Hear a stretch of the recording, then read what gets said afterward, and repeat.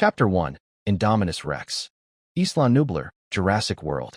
International Genetic Technologies, InGen, Dinosaur Gene Research Center. Inside the incubator, two large, oblong dinosaur eggs sat quietly.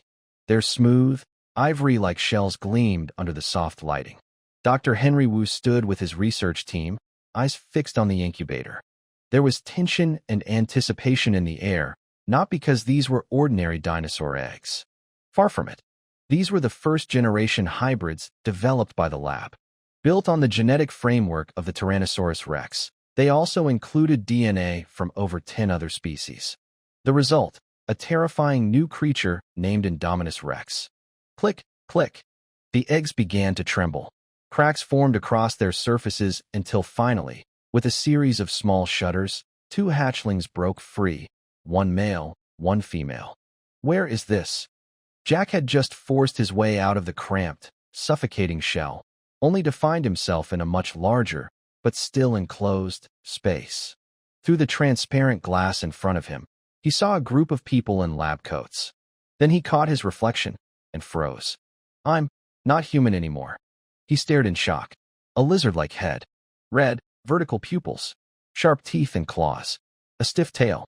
His skin was covered in rough, gray-white scales with dark spines running down his back, and a ring of bristly fuzz around his neck. He was barely 50 centimeters long. He was a baby dinosaur. Am I a velociraptor? A tyrannosaurus?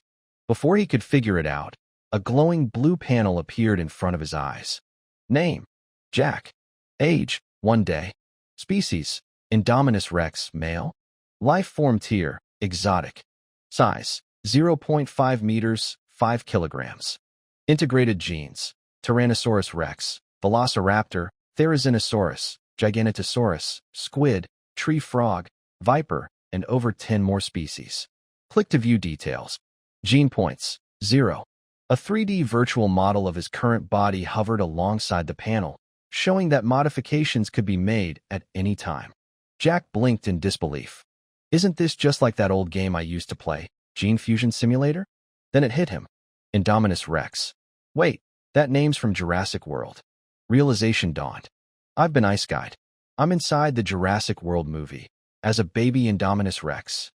The full weight of the situation sank in. In the movie, the park created 2 Indominus Rex hatchlings, one male and one female. But later, the female killed her brother. That meant he was the doomed brother. What kind of cursed start is this? Still, there was a glimmer of hope. As a transmigrator, he had a golden finger, the exact same system from the game.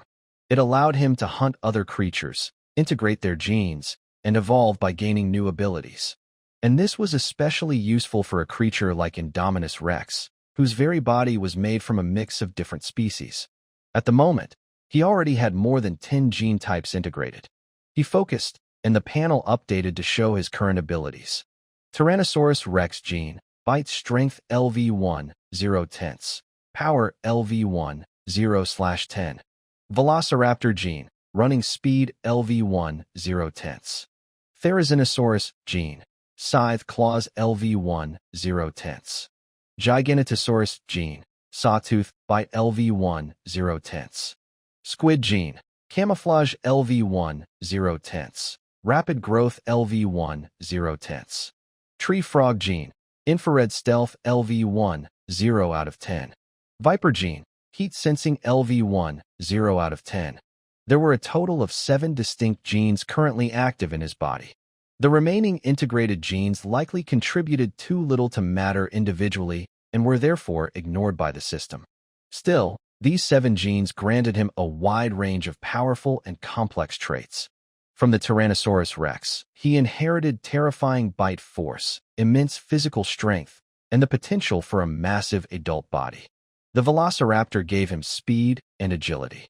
The Therizinosaurus added slender forelimbs and enormous, scythe-like claws. The Giganotosaurus brought serrated, saw-like teeth built for tearing through flesh. From the squid, he gained the ability to alter his skin color for camouflage, along with a trait even more valuable: rapid growth. The tree frog provided a unique form of stealth. By regulating his body's infrared output, he could become nearly invisible to heat-based sensors. And finally, the Viper granted him thermal sensing, allowing him to detect living creatures through their body heat. Each of these genes could be strengthened by investing gene points. Just like in the game, gene points were earned by hunting and consuming prey, which meant Jack's most important goal now was simple: survive and grow stronger. He had to be careful. Not only was there another, far more dangerous female Indominus Rex in the same enclosure, but he also needed to think ahead. Should I stay in Jurassic World, where there's food and protection, or escape and forge my own path? From what he remembered of the movies, Jurassic World was doomed. The chaos caused by the Indominus would eventually lead to the park's closure. Then, Isla Nublar itself would be destroyed by a volcanic eruption. Clearly, the smarter choice was to escape when the time came. As Jack contemplated his next steps, the incubator door hissed open. Dr. Henry Wu stepped in, smiling as he held out 2 slabs of fresh beef, one for each hatchling. To him, the Indominus Rex was more than a scientific achievement. It was his masterpiece, a project funded with over $260 million by InGen. Now that it was finally born, it would bring in massive profits for the park. Roar!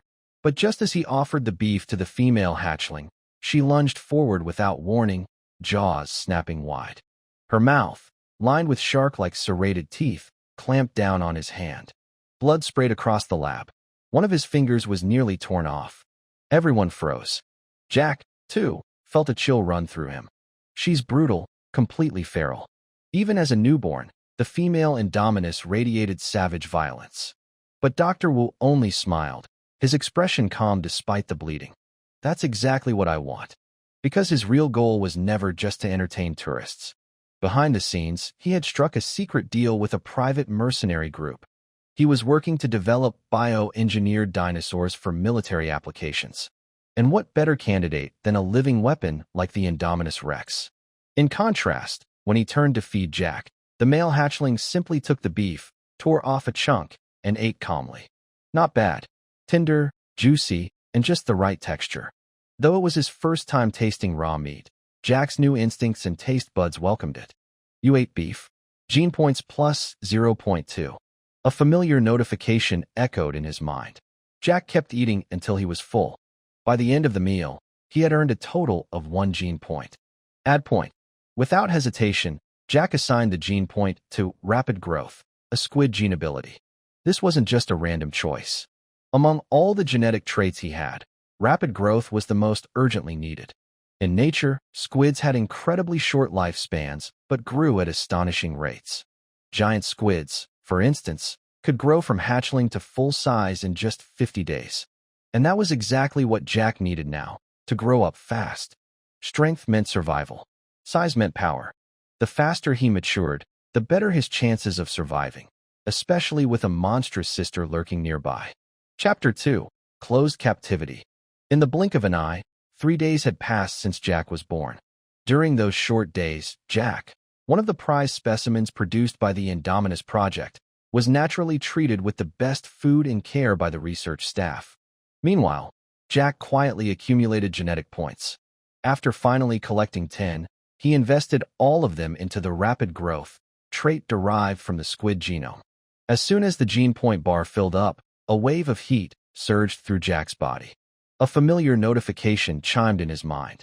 Squid gene, rapid growth LV1, has been upgraded to LV2. Growth speed has doubled. Rapid growth LV2, 0/50ths. Twice the growth rate. Jack was thrilled. Enhancing this ability first clearly was the right decision.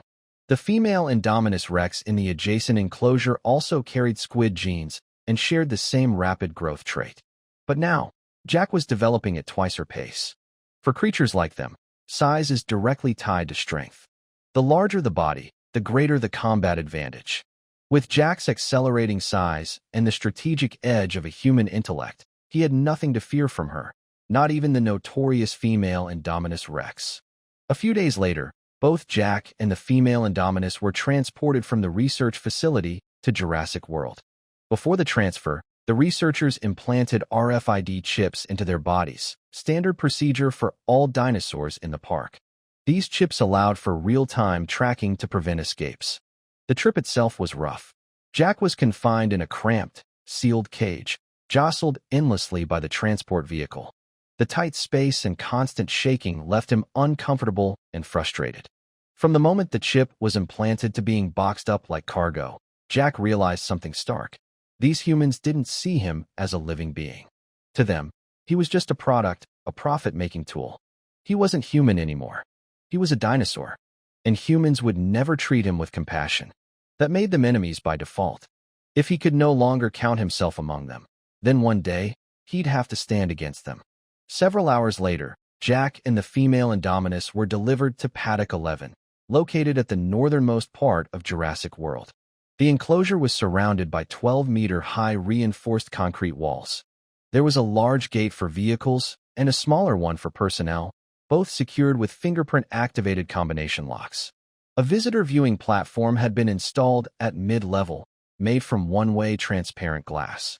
In the future, tourists would be able to look in and observe the enclosure without the dinosaurs seeing them. The environment resembled a tropical jungle, tall trees, thick foliage, and vines hanging in a chaotic web. Sunlight filtered through the canopy, and the air was humid and rich with the scent of decomposing leaves. This, Jack realized, was now his home. But calling it home didn't change the fact it was a cage. The towering walls sealed him in like a frog trapped at the bottom of a well, able to see only a square of sky above. Infrared surveillance cameras were mounted in every corner, providing 24/7 monitoring. Armed guards supervised the enclosure at all times. Each day, a crane would drop in food from outside. Apart from that, Jack saw nothing of the outside world. In the original film, the female Indominus had lived here alone since birth. After devouring her own sibling, she never saw another living creature, only the crane that delivered her meals. Isolated for so long, she never figured out her place in the ecosystem. She developed deep psychological issues. Psychopath wouldn't be an exaggeration. When she finally escaped, she went on a killing spree, wiping out every creature she came across, desperate to establish her dominance in a world she'd never been allowed to understand. Even Jack, with a human soul inside, could feel the weight of this solitude pressing on his mind. But it was still too early to act. He was too weak. Even if he managed to escape, the humans would recapture him with ease. He buried the humiliation of being caged deep in his heart. For now, he would wait until the day he truly came into his power. At the same time, a helicopter landed just outside Paddock 11. The man who stepped off was none other than Simon Masrani, the owner of Jurassic World. Masrani was a world-renowned entrepreneur and billionaire. Through his company, Masrani Global Corporation, he had acquired InGen, the biotechnology firm originally founded by John Hammond, the visionary behind the original Jurassic Park.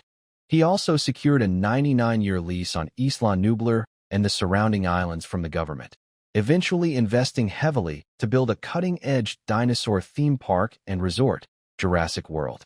The park officially opened in 2004 and had been running for nearly a decade.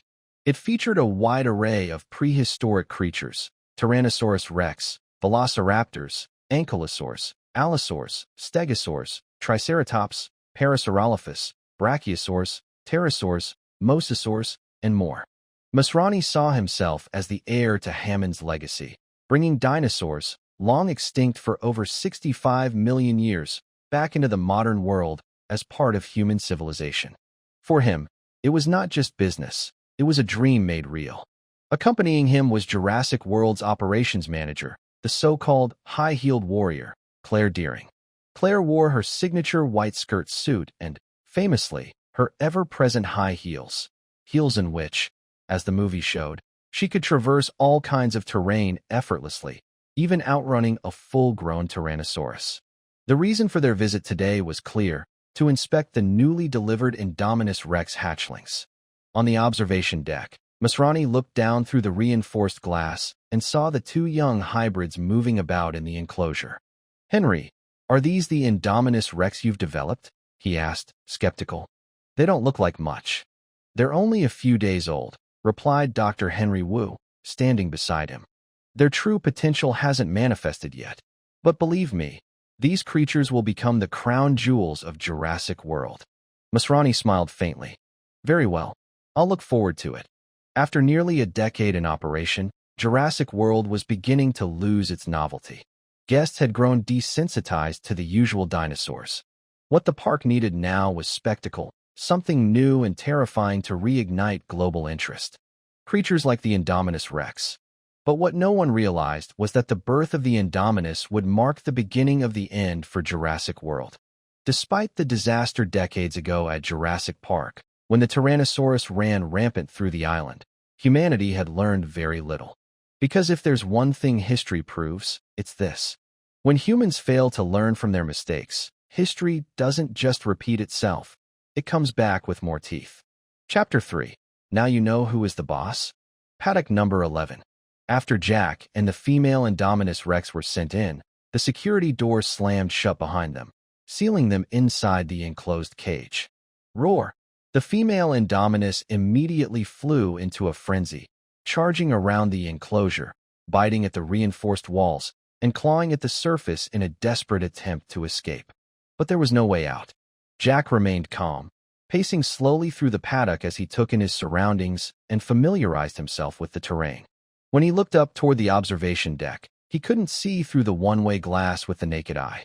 But thanks to the heat-sensing ability granted by the Viper gene, he could detect the infrared outlines of several human figures behind the glass. They had no idea. While they watched the beast was watching them right back.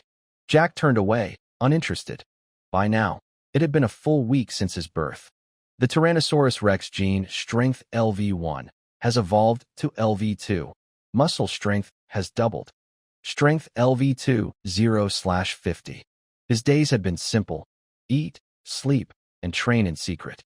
He'd quietly accumulated over 10 gene points, pouring most of them into the strength trait from the Tyrannosaurus Rex lineage. That investment had paid off. His strength had doubled. Muscle strength doubled. Not bad. Open my data panel. Name: Jack. Age: 7 days.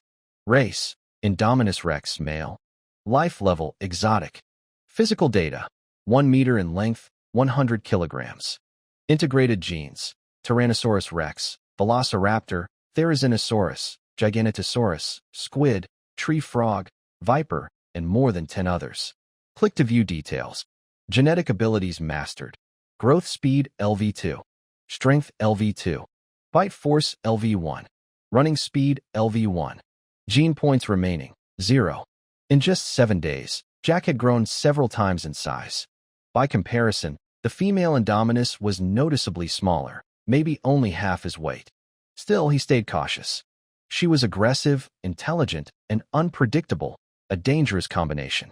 Sharing such a confined space with her was like sleeping next to a loaded weapon. Sooner or later, there would be conflict. Jack saw only 2 options: kill her and eliminate the risk, or dominate her so thoroughly that she wouldn't dare to defy him again. Killing her would be a waste. She was the only other of his kind.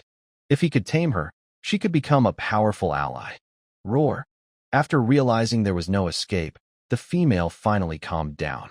Suddenly, a mechanical whir echoed from outside the paddock. Feeding time. A crane arm extended over the wall, lowering a hefty chunk of mutton on a steel hook before dropping it into the enclosure. Roar! Jack moved toward it out of habit, but stopped short. The female had already claimed the meat, standing over it and letting out a low, warning growl. Are you guarding the food? Food guarding is natural animal behavior. The root cause is that the female Indominus Rex believes her status is higher than Jack's, so she forcibly claims the food as her own. This was Jack's first real interaction with a female Indominus Rex. Establishing the hierarchy was crucial. Those lower in rank would inevitably be bullied by those above. It reminded him of the male Indominus Rex from the movie, constantly bullied by the female until he was ultimately eaten, a miserable fate. Roar! Now bigger and stronger, Jack wasn't about to be polite. He lunged forward and sank his teeth into the female's neck. She fought back fiercely.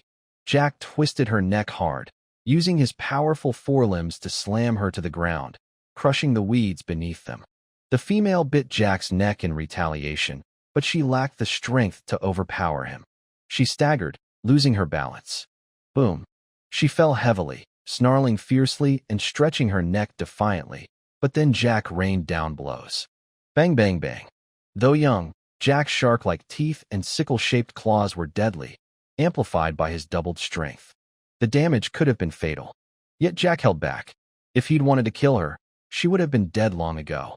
Minutes later, the female Indominus, bruised and swollen from Jack's relentless beating, finally gave in. She flipped over, exposing her belly in a clear sign of submission. Come on, you're so weak. Now you know who's boss. Jack released her and turned back to his food. The female remained on the ground, not daring to move, watching him eat first. Only after Jack had finished did he roar, signaling she could eat. She wasted no time, climbing up and devouring the remaining meat in large, greedy bites. Training animals has to start young, Jack mused, watching the scene with satisfaction. The current her was far from the murderous beast she could have become. With his guidance, she wouldn't spiral into madness. By the way, she needs a name. Jack thought for a moment. He recalled that the velociraptor leader in the movie was named Blue as blue stripes ran down her body. Her skin was a pale grayish-white, so gray seemed fitting. In the following days, Jack's routine gained a new task, training Gray. They sparred to hone combat skills and build experience. He enforced orders and set rules to instill obedience. Gray's intelligence rivaled higher primates. She quickly learned the techniques and rules. In paddock number 11, their every move was monitored around the clock, but their behavior never attracted human suspicion. To observers, they were playing. Before he knew it, 3 months had passed since Jack and Gray's births. Chapter 4, 3 months later. Squeak. In paddock number 11, a live pig was slowly lowered into the enclosure by a crane. Completely unaware of the danger, the pig wandered about the unfamiliar environment, snuffling through the soil in search of food. Suddenly, a faint rustle swept through the tall grass. From within the dense vegetation, 2 dinos silently stalked forward, flanking the pig from both sides. Their curved claws gleamed with a deadly chill. Shoo! In the next instant, the larger male lunged with explosive speed. He closed the distance in a heartbeat, his powerful legs propelling him forward as he pounced. Shhhhhhhh. The pig had no time to react. In a flash, she was slammed to the ground, squealing in panic, kicking and struggling desperately to escape. But the predator didn't give her a chance. His massive jaws opened wide, nearly 90 degrees, revealing rows of serrated, dagger-like teeth. With a brutal snap, he bit deep into her neck. The force of the bite was devastating. A huge chunk of flesh tore from the sow's thick, fatty neck. Her carotid artery burst, spraying blood like a fountain. She let out a final wail of agony. At the same time, the female closed in from the side. She opened her jaws and clamped down on the pig's belly, ripping it open. Intestines and viscera spilled out in a mess of color and gore. Moments later, the paddock fell silent. The pig lay motionless in a pool of her own blood, now nothing more than a meal for the 2 predators. These 2 dinos were, of course, Jack and Gray. As time passed, their bond grew closer. Though born seconds apart, Jack hatched first, making him the elder brother. Gray, naturally, was the younger sister. Over the past 3 months, they had experienced a rapid growth phase. Gray had reached a body length of 1.5 meters and weighed around 100 kilograms. Jack, on the other hand, had surpassed 3 meters in length, stood 1.5 meters tall, and weighed over half a ton.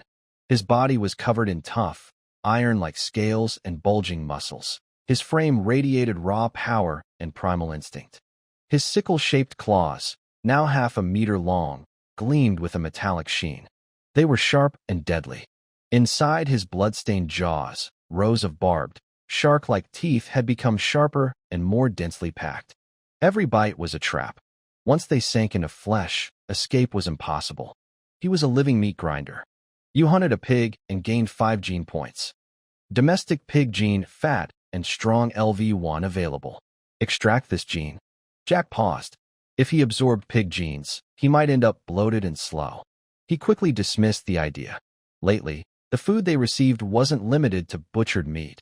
Humans had started offering live prey, pigs, sheep, chickens, and other livestock.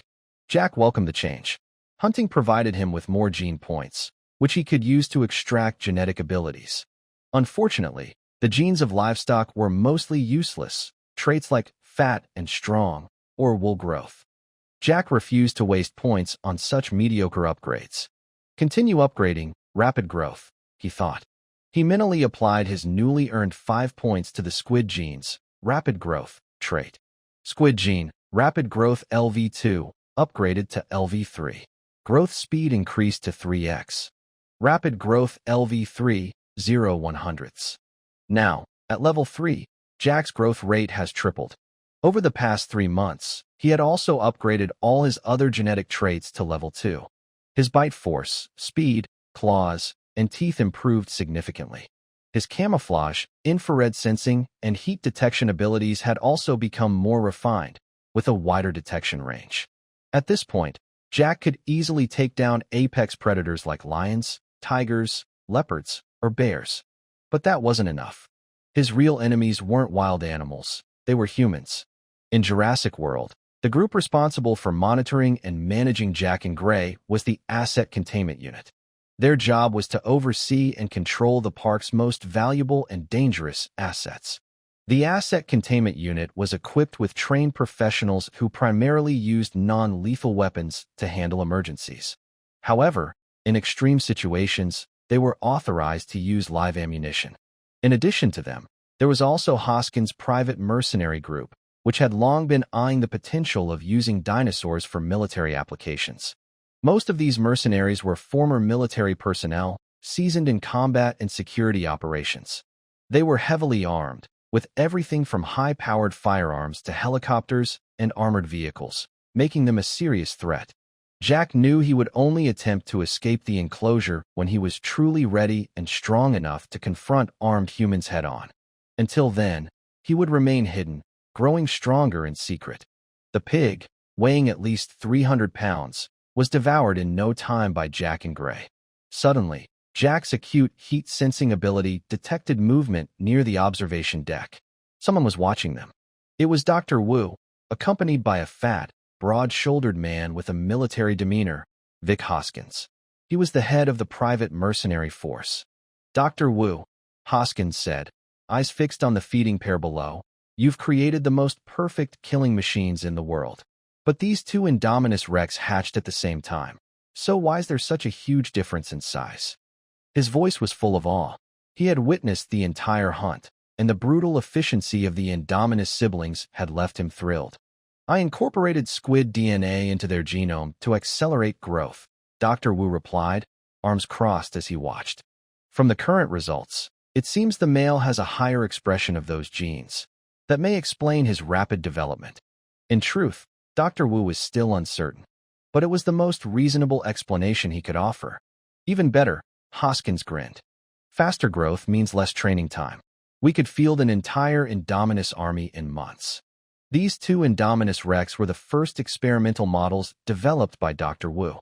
Officially, they were just new attractions in Jurassic World. In secret, however, they were prototypes for militarized bioweapons. If their performance continued to meet expectations, Dr. Wu was prepared to begin mass production, creating an army of Indominus Rex to be used in future conflicts. And it wasn't just about dinosaurs anymore. Across the globe, unrest was spreading. Monsters, real ones, were surfacing. In San Francisco, a group of highly intelligent chimpanzees had risen in rebellion, leading an assault across the Golden Gate Bridge before vanishing into the forests, forming an organized ape tribe.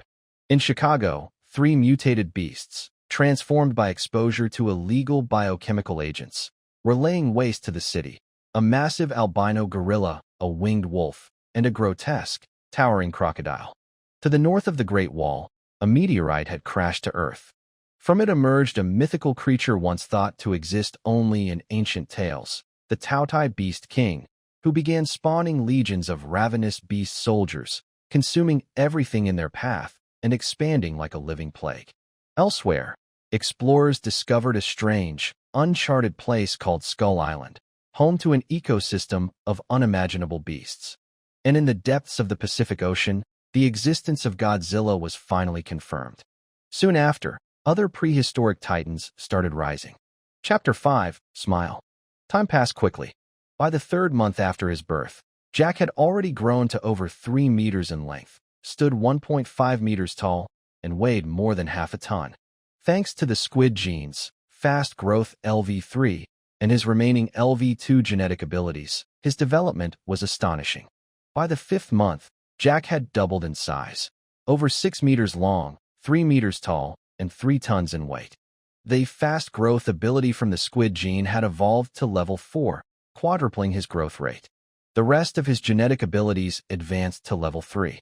In his 8th month, Jack surpassed 10 meters in length, reached 5 meters in height, and weighed a staggering 10 tons. Fast growth had now become high-speed growth LV1, 0.001, enhancing his rate of development to 5 times normal. All his gene-based abilities had reached level 4. By the 10th month, Jack was over 15 meters long, 7.5 meters tall, and weighed 20 tons, roughly the size of a sub-adult female Indominus Rex, like the one seen in the movies. For reference, an adult Tyrannosaurus Rex could reach 17 meters in length and weigh up to 27 tons. By this time, Jack's genetic abilities had advanced to level 5, completing a major evolutionary milestone. The Tyrannosaurus Rex genes, Bite Force LV5, had evolved into Enhanced Bite LV1, multiplying his bite power by 5. An adult T-Rex has a bite force between 9,000 and 12,000 newtons.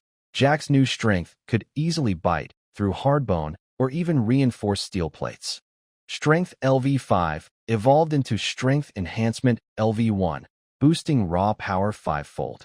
Given that an adult T-Rex could exert 10 tons of force, Jack's base strength now exceeded 50 tons. The Velociraptor genes running Speed LV5 advanced to High-Speed Movement LV1. Though the speed boost wasn't massive, it was still impressive. While a Velociraptor's top speed is around 60 kilometers per hour, Jack could now sprint at 120 kilometers per hour, matching the speed of a cheetah. The Therizinosaurus genes, Sickle Claw LV5, became Steel Sickle Claw LV1, making his claws as hard as steel. The Giganotosaurus genes, Shark-like Sawtooth LV5, evolved into Steel Shark Teeth LV1, granting him steel-like fangs. The squid genes, Body Color Change LV5, transformed into Phantom Camouflage LV1. This ability no longer just changed his body color. Instead, it used light refraction to blend Jack perfectly into his surroundings. The tree frog genes, Infrared Invisibility LV5, advanced to Multi-Band Invisibility LV1. Jack wasn't just invisible to infrared. He could avoid detection across multiple spectrums: radar, sound waves, electromagnetic fields, rendering all conventional human detection equipment useless. He had become a true phantom. The Viper genes, Heat Source Perception LV5, evolved into Telepathic Perception LV1. No longer limited to sensing heat, this ability heightened all 5 senses: vision, hearing, smell, etc., allowing Jack to perceive objects within a kilometer. He could sense living creatures, determine their appearance, location, and numbers. Open my data panel. Name: Jack. Age: 10 months. Species: Indominus Rex, male. Life level: exotic. Physical stats: length 15 meters, height 7.5 meters, weight 20 tons. Integrated genes: Tyrannosaurus, Velociraptor, Therizinosaurus, Giganotosaurus, squid, tree frog, viper, and over 10 other species. Genetic abilities: high-speed growth LV1, enhanced bite LV1, enhanced strength LV1, high-speed movement LV1, etc. Gene points: 1. In less than a year, Jack had transformed, both in physical form and in ability. He had become something truly extraordinary. In contrast, Gray, another creature born at the same time, was only 7 meters long, 3.5 meters tall, and weighed 4 tons. Jack had grown to 5 times that. It was time. Time to break free from this prison. Time to reclaim his freedom. Those humans who had kept him locked up had no idea what kind of monster they had created. I think staying here any longer has no purpose. First, the resources were too limited. The food humans provided barely sustained him, and the gene points he gained from it were few and far between. His advanced genetic abilities now required far more to upgrade. Second, He had been confined for far too long. This cage, this artificial prison, was too small. He couldn't stand it anymore. Drive them all out. Clear the island. Leave no humans behind. Roar. Jack turned and let out a thunderous roar toward Gray, who was still feasting on his meal. That roar marked the start of his uprising. Outside Paddock 11, a helicopter touched down on the helipad. Masrani and Claire stepped out as the rotor blades slowed. The paddock was being reinforced, its walls raised higher by a team of engineers working urgently around the clock. They soon arrived at the observation deck, its wide glass windows offering a full view of the enclosure below. "How are they doing lately?" Masrani asked. "Both Indominus Rex are in excellent health," Claire replied. "Especially the male. His growth has far exceeded projections. He's already reached sub-adulthood. We plan to debut them next month. Pre-sale tickets for shows 3 months out have already sold out." She maintained her usual composed and professional demeanor, reporting everything in an orderly tone. "And the security of the enclosure?" Masrani continued, his eyes scanning the perimeter.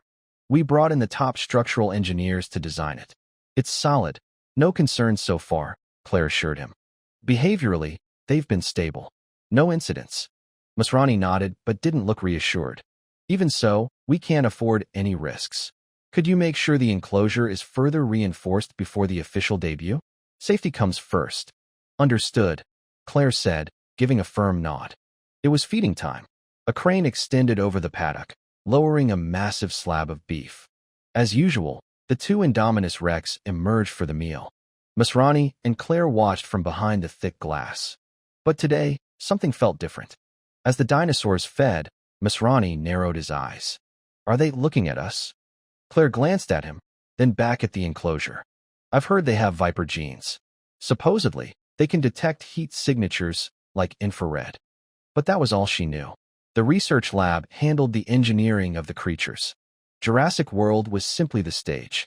After finishing the meal, the larger male slowly turned and walked toward the observation deck. At 15 meters long and 7.5 meters tall, his approach felt like a freight train barreling forward. Even with reinforced glass between them, both Masrani and Claire instinctively took a step back. Up close, the creature was overwhelming. Broad, muscled limbs, gray-white scales thick as armor. Every step sent a ripple through his powerful frame, as though the earth itself responded to his presence. He stopped just meters from the glass. His enormous head leaned in, blood-red eyes narrowing with eerie intelligence.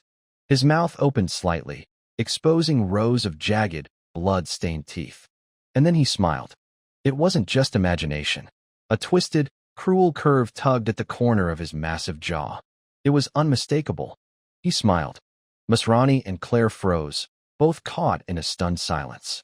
But Jack was no longer paying attention to them. He slowly turned his head toward the gate at the far end of the paddock. Muscles bulged under his thick hide. Neck, shoulders, hind legs flexing like coiled springs. His massive body tensed, focused, like a predator ready to strike. "What's he?" Claire started, but didn't finish. Boom. In the blink of an eye, Jack launched forward, 20 tons of unstoppable mass surging ahead at 120 kilometers per hour. He slammed into the gate with bone-shaking force. The steel buckled. Stone shattered. Dust, debris, and chunks of reinforced wall exploded outward. A rush of fresh, open air flooded the paddock. "Roar!" Jack let out a deafening cry of triumph, his voice echoing across the island. He was free. No longer a captive.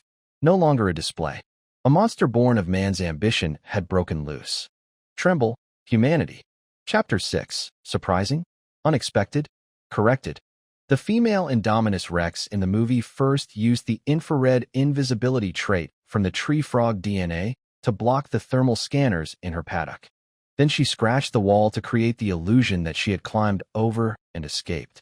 Claire rushed back to the control room to track the Indominus, only to discover that she had never left the paddock. She had been hiding inside the whole time. Meanwhile, others had already entered the paddock. At that moment, the female Indominus finally revealed herself, blocking the exit gate. The security team had no choice but to open the main gate to flee, and she seized the opportunity to escape. But this whole sequence of events seemed more a product of sheer luck and poor human judgment than a foolproof plan. It was driven by plot convenience. There was no way such an escape could be guaranteed. Jack, however, didn't need such elaborate deception. His escape plan was simple: charge forward.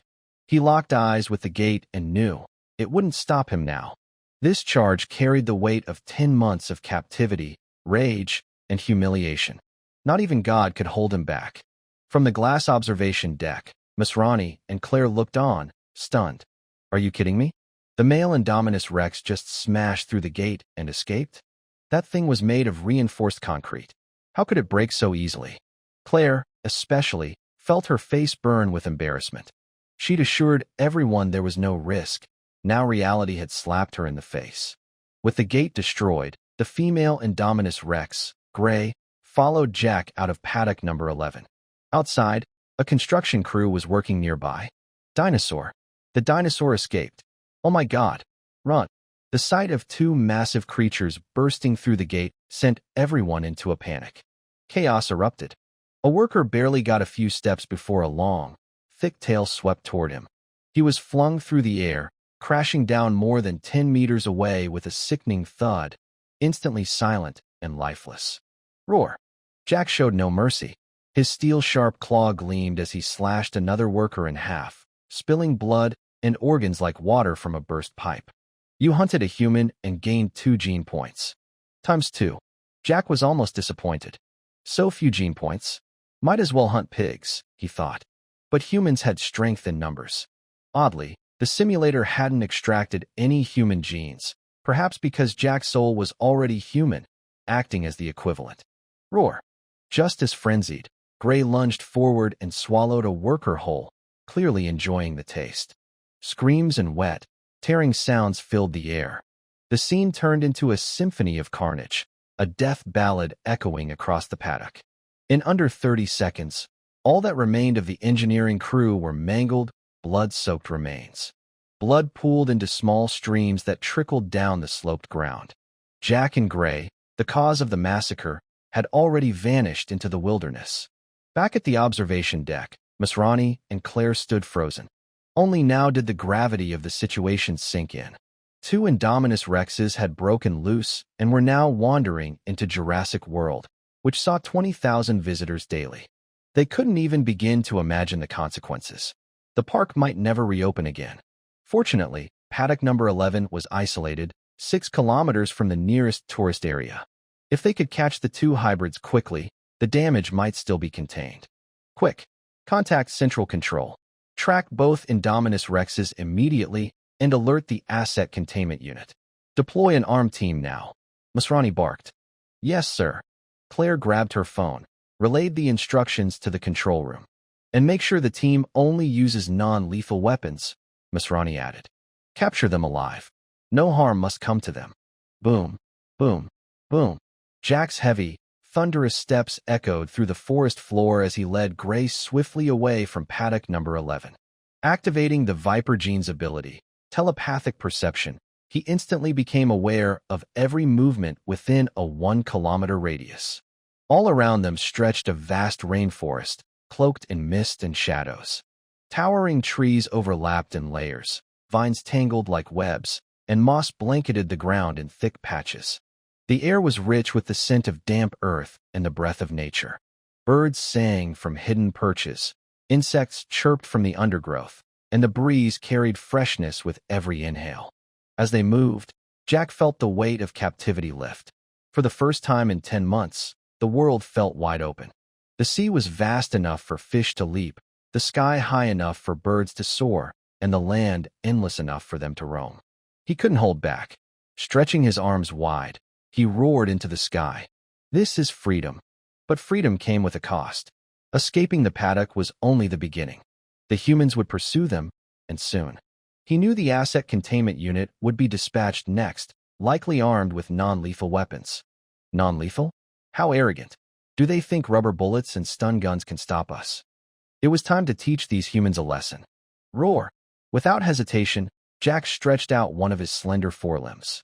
He reached toward a precise spot on his left shoulder and, with a flash of pain, plunged his steel sickle claw into his flesh. He sliced out a chunk of skin and muscle, gritting his teeth through the searing pain. But this wasn't madness, it was calculated.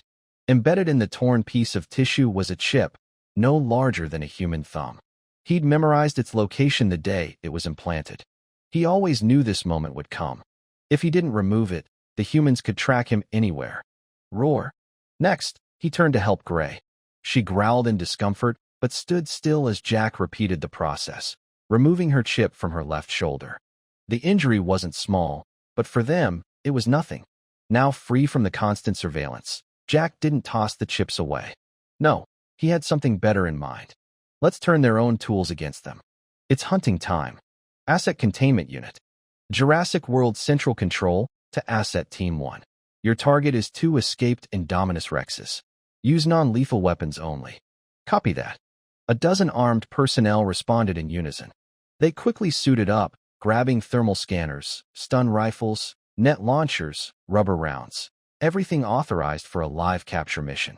They deployed in 2 off-road vehicles, tires kicking up mud as they sped into the jungle. Jurassic World Control Room. Miss Ronnie and Claire arrived in the operations center, still shaken but trying to focus. Status. Miss Ronnie demanded. Their tracking chips show they're moving rapidly, heading south, a technician replied. The central screen displayed real-time locations for both Indominus Rexes.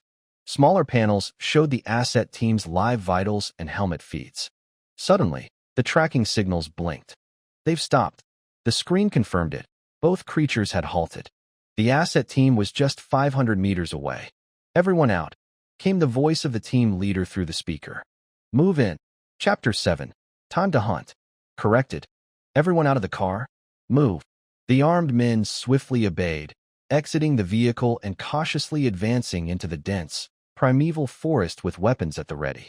The captain of Team 1, a seasoned Asian mercenary, checked the tracking watch on his wrist. It showed they were getting closer to the location of the 2 Indominus Rex. 500 meters. 300 meters. 100 meters. Soon, the group crossed a shallow, gurgling stream. The captain saw that his current location overlapped with the one on his tracker. But there was no sign of the Indominus Rex. The heat detector also showed nothing unusual. Strange. Could the watch's GPS be malfunctioning? He frowned. Then something caught his eye. He raised a fist, signaling his team to halt. In his field of vision, 2 grayish-white objects appeared on the forest floor. At first glance, they looked like stones, but on closer inspection, they were slabs of flesh, covered in pale, scaly skin. He crouched and picked one up. The blood was still wet. When he turned the chunk over, he saw an RFID chip embedded inside, blinking faintly. The other chunk was the same. What is that? In the Jurassic World control room, Miss Ronnie leaned forward, confusion in his voice as he stared at the live drone footage. Claire's face went pale. Those are the tracking chips, the ones implanted in the Indominus Rex. They tore them out. She was stunned. How did they even know about the chips? Did they understand they were being tracked? Drip. A single drop of blood landed on the captain's wrist in the forest. He froze. He looked up. The leaves above were streaked with fresh blood. The trees rustled, despite no wind. Then, from the dense canopy, a massive, reptilian head slowly emerged, staring down at him. A towering, muscular body followed it. The creature's scales shifted from a camouflaged green back to their natural gray-white. Surprised? Caught off guard? Jack glared down at the humans, his red, vertical pupils glowing coldly. Oh my God, it can camouflage. The captain gasped, overwhelmed. The Indominus Rex had blended perfectly with its environment. Despite its massive size, they hadn't noticed it, not even with their advanced sensors. It hadn't just hidden in plain sight, it had disappeared. Even the infrared scanners had detected nothing. Was this thing even a dinosaur? Before the captain could react further, Jack lunged. His powerful jaws snapped shut on the captain's upper body, biting clean through. Bone cracked. Blood sprayed. The forest stream below turned crimson. You hunted a human and gained 3 gene points. Human prey yielded less gene points than most creatures. But Jack wasn't about to let that go to waste. He had used the phantom camouflage from squid DNA and multi-band invisibility from tree frog genes to vanish into the forest. Then, using the removed tracking chips as bait, he lured his prey in. It worked perfectly. Now, it was time for the real hunt to begin. Beep. Back in the control room, the captain's vitals flatlined, just a solid line across the monitor. Masrani, Claire, and the entire operations team stared at the screen in stunned silence. On the ground, in the heart of the forest, the nightmare had only just begun. Open fire! Open fire! The other armed personnel were stunned by Jack's sudden appearance, but their training kicked in fast. Without hesitation, they raised their stun rifles and opened fire. These guns didn't shoot bullets, but electrified darts, designed to paralyze the muscles and nerves of human targets, rendering them immobile in seconds. However, when the darts struck Jack, they had almost no effect. The electric shock barely caused a twitch in his powerful muscles, more like a mild itch than a threat. Roar! Unfazed, Jack charged toward the group like a battering ram, a monstrous force barreling through fragile human obstacles. Bang! Several soldiers who couldn't dodge in time were launched into the air, each flying in a different arc like ragdolls. They crashed to the ground more than 10 meters away. Their injuries were catastrophic, shattered bones, ruptured organs. They lay motionless in growing pools of blood, already gone. Shoo! Every part of Jack's body was a lethal weapon. His massive jaws tore through one soldier like a meat grinder, splitting him in half easily. His claws, razor-sharp and as deadly as a reaper's scythe, slashed through others, impaling them like skewers. Even a casual step or flick of his thick, powerful tail could crush a man to death. The stun guns, net launchers, and rubber bullets the team carried were useless, barely scratching his hide. In less than 5 minutes, nearly all of the dozen armed personnel were dead. The forest clearing was soaked in thick, red plasma. Limbs, torsos, and mangled remains floated in the crimson stream, the air heavy with the stench of blood and gunpowder. The last remaining soldier, overwhelmed with fear, threw down his weapon and turned to flee. Roar! But before he could take more than a few steps, another figure appeared, smaller, but no less terrifying. A female Indominus Rex stepped into view. Her bloody jaws opened wide as she lunged forward. The man didn't even have time to scream before everything went black. Gray licked the blood from her lips, savoring the flavor, but honestly, she still preferred pork or beef. These humans were tough and sinewy. Still, food was food.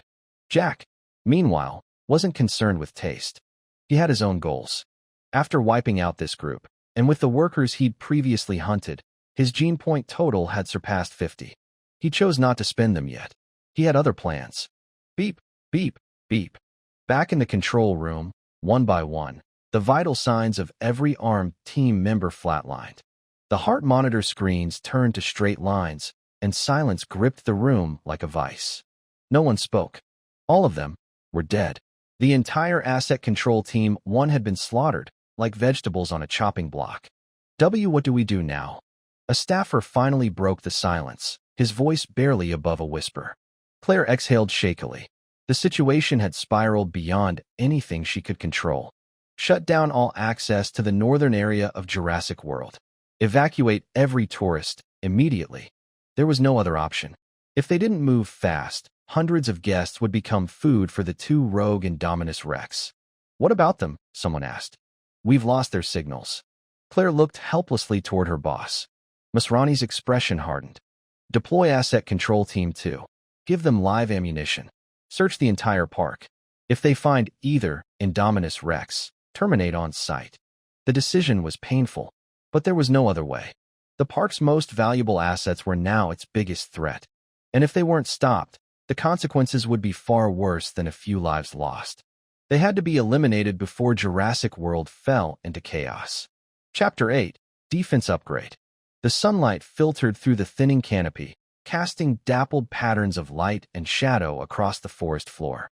Heading south, Jack and Gray finally emerged from the depths of the primeval forest. Ahead stretched a vast, open wilderness, lush green grass swaying gently in the breeze, dotted with wildflowers in a riot of colors. It was a stunning sight. This was the herbivore park, home to a variety of gentle giants. Towering Brachiosaurus and Apatosaurus lumbered peacefully across the plains. Herds of Triceratops and Parasaurolophus grazed in groups, while ankylosaurs clad in heavy armor plodded along. Stegosaurus displayed their iconic plated backs, Gallimimus darted through the open fields, and more, all faithfully recreating an era lost to time over 65 million years ago. But to Jack, this wasn't just a marvel of nature, it was his hunting ground. Although he had already integrated many animal genes, enhancing his genetic capabilities significantly, it still wasn't enough. He had weaknesses. Defense, in particular, was his biggest shortcoming. The delivery team they'd encountered earlier had only used non-lethal weapons, so they hadn't posed much of a threat. But if they had been armed with live ammunition, things could have ended very differently. After all, Jack was still made of flesh and blood. Bullets, let alone artillery, could kill him. To survive, he needed to evolve further. He had to absorb more animal traits, strengthen his body, and overcome his vulnerabilities. "You're the first target," Jack muttered. His eyes locked onto 3 ankylosaurs ambling through the grass. Each one measured about 6 meters long and weighed around 4 tons. With their squat, thick limbs and massive bodies, they were like living tanks. Their most distinctive feature was their natural armor. Hundreds of hard, bony plates covered every inch of their body. Not only did they boast formidable defense, but their bodies were lined with sharp, protruding spikes, making them dangerous to attack. And their heavy, club tails could smash bones with a single swing. Still, Jack wasn't fazed. With his massive size and power, he didn't see the ankylosaurs as real threats. Roar!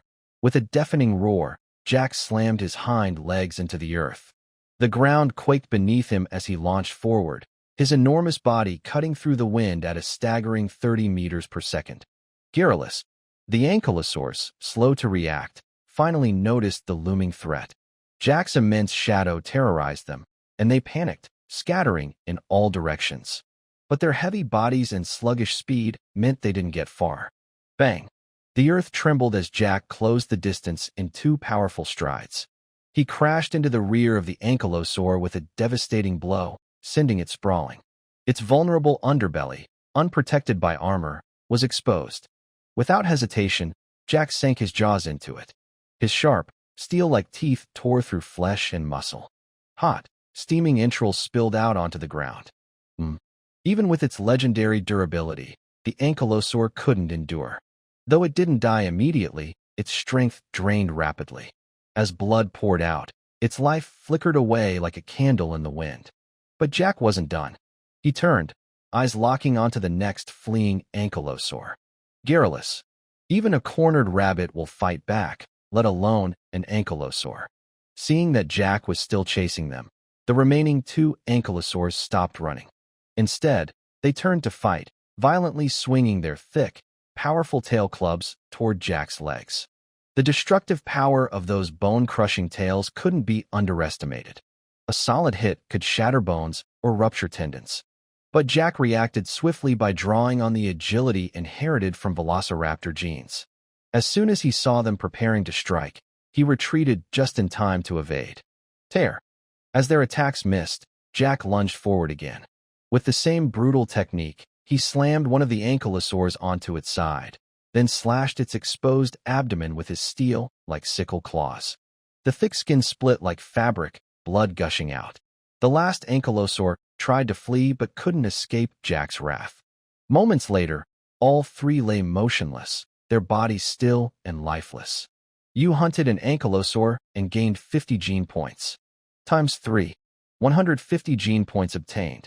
Ankylosaur gene, bone armor LV1, can be extracted. Do you want to extract it? Extract, Jack answered without hesitation. This was why he hunted ankylosaurs. Their genes were perfect for reinforcing his biggest weakness, defense.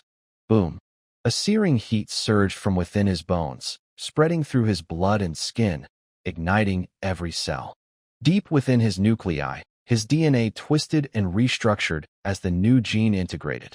His appearance changed quickly. The gray-white scales on his body thickened and hardened, their texture becoming more like dense bone. A layer of keratin coated the surface, and dagger-like thorns began to protrude along his limbs and spine.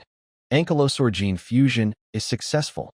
The natural armor of the ankylosaur was formed by dissolving internal bone to harvest calcium, which fused into bony plates. These were layered into an impenetrable shield across the body. Now, Jack had the same protection, bone armor covering him from head to tail.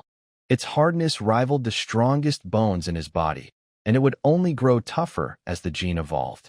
Give me more. With no time to waste, Jack allocated all his remaining gene points to upgrade the newly acquired ability.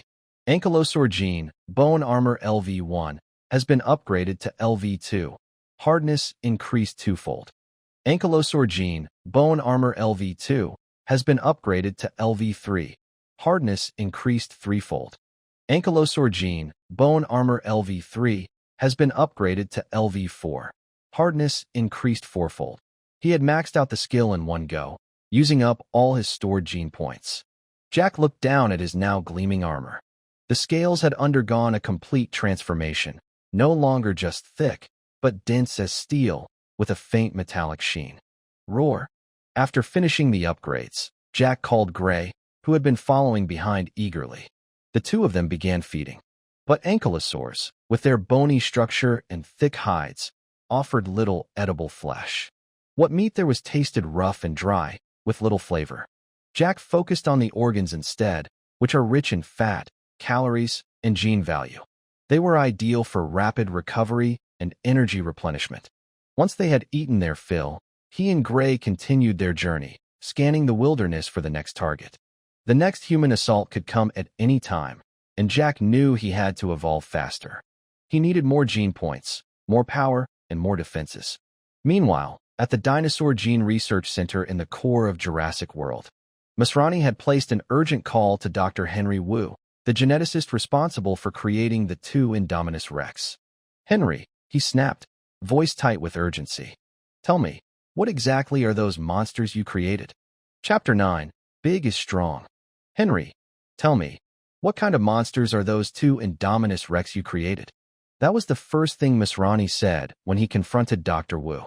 Despite being the head of the park, Masrani had little understanding of how the new hybrids were engineered.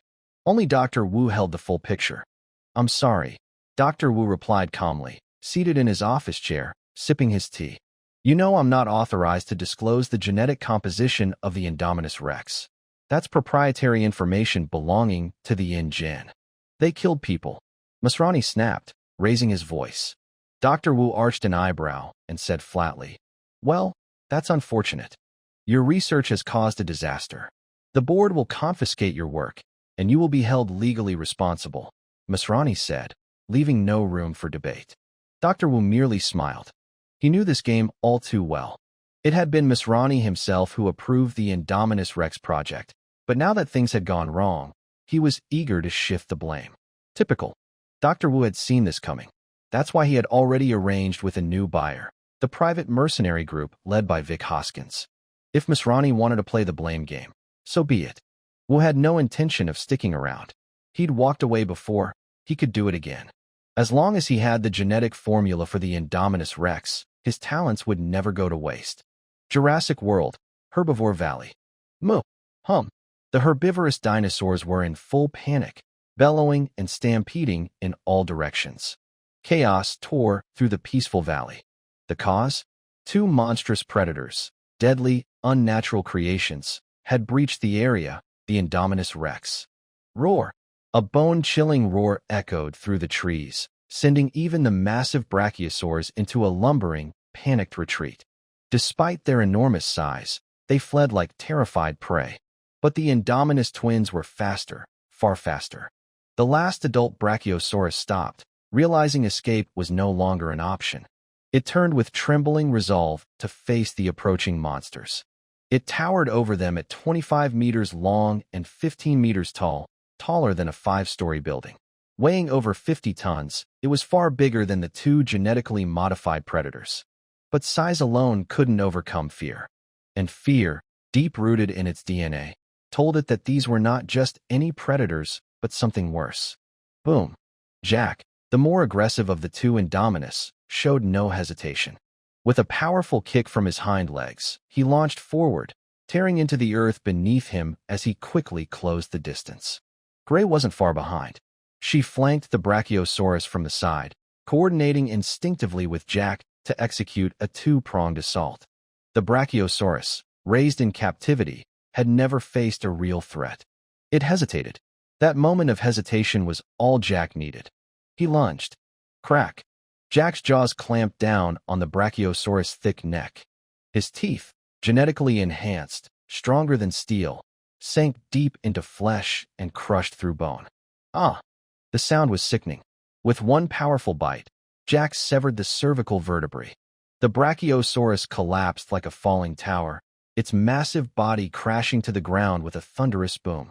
The once majestic creature lay still, its lifeless bulk a grim testament to the nightmare the park had unleashed. At that moment, Gray lunged forward and sank her teeth into the Brachiosaurus' neck, viciously tearing off a massive chunk of flesh. Jack followed up, driving his steel like sickle claw precisely into the Brachiosaurus's carotid artery. Blood gushed out in torrents. Moments later, the massive herbivore collapsed completely, dead from blood loss. You have hunted a Brachiosaurus. Plus 300 gene points. Not bad, 300 gene points. The Brachiosaurus gene, giant body size LV1, is available. Extract. Extract. Jack's spirits lifted. The Brachiosaurus gene could prove incredibly useful. To him, bigger meant stronger, and stronger was beautiful. That would be exciting if he could one day become as massive as King Kong or Godzilla. Boom. As the gene began integrating into his system, Jack felt like a volcano on the verge of erupting. His blood turned to molten magma, surging through every limb, every bone, every organ. The pain was excruciating.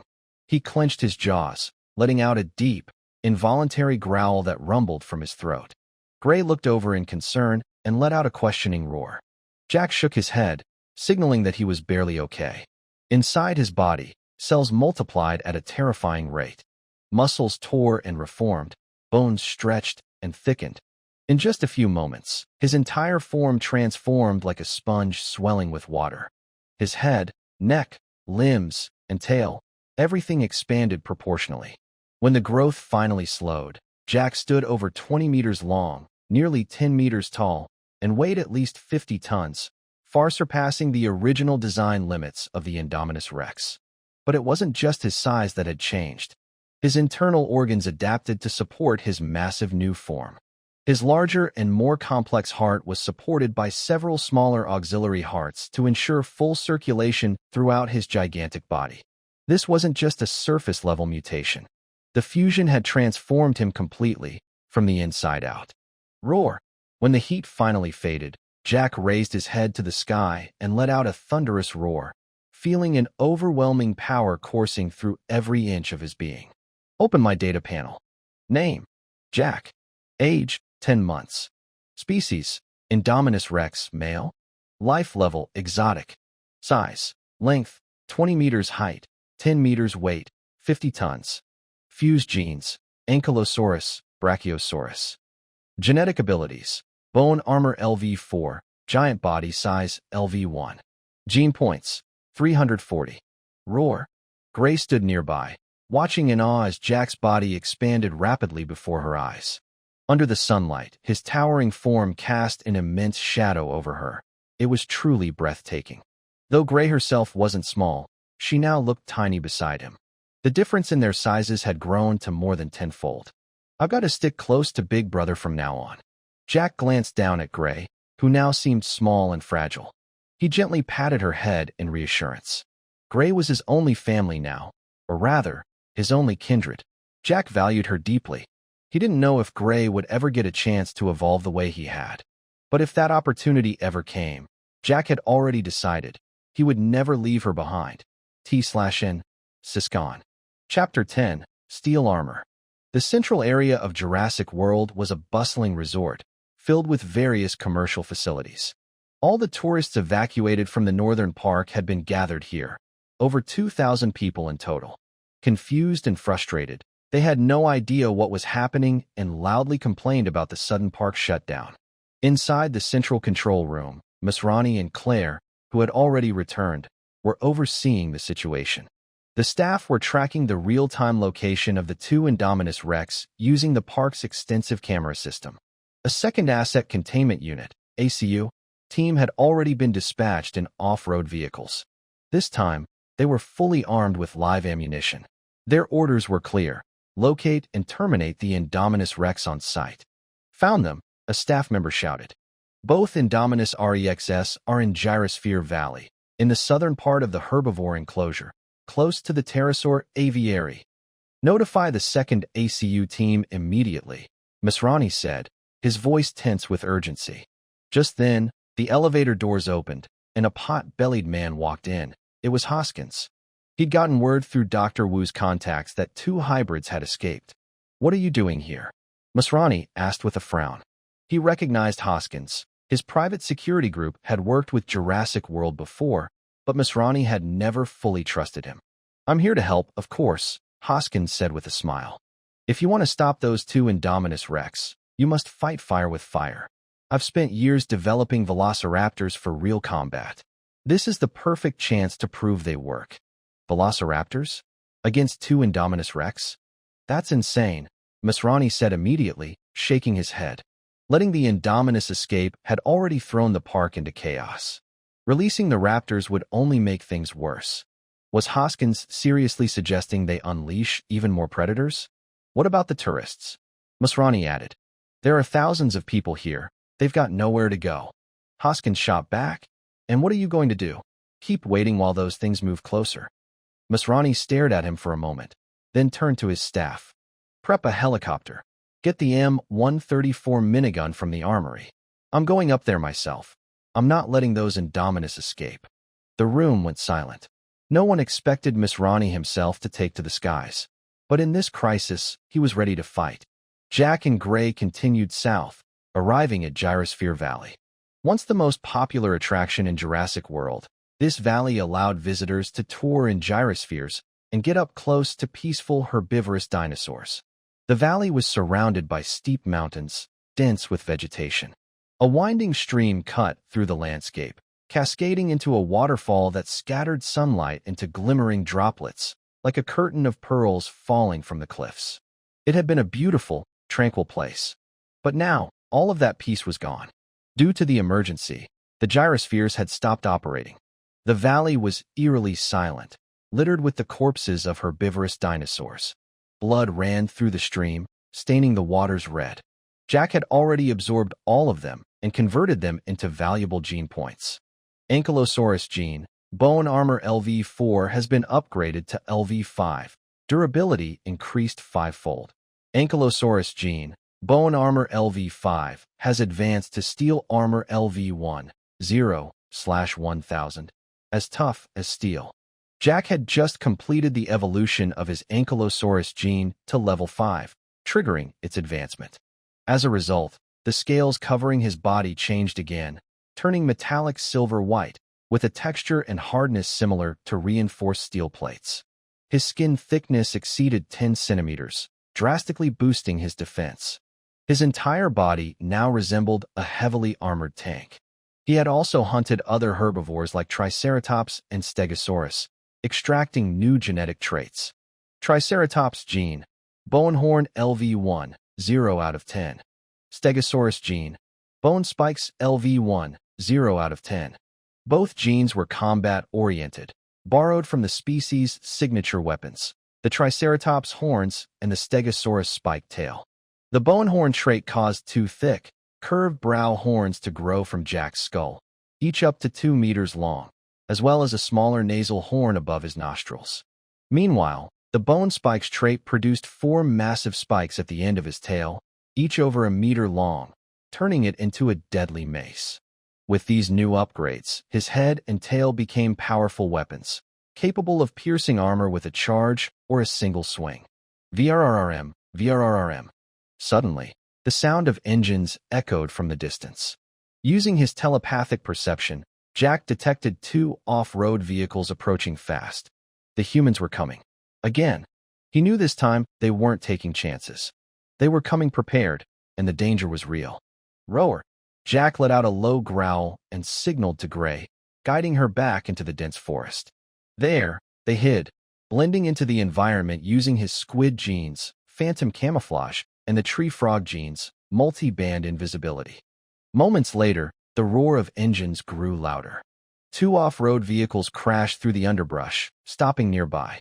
More than a dozen armed men jumped out, weapons at the ready, each one carrying rifles, explosives, and other heavy gear. They're here, Jack thought coldly. Within his psychic field, he observed the humans drawing closer, their tires leaving deep grooves in the earth. It wasn't the first time, but it looked the same. At the same time, riding in the passenger seat of the lead off-road vehicle was the captain of the second asset containment unit, a strong, broad-shouldered black man. In his hands was a high-tech radar life detector, designed based on electromagnetic reflection principles. It picked up tiny biological movements, like breathing or heartbeat, and used them to detect living beings, even through dense cover. Infrared stealth wouldn't help the Indominus Rex here. This device could spot what the eyes couldn't. Beep! Suddenly, a sharp alarm sounded. A red dot appeared on the radar screen. Contact. 3 o'clock. The captain reacted instantly. The vehicle swerved toward the signal, and the entire squad raised their weapons, aiming into the trees, ready to unload a storm of bullets the moment the target showed itself. But something felt off. Only one red dot? Where was the second Indominus Rex? Had they split up? Bam! An earth-shattering noise erupted behind them before the captain could finish the thought. He whipped around, and what he saw made his blood run cold. The second off-road vehicle, which had been following them, was suddenly launched into the air. A split second later, an enormous foot, like a pillar from the heavens, came crashing down. Crunch! The entire vehicle was flattened into twisted metal. Blood splattered across the forest floor. The soldiers inside were crushed instantly. No screams, no survivors. Holy! The captain gasped, stumbling back. He looked up. Towering above him was a massive monster that seemed to blot out the sky. The male Indominus Rex. According to the park's internal data, this subadult male was supposed to be about 15 meters long and 7.5 meters tall. But what the captain was seeing now was at least twice that size, a walking nightmare of teeth, claws, and armor. Even worse, his radar hadn't picked it up at all. No red, no signal, nothing. Was it possible the beast could even shield itself from electromagnetic waves? This wasn't just an Indominus. This was a predator that had evolved beyond their understanding. Chapter 11, Devil's Grin. Jurassic World Control Room. Claire and the others nervously watched the live feed from the second asset containment team. Beep, beep, beep. The familiar, chilling sound echoed again, each beep marking the loss of another team member. On screen, the fearsome Indominus Rex reappeared like a phantom, sending a wave of dread through the room. Claire's face went pale. He can hide from radar? I'm not imagining this. He's bigger than before. Are those horns? And spikes on his tail? Oh my God, is he still evolving? No one could believe what they were seeing. This wasn't just a dinosaur anymore. It defied all logic, all science. Their entire worldview was being shattered by this impossible creature. It wasn't just the unnatural abilities. They kept changing, growing, without warning. Open fire. Now, back in the forested valley, the team captain, though shocked, snapped to action and barked out the command. Thump, thump, thump. The soldiers in the lead off-road vehicle raised their submachine guns and assault rifles, unleashing a storm of bullets. Muzzles flared, sending a metal barrage hurtling toward the Indominus Rex. Normally, even something as massive as a dinosaur would still be made of flesh and blood, vulnerable to the firepower of modern weapons. But what happened next left them all speechless. Clang, clang, clang. The bullets struck the creature's body with the sound of metal against metal. Sparks flew with every impact. It was like shooting at a tank, not a living creature. What the hell? None of them had ever seen anything like it. The bullets bounced off as if the creature's hide was made of armor. Not a scratch, not a drop of blood. This wasn't an animal. This was a monster in dinosaur form. That's it. You guys trying to tickle me. Jack didn't flinch. He didn't even slow down. Ignoring the barrage of gunfire, he charged straight toward the off-road vehicle, his massive frame crushing trees like twigs in his path. Drive. Go. Go. The captain shouted as the driver slammed the accelerator, the engine roaring to life in a desperate attempt to escape the nightmare chasing them. But Jack was faster, much faster. His huge strides covered 7 or 8 meters at a time.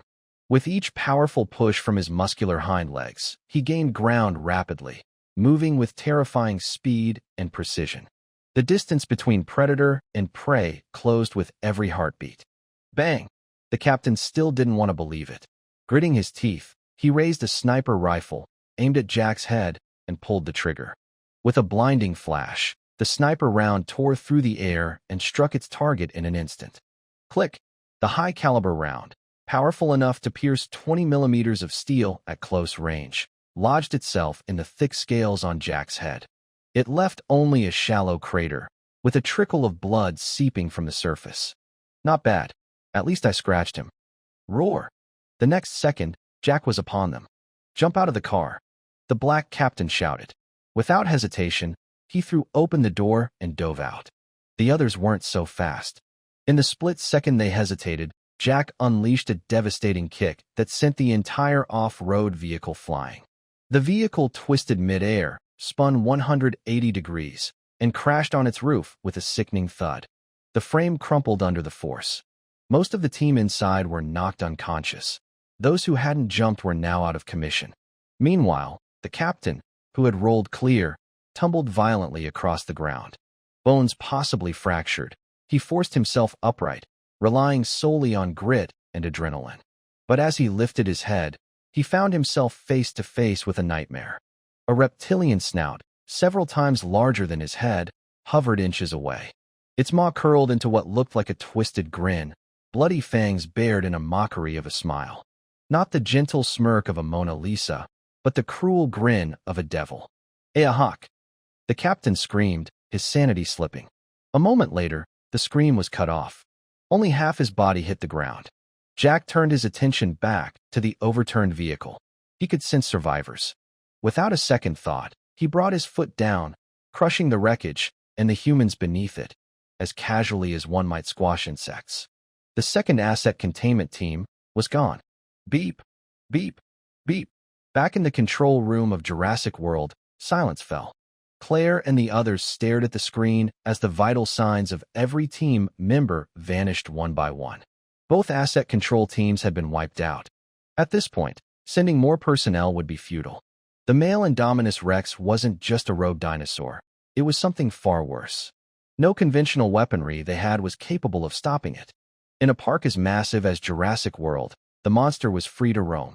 If it reached the central core, everyone inside would become prey. Now, their only hope rested with Masrani, and the helicopter he'd chosen to pilot himself. Everything depended on this one final move. Kill notifications continued to update on the panel, and Jack earned over 30 gene points from the battle. Still, the payoff for hunting humans felt disappointingly low. So few points, barely enough to fill the gap between his teeth. Roar! Jack called out to Gray, who had been hiding nearby, only after the fight ended. Unlike Jack, Gray couldn't afford to take a bullet. One good hit could be fatal. That's why he told her to stay out of sight during the battle. Roar! Gray hurried over to Jack's side, her eyes scanning him with concern. She checked for injuries until she spotted the bullet embedded in the scales on his head. With a low rumble, she asked him to lower his head. Jack obliged, and Gray gently pried the bullet out with her claws, then leaned in to softly lick the wound. All right, I'm fine. It's just a little scratch. Jack couldn't help but chuckle. The sniper round hadn't done much damage, but Gray's tongue had left behind more saliva than the bullet had drawn blood. Still, he could feel her concern. Animals might not express emotion the same way humans do, but theirs came without pretense, raw, simple, and sincere. No manipulation, no lies, just pure instinct and care. Buzz, buzz. Suddenly, Jack picked up the unmistakable sound of helicopter rotors slicing through the air above. Looking up, he spotted a chopper heading directly toward them. It had clearly locked onto their position. The side hatch was open, revealing an M134 heavy machine gun, its long ammo belt ready to spit death from above. The aircraft hovered with aggressive confidence, looming like a predator in the sky. Damn it! Jack's expression darkened. He immediately growled at Gray, telling her to retreat. He'd handle the helicopter. Roar! Gray hesitated. She didn't want Jack to face the danger alone. But under his forceful roar, She finally turned and bolted into the dense cover of the valley forest. Jack took off in the opposite direction, sprinting at full speed. His destination was the pterosaur dome at the valley's far end, several hundred meters away.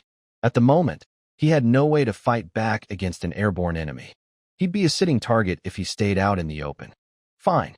If I can't shoot you down myself, don't blame me for calling in reinforcements. Chapter 12, Pterosaur Rebellion. Target sighted, 10 o'clock. Meanwhile, aboard the helicopter, Masrani was at the controls, piloting the chopper. 2 armed personnel flanked him, one scanning for the target, the other manning the heavy machine gun mounted at the hatch. Jack's massive, unmistakable figure quickly caught their attention, and his position was immediately locked in. Ta-ta-ta-ta-ta. The machine gun roared to life, sending a deafening storm of bullets raining down. The spray of firepower tore through the forest, shredding leaves, splintering trees, and churning up dirt. The thunderous noise echoed across the valley.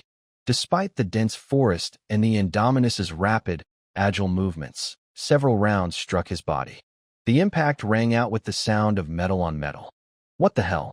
Is that thing made of steel? The men aboard the helicopter stared in disbelief. Even the heavy machine gun couldn't penetrate its hide. That was insane. Suddenly, a massive, round glass building loomed ahead. The pterosaur dome. Boom. Jack crashed headlong into the structure. The sheer force shattered the tempered glass, sending shards cascading to the ground. No, no, no. Masrani's face paled at the sight. If the pterosaurs escaped, the helicopter wouldn't be the only thing in danger. Hundreds of tourists still stranded in Jurassic World would be at risk too. Tick, tick. The moment Jack burst into the dome, the pterosaurs erupted in panic. Faced with such a terrifying intruder, they screamed and scattered in terror. The hall housed mostly small to medium-sized species, pteranodons with wingspans of 7 to 9 meters, and dimorphodons with wingspans just over a meter. There were easily 400 to 500 pterosaurs in total. Roar! Jack let out a thunderous roar, then lunged forward with lightning speed, snatching a pteranodon perched on a rock formation. It barely had time to react. His jaws clamped around its thin neck, and with a crunch, the vertebrae shattered under the pressure of his steel-like teeth. The creature was dead instantly. He casually devoured it like a snack. You hunted a pteranodon and gained 30 gene points. Pterosaur gene, Dragon Wing Flight LV.1 available. Extract. Dragon Wing Flight. Jack was stunned. Could this mean he could grow wings, fly by integrating pterosaur DNA? Things were getting more absurd by the second. Still, now wasn't the time. There were enemies to deal with. The fusion could wait until he found a safe place. Without mercy, Jack rampaged through the dome, killing several more pterosaurs. The rest, terrified, fled through the gaps in the broken glass. Like Jack and Gray, these pterosaurs had been confined here since they were young. Though they could see the sky through the glass, they'd never known true freedom. Now, at last, they had a chance to escape. The entire flock surged from the shattered dome, creating chaos in the skies. Pull up! Pull up! Masrani and the others panicked as the sky filled with hundreds of fleeing pterosaurs. He tried desperately to increase altitude. But the pterosaurs, sensing fresh prey inside the hovering chopper, weren't about to let it go. Scree! A pteranodon slammed into the helicopter, shaking the entire frame violently. The gunner at the hatch lost his footing and slipped, but managed to grab the edge with both hands, dangling precariously above the jungle below. But the next moment, another pteranodon swooped in, snatched the gunner from the hatch, and disappeared into the sky in the blink of an eye. This was only the beginning. More and more pterosaurs gathered, frantically attacking the helicopter. The violent collisions soon took their toll, the rotors shattered with a deafening crash. Boom! The helicopter plummeted like a broken kite, crashing directly into the pterosaur dome. The fuselage exploded violently on impact. Masrani, the pilot, and the armed co-pilot were killed instantly. Their bodies were never recovered. It's over. In the Jurassic World control room, Claire and the others who witnessed the disaster turned pale with despair. Not only was Masrani dead, but the pterosaurs had escaped their enclosure in full force. Complete chaos was about to engulf the park. Quick! Broadcast immediately. Evacuate all tourists. Claire shouted, her voice urgent, while staff scrambled in panic. Amidst the chaos, only one man wore a smug smile, Hoskins. With Masrani gone, there was no one left to stop him from executing his plans. Jurassic World Resort. Over 2,000 tourists were gathered here. The summer sun beat down mercilessly, burning the earth and raising the temperature even higher. Complaints and grumbles filled the air. These visitors had traveled thousands of miles and paid dearly for their vacation, only to find themselves trapped, restricted by the park's lockdown. Those who wanted to leave could only rush toward the southern dock and wait for the ferry. Ladies and gentlemen, due to emergency lockdown, all tourists are requested to seek shelter immediately. The announcement repeated across the park. Suddenly, tick, tick. Before anyone could react, sharp cries echoed from the sky. A massive flock of pterosaurs descended, teeth bared and wings beating ferociously. The crowded grounds below looked like a feast laid out for them. Pterosaurs? Why were so many released? Run! Ah! Help! Panic erupted instantly. Tourists scrambled toward shelters, their screams and curses mixing with the urgent broadcast, filling the entire core area with chaos. The larger, toothless pteranodons swooped down mercilessly, grabbing people like chickens and carrying them high in deadly aerial relays. The smaller dimorphodons knocked others to the ground, their razor-sharp beaks tearing chunks of flesh from anyone unfortunate enough to be caught. Within minutes, blood stained the ground, and the scene descended into brutal confusion. Boom, boom, boom. At that moment, a four-wheeled ATV tore through the chaos. The rider raised a tranquilizer gun and fired relentlessly, taking down rampaging pterosaurs one by one. What the hell is going on here? It was Owen, the protagonist of the Jurassic World saga. A former Navy operative from the United States, Owen had been hired by Masrani to train the velociraptors. His work in the raptor paddock was well known. He had been training his raptors when news of the emergency reached him. Rushing to investigate, he was immediately attacked by the unleashed pterosaurs upon arrival. Chapter 13, Dragon Wings. With the arrival of more control personnel, the chaos at the resort was finally brought under control. Most of the pterosaurs had been sedated with tranquilizer darts and were now secured. However, a few had escaped. With their powerful wings, they could easily fly off Isla Nublar, and if they reached the mainland, it would be a serious threat to the human world. The sky had darkened before anyone realized it. Unaware of the full situation, Owen rushed to the control room. As soon as he arrived, he ran into Hoskins, who had brought a group of heavily armed mercenaries. They had already taken over the entire control room. After Masrani's death, all of the original Jurassic World staff, including Claire, were dismissed.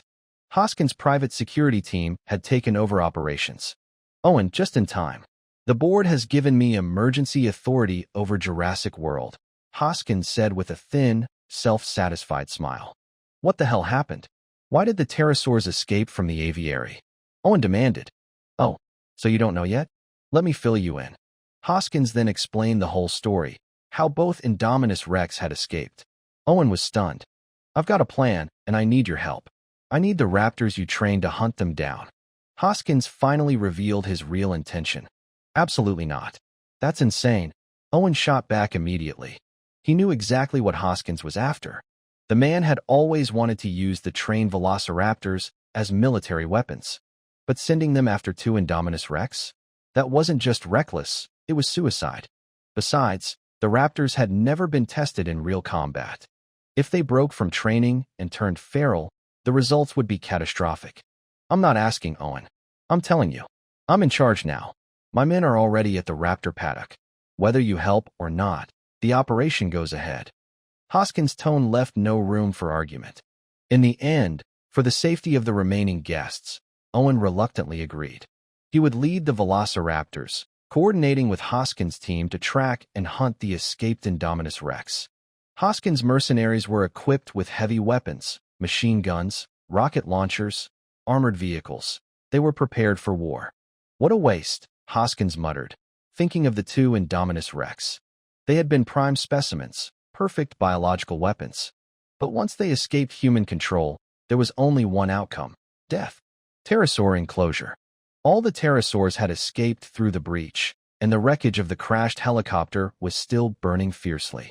Jack, the source of all the chaos in Jurassic World, had already left the pterosaur enclosure. He returned to the forested valley, finding a secluded place to hide. Begin pterosaur gene fusion, he muttered to himself. With that single thought, the process began. The familiar burning sensation surged through his body again, spreading like fire across his muscles and bones. The pain was excruciating, but Jack endured it, driven by sheer willpower and anticipation. The ability to fly, so rare and extraordinary in Earth's evolutionary history, was now within his grasp. Flight had only evolved 3 times in vertebrates: pterosaurs, birds, and bats.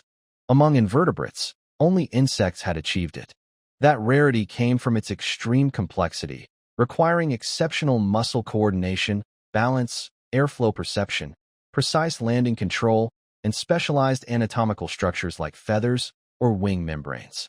Any weakness in this intricate system, and true flight would be impossible. Crack, crack.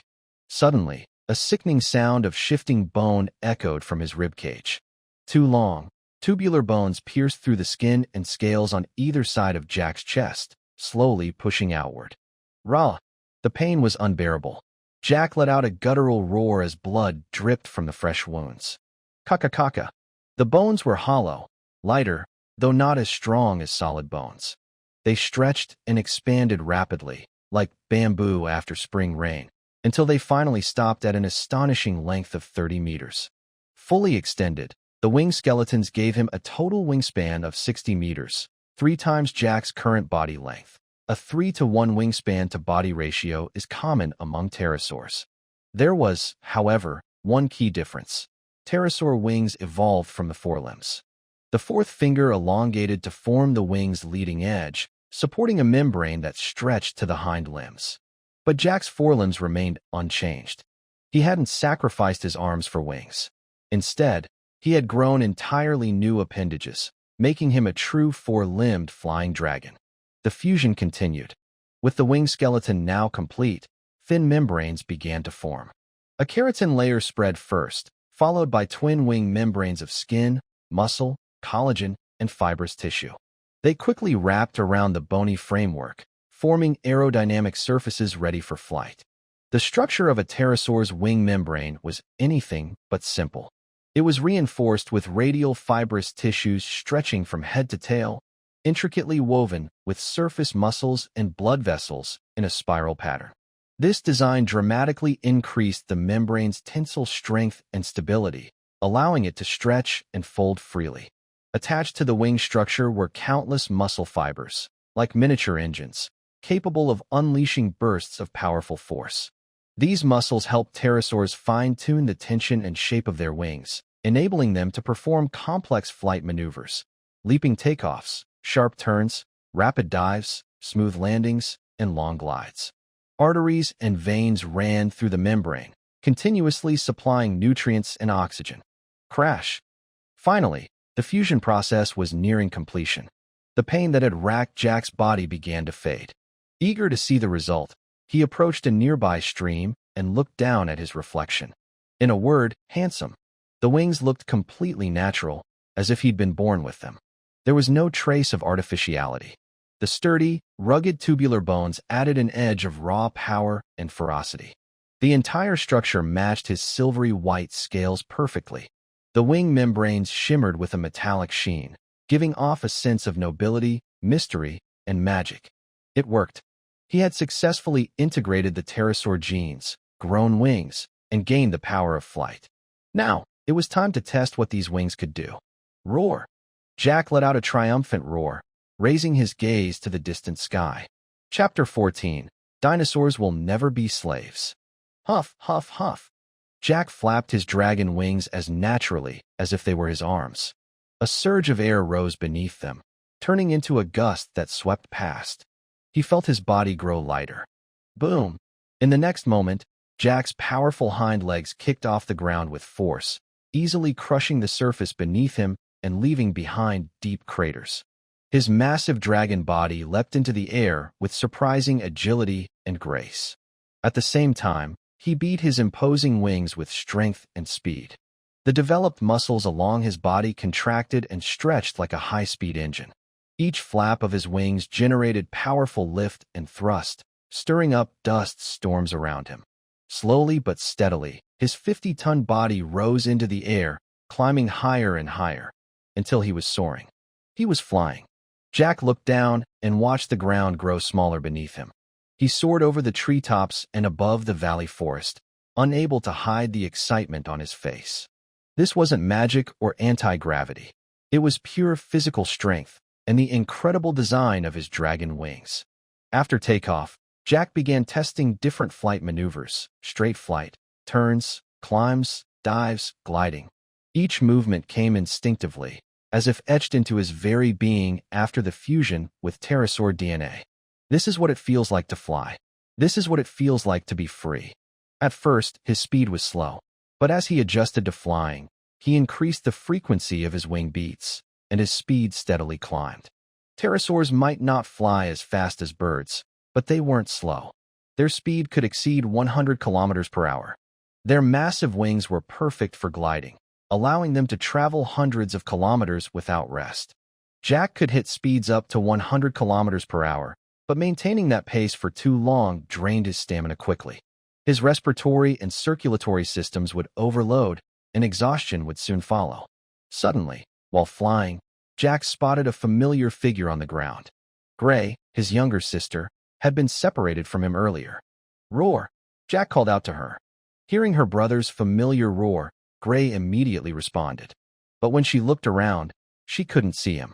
Then she looked up and saw a huge figure descending from the sky above the forest. Its wings spread wide, stirring up fierce winds.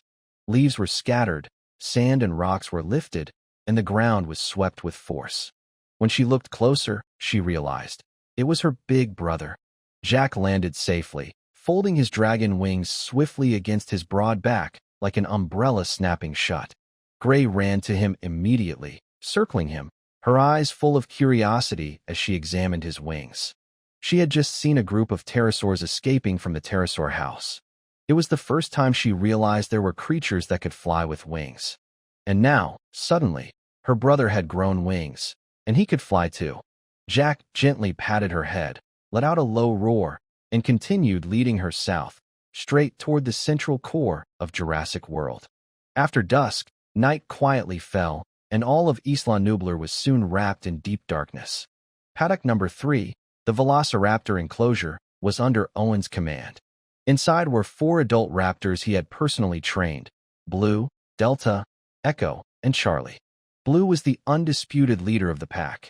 Each raptor stood about as tall as a grown human, stretching 3 to 4 meters long and weighing between 300 and 500 kilograms. Agile, fast, and intelligent, they were apex predators in their own right. Owen held out a piece of flesh, freshly dug from the site where Jack and Gray had extracted the RFID chip. He let each raptor take turns sniffing it, getting them familiar with the scent of their new target, the Indominus Rex. More accurately, 2 of them. Preparations were complete. Owen mounted his quad bike, while the mercenaries loaded into a heavily armored vehicle, bristling with high-caliber weaponry. Their goal was simple: hunt and kill the 2 Indominus Rex in a single strike. In the control room, Hoskins was overseeing the operation with a smug expression, fully confident in the plan. "Release the raptors," Owen ordered. With a thunderous clang, the iron gate of paddock number 3 swung open. Blue, Delta, Echo, and Charlie leapt out like lightning bolts, noses to the ground, tracking the scent trail left by the hybrid predators. Owen followed on his bike, and the armored convoy rolled behind him. Hiss hiss. It was the first time the raptors had seen the outside world since birth. They ran freely through the open jungle, their natural hunting instincts fully awakened. Speed, precision, and power, they were in their element. After more than 10 minutes of high-speed pursuit, the raptors suddenly slowed down, their posture changing, senses heightened. "They've caught the scent," Owen reported through his communicator, signaling the mercenaries to reduce speed and proceed with caution. The raptors came to a full stop. Owen and the soldiers quickly dismounted, moving forward on foot. They fanned out, scanning the dense darkness with rifles equipped with infrared night vision scopes. Silence. Dead silence. Everyone was tense, even Owen. Cold sweat formed on their brows, and their fingers twitched on their triggers. The only thing louder than the cicadas was the pounding of their hearts. They all knew partly what had happened to the first and second asset containment teams. The male Indominus Rex was a nightmare that came to life. Not only could he become invisible to both infrared and radar, but his skin was thick enough to resist high-powered ammunition. Worst of all, he was smart. Smart enough to hide, trick, and possibly even evolve. His combat ability was beyond anything they'd ever encountered. Rustle. A soft sound, leaves shifting, branches moving. Then, a massive black shape emerged from the darkness of the forest ahead. The moonlight caught the edge of its body just enough to reveal it. Less than 10 meters away, he stepped into view. The male Indominus Rex. He had arrived. Owen and the others truly realized how massive he was until they saw the male Indominus Rex with their own eyes. Compared to him, the 4 velociraptors and the humans looked no more threatening than mice before an elephant. Roar. The one who had appeared was Jack. Using his telepathic perception, he had already detected the presence of the velociraptor team and the humans. Now, he had chosen to make his move. What the humans didn't know was that Jack carried velociraptor DNA, granting him the ability to communicate with raptors across species, effortlessly and instinctively. Velociraptors, highly intelligent and naturally social creatures, were pack animals. Like wolves, they followed the strongest leader. Until now, that leader had been Blue. But with Jack's sudden appearance and overwhelming presence, the balance shifted. The raptors could feel it. Jack was more powerful, more dominant. Without a word, Jack let out a deep, resonant roar, carrying with it a clear message. Your real enemies are the humans behind you, the ones who've caged and controlled you since birth. His next roar was even more powerful, echoing with resolve. Dinosaurs will never be slaves. Hiss. As if understanding him completely, the 4 velociraptors turned their heads in perfect sync, eyes locking onto the humans behind them. The entire battlefield shifted in an instant. The hunters were no longer sure who was hunting whom. Chapter 15. Death is coming. He's part raptor. Owen finally realized the truth, and a chill ran down his spine. The interaction between the raptors and the Indominus moments ago wasn't just random, it was communication. Now, he wasn't even sure if the raptors would still follow his lead. What are you waiting for? Fire. Kill it. Hoskins shouted frantically from the control room. Thump, thump, thump. The fully armed mercenaries opened fire, unloading everything they had in Jack's direction. They didn't care if the raptors were caught in the crossfire. Bullets from all kinds of weapons tore through the forest air, echoing in a deafening barrage. But none of it worked. Sparks flew as bullets struck Jack's armored body, bouncing off with loud metallic clangs. His defenses were untouched. Go to hell. One of the mercenaries raised a shoulder-mounted rocket launcher. A flash of light burst as he fired, the rocket screaming toward Jack. The warhead was powerful enough to destroy an armored vehicle. Not even the Indominus could possibly survive that. At least, that's what they thought. But then, something no one expected happened. Jack suddenly leapt into the air. Massive wings unfurled from his sides, pterosaur-like and wide, and he took flight. As his wings beat the air, the pressure exploded outward. A whirlwind tore through the forest, toppling trees, flinging sand and debris, and blasting the soldiers off their feet. Boom! The rocket exploded where Jack had just stood, setting trees ablaze. But he was already airborne, unharmed. This is impossible. He can fly? Hoskins stared at the control room screen in disbelief. They had already been stunned by the sheer power of the Indominus Rex. But now, watching him take flight like some nightmarish dragon, reality felt unraveling. He wasn't just stronger. He was evolving. Fall back. Now. Everyone retreat. Owen shouted, steadying himself as chaos erupted around him. They weren't just facing the genetically engineered Indominus Rex anymore. Now the 4 raptors, his raptors, had turned on them too. In the thick, dark forest, they were sitting ducks. Hiss! Before Owen could say another word, a nearby mercenary was pounced on by Blue. She sank her teeth in with ferocity, tearing into him as his screams filled the night air. Da-da-da-da. Panicked mercenaries sprayed bullets wildly into the shadows, hoping to hit something, anything. But the raptors were too fast, weaving through the darkness, taking them down individually. Screams, gunfire, and roars echoed through the forest. Owen didn't waste another second. He turned and sprinted toward his quad bike, the only thought in his mind, get out. Now. Boom. The massive figure crashed down from the sky, smashing the motorcycle into splinters like a toy. Jack snatched Owen up with one hand, holding him like a fragile figurine. Hey, in your next life, you should try being Star-Lord, Jack grinned darkly. Owen's eyes widened in terror as Jack's jaws snapped open, revealing rows of razor-sharp, iron-like teeth. Blood dripped from his mouth as he bit down fiercely. You're the protagonist of the Jurassic World saga, bonded with the Velociraptor pack. Although the raptors betray you now, by the end, they might turn against us. That's why Jack needed to take Owen out first. Without Owen, the raptors wouldn't betray him. Roar. Jack took to the air once more, pouncing on the remaining mercenaries and crushing them one by one like ants. The mercenary squad was wiped out. The 4 velociraptors, now full, gathered around Jack. It was clear they were choosing to follow him from now on. Roar. Jack roared in approval. There was no future in fighting alone. Like the saying goes, you unite every force you can. Jack's hatred for humans was deep and personal. He knew trouble would follow him, so he intended to build his own army. And his recruits? Undeniably, the dinosaurs of Jurassic World. Roar. At that moment, Gray appeared from behind. Like the others, she carried velociraptor genes and communicated with the pack. Gray's size and strength surpassed even the velociraptors, forcing Blue to give up her position as second in command. Jack couldn't help but laugh at the familiar scene of Gray and the velociraptors lining up by seniority. It felt like a ragtag gang of rebels, but these were no copycats. They were the real Avengers, united against the humans who had imprisoned and exploited them. Dinosaurs would never be slaves again. They would be kings. Roar.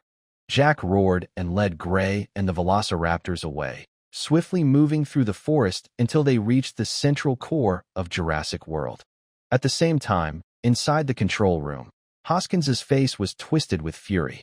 Veins throbbed visibly on his forehead, pulsing with every failed moment. An operation he had expected to be a guaranteed victory had ended in total disaster. All because that male Indominus Rex was something else entirely, more monster than creature. As expected, the Indominus Rex was an incredible biological weapon. If only they could capture him alive, harness his power for their purposes. But that chance was gone. Better to retreat now, Hoskins muttered grimly, pulling out his phone. He dialed fast. Dr. Wu, the plans changed. The mission's completely derailed. You need to secure all the research and get out now. We need to get the hell out of here. There was no time to waste. Dr. Wu's voice on the other end was resigned but determined. Understood. With the situation spiraling, Jurassic World's downfall was inevitable. Dr. Wu knew they had to salvage what they could, pack up every scrap of research, every gene sequence, and move quickly. Soon, Hoskins and the last of the mercenaries arrived in a helicopter to evacuate Dr. Wu and the precious research equipment. Just as the helicopter lifted off, a terrifying roar shattered the night like thunder. Roar. Hoskins, Dr. Wu, and the mercenaries froze, their faces pale. The male Indominus Rex was back. And this time, death was coming for them. Chapter 16, Creator. Impossible. Absolutely impossible. How can it fly? And how did it get that big? Dr. Wu recognized him instantly. Jack was an Indominus Rex he had personally engineered. Once, this had been his proudest creation. In under a year, it had grown from infancy to sub-adulthood, its development astonishingly fast. Every attribute surpassed expectations. It was a living testament to genetic engineering, a priceless asset. Dr. Wu had envisioned fame and fortune when this creature was finally unveiled in Jurassic World. But those dreams ended in blood and chaos. The male Indominus Rex had escaped its enclosure, alongside the female, unleashing carnage across the park. Countless lives lost and years of planning gone. Everything he and Hoskins had built unraveled in a single day. Dr. Wu couldn't understand it. He hadn't witnessed the breach himself. How had one or two dinosaurs wipe out a heavily armed force? But now, staring at Jack, he finally understood. And what he saw filled him with dread. No one knew the genetic makeup better than he did. Sure, it contained DNA from over a dozen species, but none of them should have allowed it to grow wings like a pterosaur, horns like a triceratops, tail spines like a stegosaurus, or reach the massive size of a brachiosaur. What had gone wrong? Was it a mutation? Evolution? What kind of monster had he brought into the world? It's flying toward us. Open fire. Now, Hoskins shouted, panic overtaking him. He hadn't expected Jack to catch up so quickly. Thump, thump, thump. At the helicopter's open door, a mercenary manned a heavy machine gun, firing with all his might. The sky lit up with bursts of tracer fire. But Jack didn't flinch.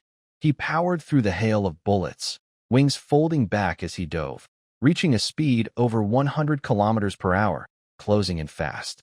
The helicopter had just lifted off. It hadn't even begun to accelerate before Jack was upon it. Compared to his towering frame, the chopper looked like a flimsy toy. No, no, no. Hoskins and Dr. Wu could only stare in horror. Crunch. In the blink of an eye, Jack clamped down on the helicopter's tail. His jaws, stronger than steel, ripped through the alloy like paper. The helicopter spun out of control and plummeted. Boom. Thankfully, it hadn't reached high altitude. Though the crash scattered wreckage across the ground, the passengers survived, injured, but alive. Dr. Wu instinctively checked the experimental data and samples he had brought. Miraculously, they were intact. He barely had time to breathe a sigh of relief when a thunderous gust slammed into the wreck. Jack had landed. The downwash from his massive wings sent loose debris and dust flying. The air itself trembled. Creak. Jack extended his massive, sickle-shaped claws and tore the helicopter's side open like foil. The passengers inside froze, now completely exposed to the monster's gaze. Several mercenaries guarding Hoskins opened fire, trying to resist, but Jack's massive tail, as heavy and deadly as a mace, swept across them with brutal force. In an instant, they were smashed into pulp. Please help me. Somebody help. Hoskins screamed hysterically, struggling to crawl out of the wreckage. His large, round belly made every movement clumsy as he desperately tried to flee. So noisy. With a thunderous crash, Jack slammed his dragon like palm down, covering the ground where Hoskins had just been. The earth caved in under the force, forming a deep crater shaped perfectly to his hand. When Jack lifted his palm, nothing remained of Hoskins but a crushed mess, blood, shredded flesh, and a puddle of oil and fluid squeezed from his ruptured body. He was well beyond dead. He had once believed he was in control. He saw the Indominus Rex and velociraptors as weapons, military assets meant to make him rich. But in the end, Jack, the very creature he thought he could control, crushed him like a bug. Now, only Dr. Wu remained. He collapsed to the ground, paralyzed with fear, unable to move a muscle. Why you? Dr. Wu stared up at Jack, who now loomed above him. His face had gone pale, his lips trembling. Words failed him. And yet he understood. Jack had saved him for last. That could only mean one thing. Jack recognized him. Sure enough, Jack reached out with one massive claw, gently pinching Dr. Wu between two fingers and lifting him off the ground like a toy. He stopped when they were face to face. Dr. Wu found himself staring into the eyes of the monster he had created, and the grin slowly spread across Jack's face, chilled him to the bone. It was a familiar, cruel smirk. He'd seen it before, long ago, but never like this. Jack remembered everything. The first human he had ever seen after his creation was Dr. Wu. Born of genetic manipulation, a parentless monster engineered in a lab. Jack knew exactly who had brought him into this world. So, naturally, he wanted to express his gratitude by leaving Dr. Wu's body in one piece. Crack! With the smallest movement, Jack crushed Dr. Wu's neck between his fingers. The doctor's eyes flew open in shock, then glazed over, his pupils dilating. He hung limply, lifeless, as silence returned. Just like Hoskins, Dr. Wu died in disbelief, never expecting his end would come at the hands of the very creature he had once designed. Looking at the life of Dr. Henry Wu across the Jurassic series, it's clear he's neither a true villain nor a hero. He's the textbook example of a scientific madman, someone who, under different superiors, continually engages in forbidden experiments in the name of progress. He's a thread that runs through the entire series, the silent architect behind every catastrophe. Dr. Wu was, without a doubt, one of the original creators of the dinosaurs, having worked alongside John Hammond since the early days of Jurassic Park. But to him, dinosaurs were never living beings, they were tools. Tools to chase fame, fortune, and professional glory. It was his arrogance, his disregard for the sanctity of life, that caused history to repeat itself over and over again. Every disaster, every death, can be traced back to that mindset. Boom, boom, boom. Just as Jack was about to leave, he paused. The ground trembled beneath his feet, rhythmic, heavy, growing stronger. Something massive was coming. He narrowed his eyes. A Tyrannosaurus Rex. Through his telepathic sense, Jack detected the presence of another colossal creature barreling toward his position. Somehow, a T-Rex had been released and was closing in fast. And ahead of the T-Rex, fleeing with everything she had, was a woman. She was sprinting awkwardly in high heels, clutching a burning torch in her hand. Chapter 17, Calling All Dinos. Half an hour ago, Hoskins, whose operation had ended in failure, hurriedly led his men out of the control room, desperate to grab Dr. Wu and escape this hellhole. The other staff had already fled when the disaster struck, leaving Claire alone. But she didn't run. She knew that no one could stop the Indominus Rexes if she left. Tourists had already been evacuated to the southern dock area, boarding the last ferries out. No matter what, the male Indominus Rex couldn't be allowed to reach them. In a moment of desperation, Claire came up with a crazy, bold idea.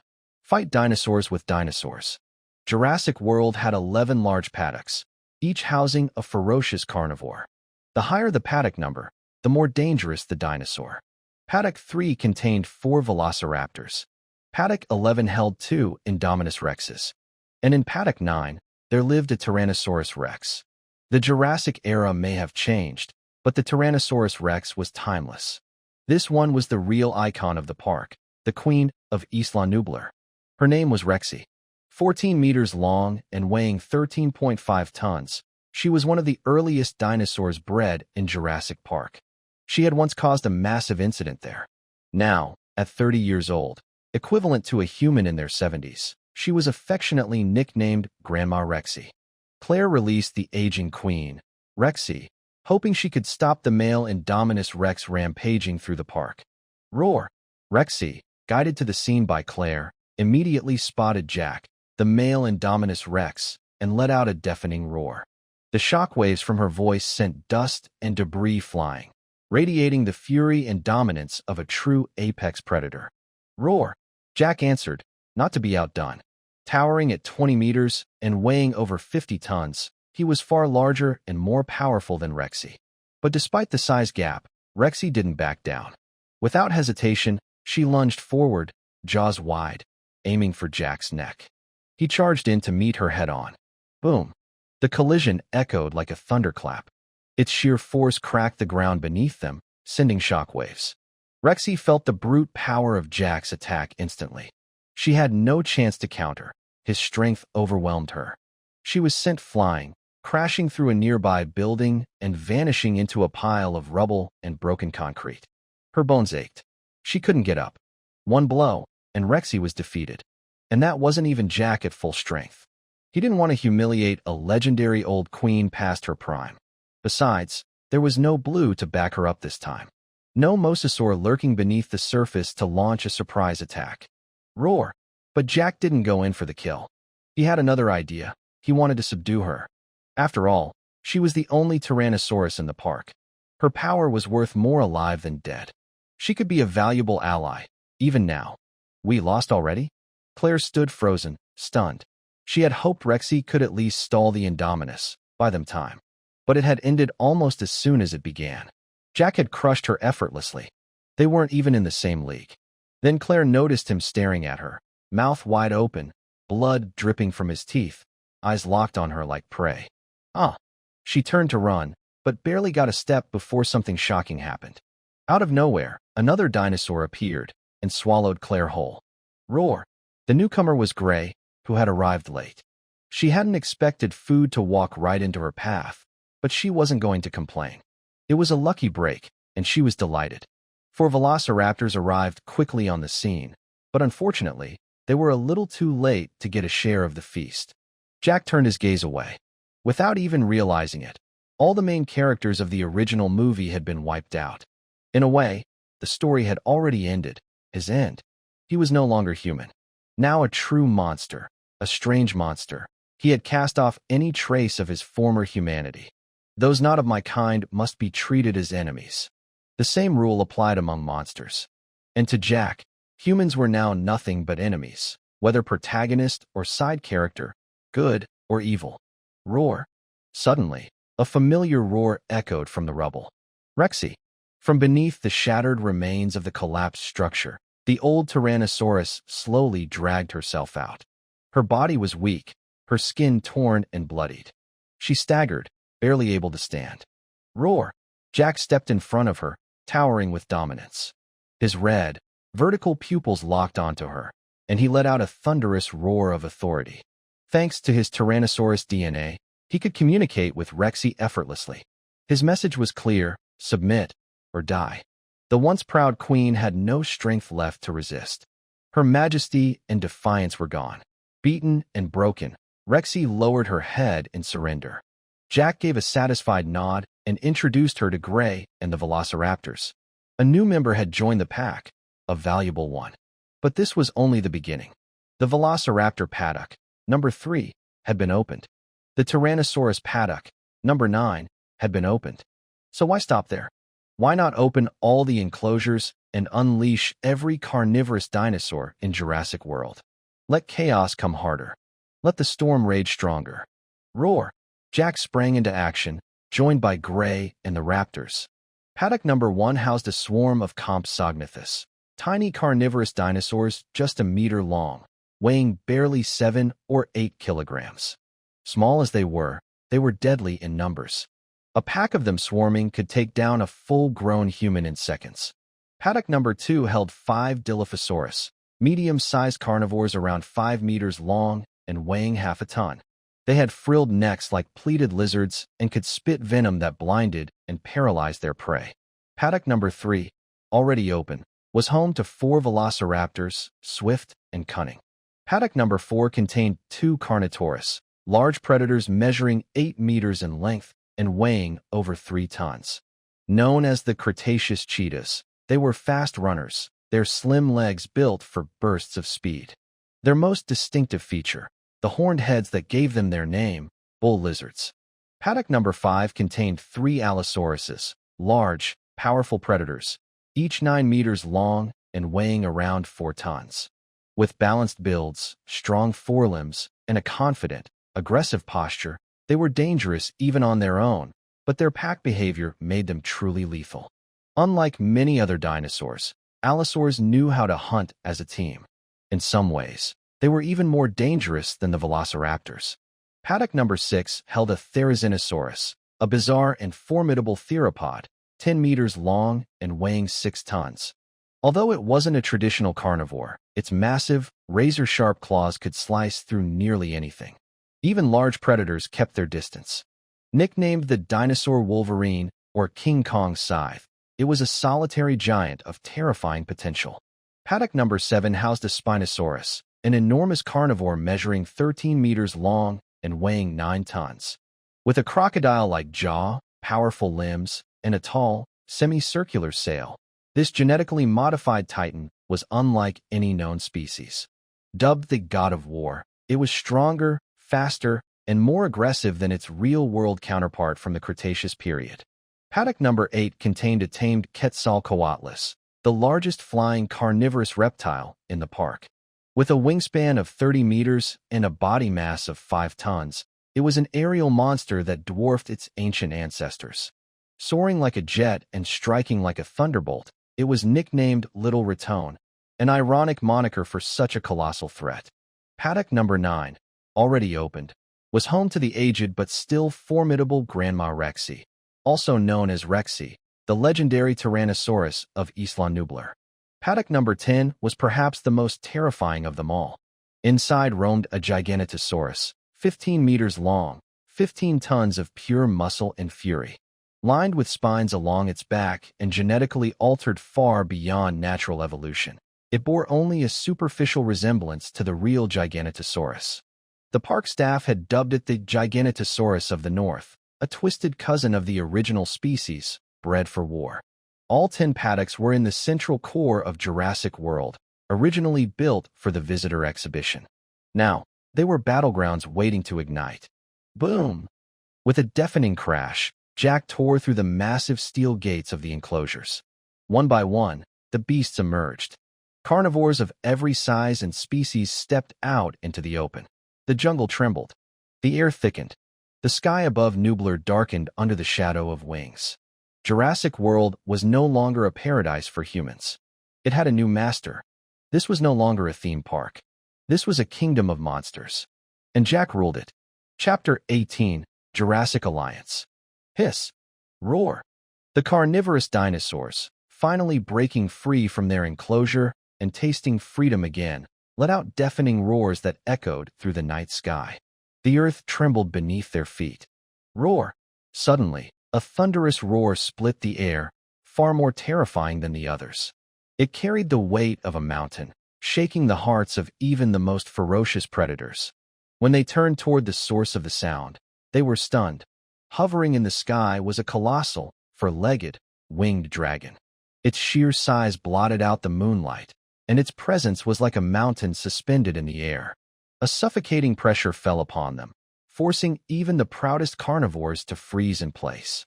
They quickly realized it was this massive dragon who had just smashed through the enclosure gates and set them free. Roar! From above, Jack looked down at the other dinosaurs and unleashed another earth-shaking roar. Its meaning was unmistakable. Surrender or die. Hiss. The smaller dinosaurs, like the Compsognathus and Dilophosaurus, immediately dropped to the ground, trembling. Resistance didn't even cross their minds in front of Jack's overwhelming presence. The Carnotaurus and Allosaurus were just as shaken. Despite their pride, they bowed their heads in submission. But not all were so easily cowed. The Therizinosaurus, Quetzalcoatlus, Spinosaurus, and Giganotosaurus held their ground. On Isla Nublar, they were apex predators, rulers of their domains. To yield to a stranger? Unthinkable. Very good, Jack muttered, noting which ones obeyed and which ones dared defy him. He had no intention of punishing those who submitted. As for the rest, they would be beaten until they understood, or crushed if they refused. Roar! Jack wasn't one for wasted words. With a sudden snap of his wings, he dove from the sky like a meteor, aiming straight for the largest of them, the Giganotosaurus. Boom! The Giganotosaurus barely had time to react.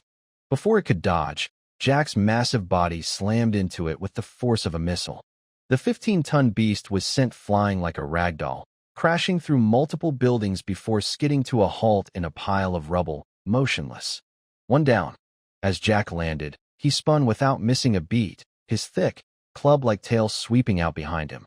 It smashed into the Spinosaurus with terrifying force, breaking half its iconic sail and leveling a swath of nearby structures. Is that all you've got? You're all pathetic. Aya! A panicked screech echoed as the Quetzalcoatlus realized it was next. It quickly opened its wings, trying to take off and flee. Can't win? Then run. Running, are we? Just as the Quetzalcoatlus pushed off its hind legs and rose several meters, Jack closed the distance in a flash. At over 10 meters tall, he easily snatched the flyer mid-air with a clawed hand, then slammed it back to the ground with bone-crunching force. The last remaining Therizinosaurus collapsed in terror, frozen in place. The rest, Compsognathus, Dilophosaurus, Carnotaurus, Allosaurus, had already fled to the outskirts, afraid of being caught in the carnage. Roar! Jack roared once more. This time, even the scattered dinosaurs came rushing back, heads lowered in submission. The Quetzalcoatlus, pinned to the ground beneath his claw, could only grovel in defeat. The Giganotosaurus and Spinosaurus, finally dragged from the ruins by Jack, had become remarkably obedient, too wary to act rashly again.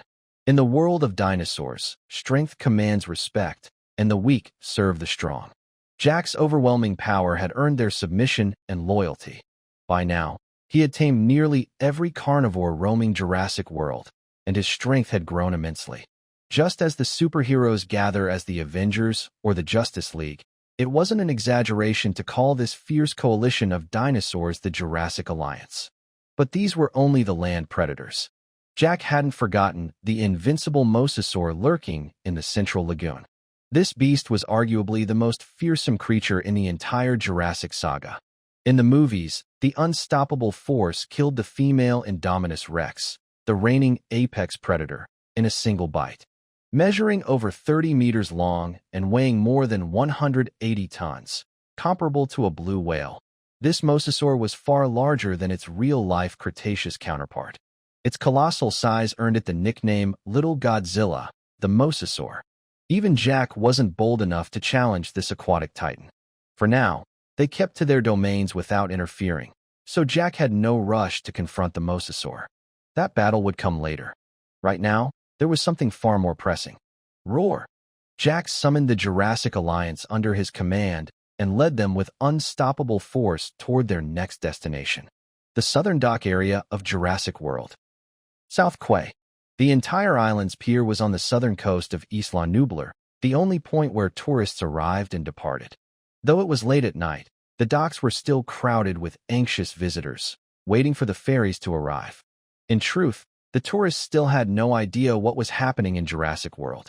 All they knew was that the park's management had suffered some failure, a group of pterosaurs had escaped, and the park was suddenly shut down and declared under emergency evacuation. As for how or why the pterosaurs escaped, the tourists were still in the dark. Anyone who knew the full story was either dead or had fled. In such moments, survival came first. No one had time to explain anything. Roar! Suddenly, a thunderous roar tore through the silent night sky.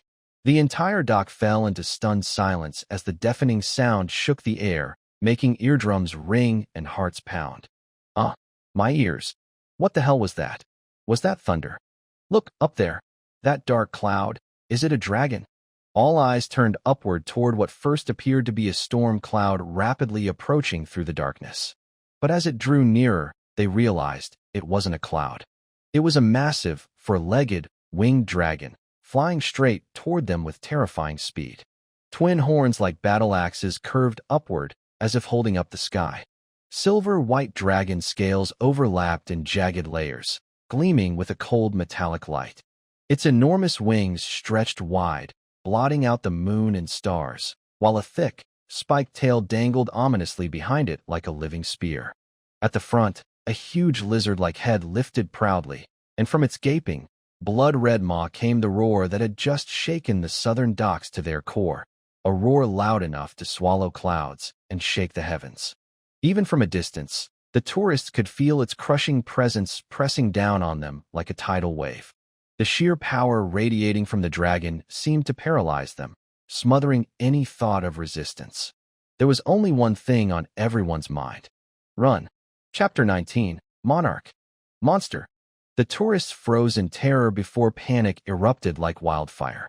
It was 2013. By now, people had some idea of the world's hidden secrets, places where giant, terrifying creatures still roamed. But nothing prepared them for what suddenly appeared in front of them. The four-legged, winged creature descending from the sky wasn't like the dinosaurs from Jurassic World. This was something else entirely. This was a monster. Screams filled the air as chaos erupted in the dock area. Tourists ran in every direction like headless chickens, pure fear driving their every move. Even before the creature landed, people had already begun to fall. Some tripped and were instantly swallowed by the stampede, trampled underfoot in a desperate bid for escape. Lives were lost in seconds. Hiss, screech, roar. As if things couldn't get worse, a pack of carnivorous dinosaurs emerged from the jungle behind the docks. The smaller ones, Compsognathus, Velociraptors, and Dilophosaurus, raced ahead, while the larger beasts, Quetzalcoatlus, Tyrannosaurus, Spinosaurus, and Giganotosaurus, followed close behind. They blocked any path to safety, their cries and roars echoing through the air like a terrifying proclamation. From now on, the island belongs to the dinosaurs. In a last-ditch effort, the remaining tourists leapt into the ocean from the pier, swimming for their lives in a desperate bid to escape. And just like that, Isla Nublar was lost. There were no humans left. From this moment on, it became a true no-go zone for mankind. Jack stood silently, gazing across the dark ocean. The stars shimmered faintly overhead. Moonlight danced across the restless waves, casting a mesmerizing pattern of light and shadow across the water. But Jack wasn't fooled by the sea's beauty. He knew what lay beyond it: enemies. This was just the beginning. More would come. Bigger threats, greater trials. He could feel it. Dawn broke. The sun rose. A new day had begun, but it brought no peace. Just breaking news that sent shockwaves across the globe. A massive dinosaur outbreak had occurred at Jurassic World, the theme park operated by Masrani Global Corporation on Isla Nublar. The disaster left countless tourists and park staff dead. Even Simon Masrani himself had perished in the chaos. The park was shut down indefinitely. Isla Nublar was officially declared a restricted zone. The public news reports offered only a sanitized summary: a tragic failure in park containment, the release of dangerous dinosaurs, and heavy casualties. Masrani Global now faced enormous lawsuits from victims' families. But the true cause of the incident remained unknown. That same day, far from public eyes, a top-secret file was delivered to the headquarters of Monarch Organization in Bravo Castle, Bermuda. Monarch was one of the most mysterious groups in the world. Its members dedicated to investigating the existence of monsters across the globe, protecting humanity, and preserving world peace. Founded in secret in the United States in 1946, Monarch has since expanded into a global network. By 2013, its presence spanned every continent. Over the decades, Monarch operatives discovered numerous monsters, each one cataloged, assigned a designation, and monitored.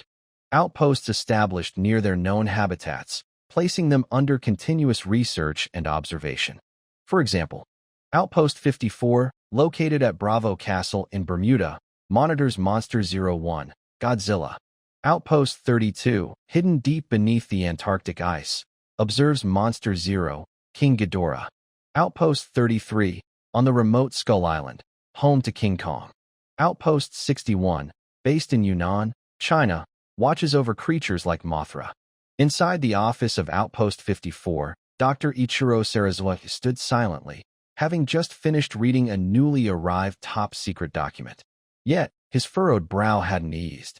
Dr. Sarazawa was the son of A.G. Sarazawa, one of the original founding members of Monarch. After his father's passing, Ichiro continued his legacy, dedicating his life to the study and understanding of monsters. That male Indominus Rex, he's not just a dinosaur. He's a true monster, Sarazawa murmured to himself.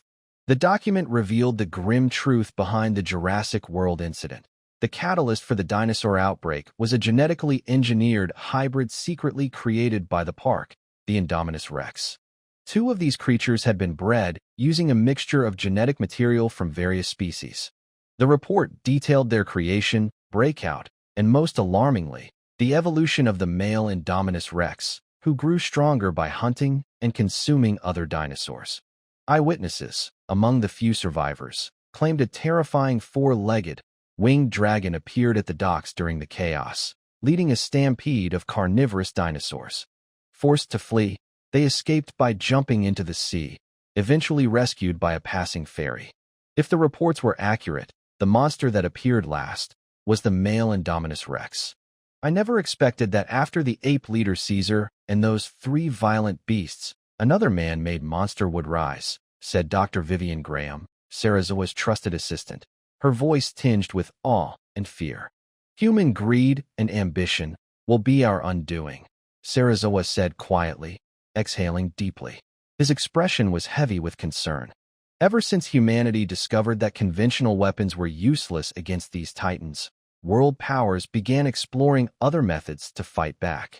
The answer? Create titans of their own. Chapter 20, Miralus. For example, Caesar, the leader of the ape tribe, was once just an ordinary chimpanzee. But because his mother was injected with a special drug during pregnancy, Caesar was born with intelligence far beyond that of normal chimpanzees, on par with humans. He could even speak. Then, 2 years ago in 2011, Caesar led an uprising and took control of Muir Woods National Monument in San Francisco. In response, the Monarch organization established Outpost Number 11 at Muir Woods and officially classified Caesar as the first man-made monster. There are others too: 3 mutated beasts, George, an albino gorilla, Ralph, a flying wolf, and Lizzie, a giant crocodile.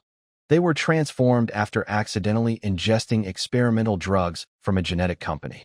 A year ago, in 2012, they rampaged through Chicago, causing massive destruction.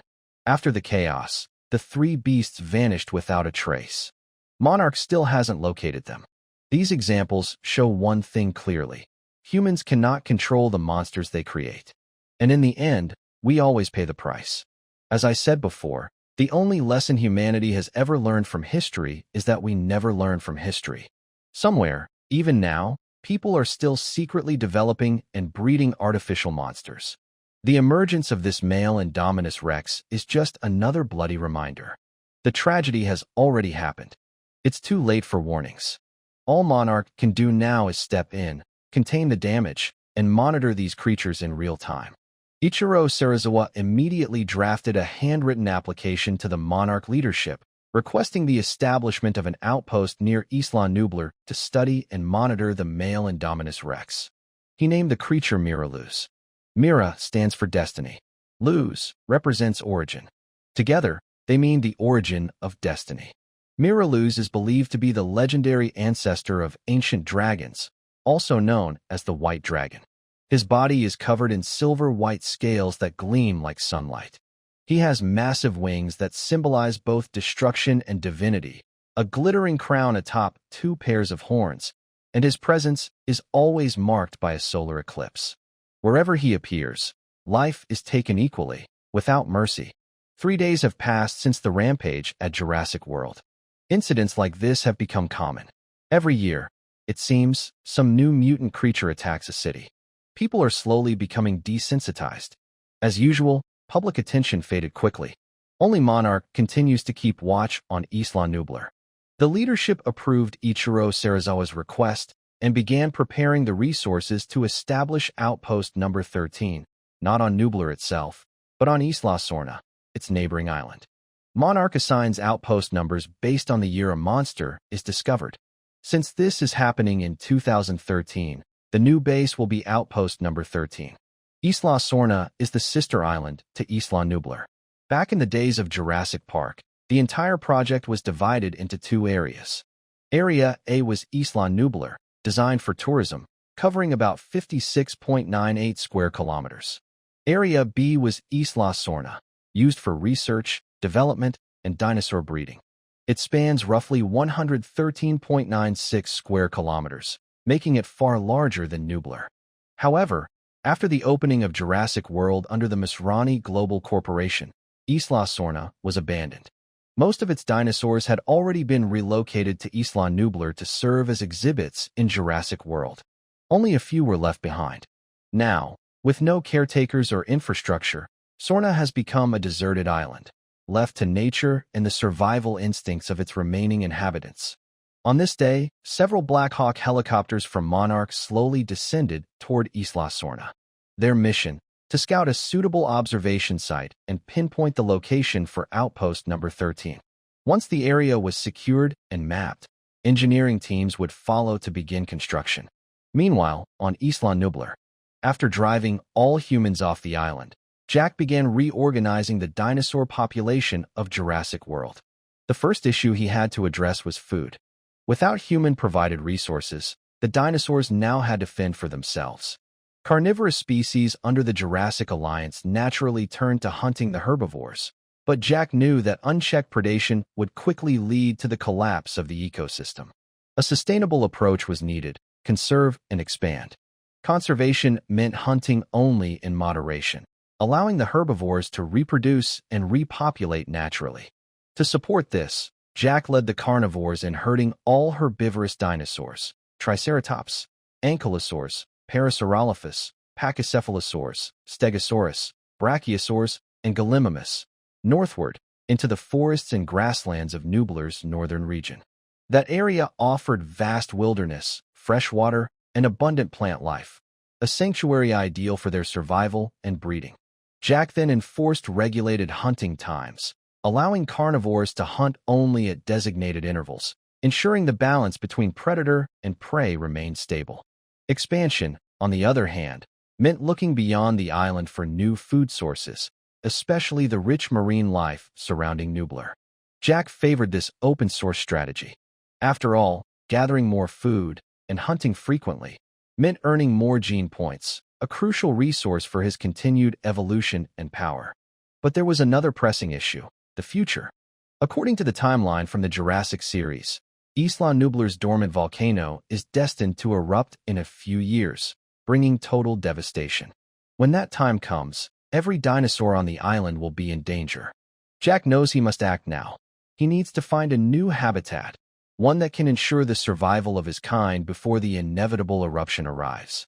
Location: the top floor of the Central Control Building. The highest point in Jurassic World had now become Jack's personal nest. Standing atop the Central Control Building, he opened his simulator panel as usual, ready to allocate his hard-earned gene points. His focus remained the same, continually increasing his strength. Brachiosaurus gene, giant body LV1, upgraded to LV2. Body length increased to 22 meters. Weight reached 80 tons. Giant body LV2, upgraded to LV3. Body length increased to 25 meters. Weight reached 150 tons. Giant body LV3, upgraded to LV4. Body length increased to 27 meters. Weight reached 300 tons. Giant body LV4, upgraded to LV5. Body length increased to 30 meters. Weight reached 500 tons. Giant body LV5 has evolved into Infinite Growth LV1, 0/1000. The body can now surpass all previous size limits and continue to grow indefinitely. Jack poured all the gene points he had accumulated over the past few days into his Brachiosaurus gene chain. Size meant power, and power was survival. Roar! With a deafening roar, Jack's body began to grow once more, this time at a speed visible to the naked eye. His massive primary heart, supported by several auxiliary hearts, pounded with thunderous force. His scales, muscles, bones, wings, and internal organs all expanded rapidly, evolving in sync. By the time the transformation stabilized, Jack had become a true titan. Body length: 30 meters. Height: 15 meters. Wingspan: nearly 100 meters. Weight: 500 tons. He had officially surpassed the blue whale, the largest known animal to have ever lived on Earth. Chapter 21: Mosasaurus. Infinite Growth. What truly surprised Jack was the infinite growth trait unlocked after advancing giant size. This ability allowed him to break through his previous limits and continue growing indefinitely. A body length of 30 meters and a weight of 500 tons was just the beginning. Jack might even rival the legendary Titan-class monsters in the future, reaching lengths of hundreds of meters and weights of tens of thousands of tons. After allocating points to enhance the Brachiosaurus gene, Jack turned his focus to upgrading the pterosaur gene. Pterosaur gene, dragon wing flight LV1, LV2 wing strength doubled. Flight speed increased to 200 kilometers per hour. Pterosaur gene, dragon wing flight LV2, LV3 wing strength tripled. Flight speed increased to 300 kilometers per hour. He spent all his gene points to boost dragon wing flight to level 3 in one go. The effects were immediate and intense. His wings felt like they were on fire, the sensation burning through him. Heat surged through every layer of his wings: bones, muscles, skin, blood vessels, fibers, and membranes, strengthening dramatically. His control over flight improved drastically, taking a massive leap in speed and agility. Crash! In the next moment, Jack flapped his wings, now spanning over 100 meters, and, with a powerful push from his hind legs, launched himself into the sky. He shot upward like a rocket, the takeoff stirring up a violent storm on the rooftop, blasting sand and rubble into the air. Soaring above Isla Nublar, he patrolled the entire island from the sky. Wherever he passed, a shockwave followed in his wake. The wind pressure was so immense that thousands of dinosaurs across the island dropped to the ground, trembling in submission before their true king. In the past few days, Jack had also unlocked 2 new genetic abilities. Pachycephalosaurus gene, thick skull LV1, 0/10. Parasaurolophus gene, sonic emission LV1, 0/10. First was the thick skull trait from the Pachycephalosaurus gene. The Pachycephalosaurs were known for their iconic domed skulls, which could be up to 25 centimeters thick, shaped like massive, bony battering rams. After Jack integrated the Pachycephalosaurus genes, the bones in his skull became thicker and more durable. The overall strength and hardness of his skull increased significantly. The second new ability came from the Parasaurolophus gene, sonic emission. Parasaurolophus is known for the crest extending from its head, which functions like a natural sound emitter. It can adjust sound frequencies and pitches by manipulating the muscles and bones within the crest. These dinosaurs could transmit low-frequency waves to communicate or release high-frequency ones to intimidate or disorient predators. After Jack fused with the Parasaurolophus gene, he didn't grow a crest, but he did gain the ability to emit and control sound waves at will. This allowed him to communicate with virtually any creature, free from barriers. Its potential was vast. Jack could now receive and transmit sound waves, perform sonar-like detection, and even weaponize his voice as a focused sonic blast. Open my data panel. Name: Jack. Age: 10 months. Species: Indominus Rex, male. Life level: exotic. Physical stats: length: 30 meters, height: 15 meters, weight: 500 tons. Fuse genes: Ankylosaurus, Brachiosaurus, Pterosaur, Pachycephalosaurus, Parasaurolophus. Genetic abilities: steel armor LV1, infinite growth LV1, dragon wing flight LV3, thick skull LV1, sonic emission LV1. Gene points remaining: 5. There still aren't enough gene points. Not nearly enough, Jack muttered as he soared across the skies. Clearly, he needed to leave Isla Nublar and hunt beyond its borders to find stronger prey and earn more gene points. And there was another issue. Despite all this, his life level remained at the exotic beast stage. How do you think I could break through to the next tier? What even came next?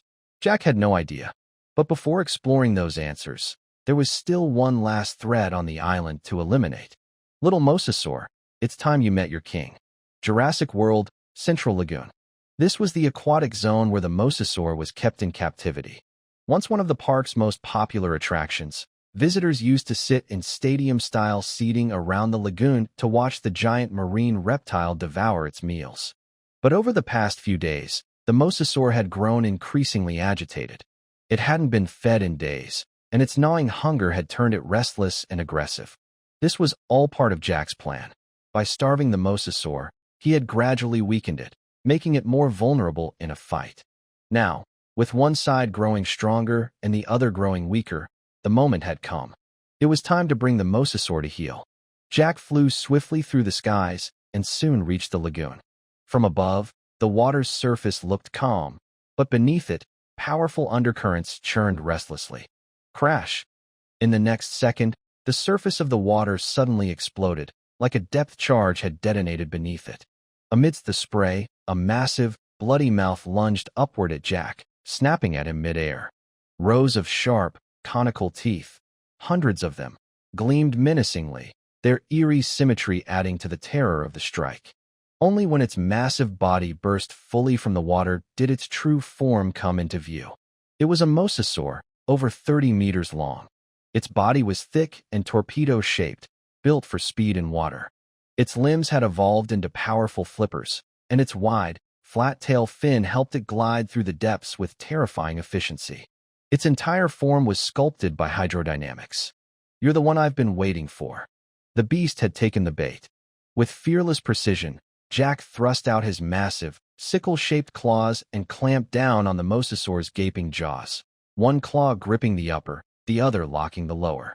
The Mosasaur hadn't expected such a brazen counterattack. It thrashed violently, trying to snap its jaws shut, but Jack's strength was overwhelming. Not only could it not bite down, it couldn't even move. "Let's go ashore." Jack's colossal wings spread wide. With a powerful beat, he lifted his massive body, and the mosasaur's nearly 200-ton weight, straight into the air. Boom! Bang! Bang! As the mosasaur rose from the water, it began to panic. It twisted and writhed desperately, like a fish gasping for air. Its fin-like limbs and broad, paddle-shaped tail thrashed wildly, sending waves crashing across the lagoon. But against Jack, who now dwarfed it in both size and power, it was like an ant struggling against a mountain.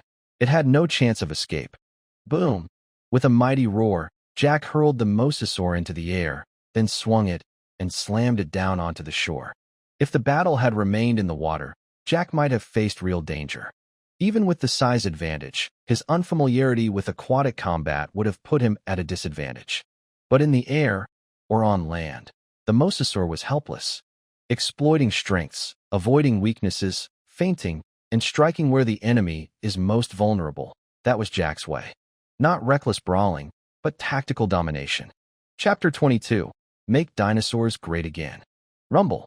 The massive mosasaur that had crashed onto land continued to thrash violently, its sheer size and destructive power causing the ground to crack and sink. The entire central core trembled under the force, sending tremors throughout the area. Nearby, dinosaurs like Gray and Rexy, who had been active not far away, were stunned, frozen in awe at the size and ferocity of the mosasaur. But what shocked them even more was Jack, who had managed to bring the beast down. Eventually, the exhausted mosasaur ceased its struggle. No longer a threat, it lay sprawled in the wreckage, completely spent and powerless, like a fish on the chopping block. Roar!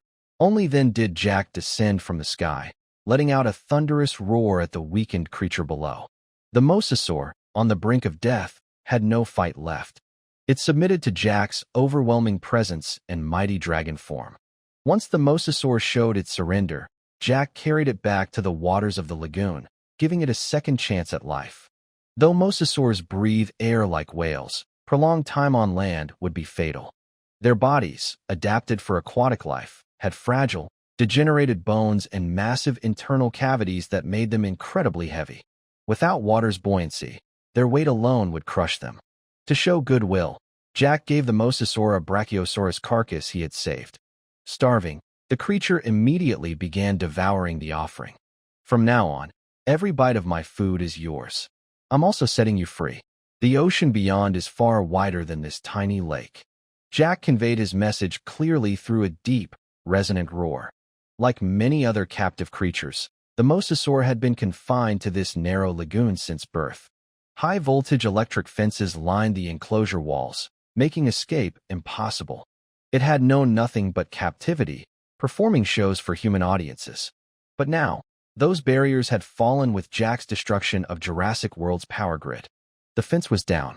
The lagoon was now open, connected to the boundless sea. Ugh! The mosasaur responded with a long, low call, filled with heartfelt gratitude. Where it had once bowed to Jack out of fear, it now followed out of respect. Jack had saved its life, fed it, and, most importantly, granted it freedom. Now, the entire Jurassic Alliance is assembled. With a powerful beat of his wings, Jack rose into the sky once more. He let out a commanding roar, summoning the creatures under his banner. Above, the sky darkened as Quetzalcoatl soared in, followed by swarms of pteranodons and dimorphodons, their wings blotting out the sun. In the waters, the mosasaur surfaced with a mighty splash, sending waves crashing in all directions. On land, the thunder of approaching footsteps shook the earth as carnivorous dinosaurs, large, medium, and small, raced toward the call. Among them were the female Indominus, Gray, the Tyrannosaurus Rex, the Giganotosaurus, the Spinosaurus, the Therizinosaurus, the Allosaurus, the Carnotaurus, the Velociraptor, the Dilophosaurus, and even the tiny but fierce Compsognathus. Screech! Hiss! Roar! This was no ordinary gathering. It was the real-life return of a Dragon King. At a single command, an army of tens of thousands assembled, ready, loyal, and fierce. In the past few days, internal competition had arisen within the newly formed Jurassic Alliance, similar to the power dynamics seen at the Avengers. Jack, the undisputed leader of the dinosaurs, was naturally crowned as the Jurassic Dragon King, claiming the highest rank. Second in command was Gray, the Dragon King's sister. Though still young and not yet fully grown, as a female Indominus Rex, she was destined to become the second strongest land predator, just behind Jack himself. Following them were the 5 Jurassic Lords: Mosasaur, Giganotosaurus, Tyrannosaurus, Quetzalcoatlus, Spinosaurus. Next were the 8 Jurassic vassals: Therizinosaurus, Allosaurus, Carnotaurus, Velociraptor, Dilophosaurus, Compsognathus, Pteranodon, Dimorphodon. With this, the Jurassic Alliance was officially born, its rallying cry bold and proud. Make dinosaurs great again. Ding! Congratulations on completing Jurassic World. Bonus gene points plus 2,000. A sudden notification echoed in Jack's mind. An alert from the simulator system. Completed. Jurassic World. Jack paused, momentarily stunned. Then a surge of data and memories flooded his consciousness, revealing a deeper truth about his world. This wasn't just the world of Jurassic World. No, it was a vast universe woven together from countless monster films. Rise of the Planet of the Apes, Rampage, The Great Wall, The Meg, Kong, Skull Island, Godzilla. One after another, powerful and bizarre monsters existed across this expansive world. The dinosaurs of Jurassic World were only the beginning, just the novice village. Out there were beings like Caesar, the hyper-intelligent ape leader, the trio of rampage beasts, the monstrous Tautai from the Great Wall, the megalodon of the deep, and even the towering titan monsters, Kong, Godzilla, and Ghidorah. These were not just large creatures. They were titans, towering over 100 meters tall, weighing tens of thousands, some even hundreds of thousands, of tons. And many of them wielded supernatural powers far beyond raw physical strength. Even with Jack's current power, he was still tiny, almost insignificant, compared to those godlike beasts. Interesting, he smiled. However, Jack quickly accepted this new reality and even greater expectations for the future.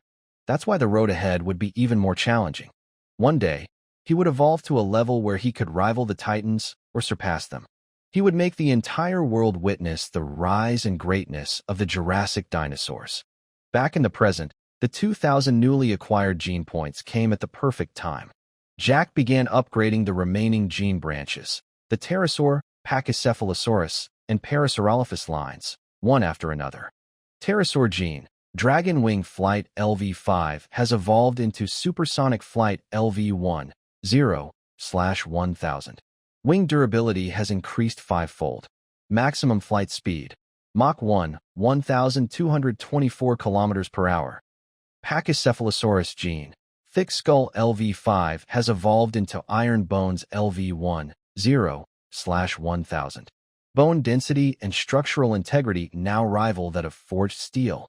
Parasaurolophus gene, Sonic Emission LV5 has evolved into Sonic Pulse LV10/1000. High-energy sound waves emitted from the mouth are now compressed and launched at high speed, forming devastating shockwaves. With the upgrades complete, Jack experienced a dramatic leap in power. His flight speed now reached the speed of sound. His skeletal structure had become tougher than steel, and from his mouth, he could unleash powerful sonic pulses capable of shattering enemies with pure force. The evolution of the Jurassic Dragon King was far from over. Chapter 23, George. Now that the internal threats had been resolved and order created, Jack was ready to expand outward. Let's start with Isla Sorna. After a brief consideration, Jack chose Isla Sorna, the sister island of Isla Nublar, as his first target. It was nearby, larger, long abandoned by humans, and completely uninhabited, making it an ideal refuge for dinosaurs in the future. After giving a few instructions to Gray, Jack soared westward, heading directly toward Isla Sorna. Beyond Isla Nublar stretched the vast, endless expanse of the Pacific Ocean. Isla Nublar lay about 200 kilometers off the western coast of Costa Rica. Isolated from the world, it was often called Cloud Island due to the persistent fog that blanketed it year-round. Isla Sorna was located roughly 140 kilometers west of Nublar. But for Jack, that distance would only take minutes to cover. Huff, huff, huff. High above the sea, Jack flew through the sky, steadily accelerating from his initial 100 kilometers per hour. As his speed increased, so did the air resistance. His massive dragon body began to tremble under the strain. Jack knew that as he approached the speed of sound, the air in front of him could no longer flow around his body smoothly. Instead, it compressed, creating tremendous resistance. This was the sound barrier. If his body weren't durable enough, he'd be torn apart mid-flight, spiraling out of control like a kite with a snapped string. Only with enough physical strength and momentum could he push through that barrier and reach supersonic speed. Roar! With a deafening roar, every muscle and bone in Jack's body cracked, like popping firecrackers. A surge of raw power erupted from within him. His massive wings beat furiously, whipping up a storm below. The ocean churned beneath him, waves rising as if answering his call. Boom, boom. The compressed air ahead finally gave way, bursting apart in shockwaves that trailed from both his head and tail. A thunderous crack echoed across the sky. Sonic boom. Jack had broken the sound barrier. He was now flying at the speed of sound. Meanwhile, on Isla Sorna, several Black Hawk helicopters hovered over the dense jungle as a team from Monarch touched down. Their mission: to find a suitable location for a new monitoring outpost to oversee dinosaur activity from Isla Nublar. Another goddamn island, muttered James Conrad, the field leader of the operation. As former British Air Force Special Forces operative, James had seen more than his share of strange places. In 1973, he'd led an expedition to Skull Island in the South Pacific. Though he escaped that hellish place alive and later joined Monarch, the trauma of what he saw there never truly left him. Now he was back on another remote island, this time tasked with scouting for what would become Outpost 13. It wasn't exactly what he'd had in mind for retirement. "I've had enough of islands," he grumbled again, scanning the treeline warily. "Relax," said Weaver, his second in command. "This is just a recon job. Isla Sorna's pretty quiet these days. Not much dinosaur activity left here, and the ones on Nublar can't make it across the channel." James didn't look convinced, but he gave a curt nod. Let's hope it stays that way. She had once been an anti-war journalist, committed to exposing the hidden truths of the world through her lens. When news of Skull Island reached her, she joined James Conrad on the expedition, determined to uncover what lay beyond the fog. After enduring countless hardships, she narrowly escaped and used the experience to gain a foothold in Monarch. Now, both she and James were core members of Monarch, having since witnessed the existence of multiple titans, monsters that defied belief. James gave a quiet nod. There was no point in complaining anymore. He was already here. All he could do was focus on the mission and wrap things up quickly. After a thorough survey, the team confirmed their selected location for Outpost 13, just off the eastern coast of Isla Sorna. "Almost done. Let's get ready to head back," James said, wiping the sweat from his brow. But something didn't sit right. He had a nagging feeling in his gut. The team had been exploring the island for hours, but they hadn't seen a single living creature, not even birds or insects. For a lush, wild island like Isla Sorna, the silence was unnatural, ominous. Still, the team began boarding the Black Hawk helicopters, ready to return and report their findings. Bang! Suddenly, a massive rock flew through the air and struck one of the helicopters just as it lifted off. The rotor snapped clean off. Boom! The helicopter spun out of control and slammed into the jungle floor, erupting in a fiery crash. The fate of the crew inside was unclear. "Oh my God! What was that?" Weaver gasped, her eyes wide with shock. James froze. His expression changed instantly as he stared toward the treeline. He looked as if he'd seen a ghost. "White. King Kong." His voice trembled. "King Kong," Weaver echoed, stunned. "Isn't he supposed to be on Skull Island? How could he be here?" But before anyone could answer, a hulking figure burst from the forest, a towering, albino gorilla with rippling muscle and immense strength. It stood nearly 12 meters tall and weighed over 9 tons. "Ower!" The beast reared up, pounding its chest with earth-shaking force, letting out a thunderous roar that echoed across the island. "It's not Kong," James muttered grimly, eyes narrowing. "That's George, the albino gorilla. One of the 3 monsters that tore through Chicago last year." Chapter 24, Rampage. A giant wolf leapt, and as its limbs spread wide, it unfurled membranous wings, like a monstrous flying squirrel, allowing it to glide through the air. It launched itself at the Black Hawk II helicopter just as it moved in for rescue. 2222. The crew aboard Black Hawk II immediately opened fire with the M134 heavy machine gun mounted at the hatch, unleashing a barrage on the beast. But the bullets barely scratched its thick, rough hide. Instead of injuring it, the attack only enraged the creature further. In an instant, spikes along the wolf's body shot out like arrows, piercing both the crew and the helicopter's armor, leaving them riddled like hedgehogs. Moments later, the mangled aircraft plummeted to the ground. Airwolf Ralph. From the last remaining Black Hawk I helicopter, Weaver's face went pale as she recognized the terrifying flying wolf. Fear gripped her voice. Retreat. Now. James, piloting Black Hawk I himself, yanked the controls, quickly gaining altitude before banking hard toward the eastern coastline.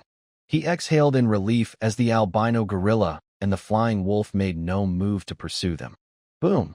Just as the chopper reached the shore, the calm sea below erupted. A colossal mouth, wide enough to swallow the entire helicopter, burst from the water.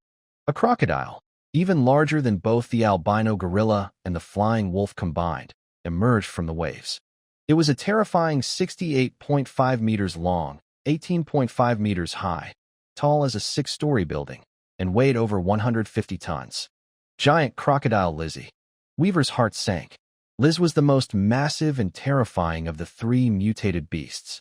Her thick, armored scales made her virtually invulnerable to bullets or artillery. Even tanks were like toys to her. The reason was clear. George, the albino gorilla, and Ralph, the flying wolf, had only been exposed to the vapor from the biogenetic agent, so their mutations were somewhat limited. But Liz had swallowed an entire vial of the serum in one gulp, her mutation far more extreme. Crunch. The giant crocodile's jaws clamped down on the helicopter's tail, yanking it from the sky. We're going down. Brace for impact. James yelled, panic rising in his throat. The scene felt all too familiar. When they first crash-landed on Skull Island, it had been King Kong who took them down. He'd survived that crash, but would he survive this one? With a deafening crash, the Black Hawk I slammed into the coast. Fortunately, the sea cushioned the impact, sparing James and Weaver from immediate death. Still, water poured into the broken fuselage. The two scrambled to unbuckle their restraints, forcing their way out of the wreck. Gasping for breath, they broke the surface, gulping down the salty air. However, as soon as James and Weaver surfaced, they were greeted by the sight of Lizzie, the giant crocodile, towering over them like a living mountain. Her massive, blood-stained jaws and jagged fangs loomed terrifyingly close. Faced with such a monster, they were no different than ants before a titan. Roar! Just as they thought it was all over, a deafening sonic boom echoed across the sky like thunder rolling through the heavens. A split second later, another roar erupted, louder, sharper, tearing through the air with a force that shook the sea and sky. The sheer volume created a shockwave that churned the water into violent waves. Buzz! Even from a distance, the sound overwhelmed them. James and Weaver felt their eardrums throb, their vision spinning. Dizzy and disoriented, they nearly blacked out. Ah! Liz bellowed in pain, shaking her massive head. The roar had caught even her off guard. Abandoning the humans, she turned her huge body toward the source. That's... After regaining their senses, James and Weaver looked up. A colossal 4-legged dragon was descending at breakneck speed, wings spanning over 100 meters, darkening the sky above Sona Island. The beat of its wings stirred a hurricane-force wind that howled across the coastline. It's the male Indominus Rex from Isla Nublar, Miraluz. Both agents gasped in unison, instantly recognizing the beast. They hadn't expected to encounter him so soon. Compared to the briefing data they'd seen before their mission, Miraluz had grown significantly. And the fact that he could break the sound barrier? Terrifying. As the winds howled and the waves rose, the 3 mutated beasts, Lizzie, Ralph, and George, let out furious roars in unison. To them, Isla Sorna was their domain. And this dragon was an intruder. Giant beasts. These 3 looked familiar. Jack, soaring above the island to investigate the strange activity he'd sensed through telepathy. He had barely approached the coast when he spotted the commotion. An albino gorilla, a flying wolf, and a giant crocodile. These are the monsters from the movie Rampage. But they're real? On Sorna? Jack muttered. Well, what perfect timing. He wasn't here just for curiosity. Jack hunted powerful creatures to gather gene points, something ordinary animals couldn't provide. Only exotic, mutated beasts like these were worth the effort. And these three? They were practically walking treasure chests of DNA. Juicy targets, Jack smirked. Let's begin. With a piercing screech, he locked eyes on George, the smallest of the three. His massive wings folded in tight, and he dove like a meteor, casting a terrifying shadow over the gorilla below.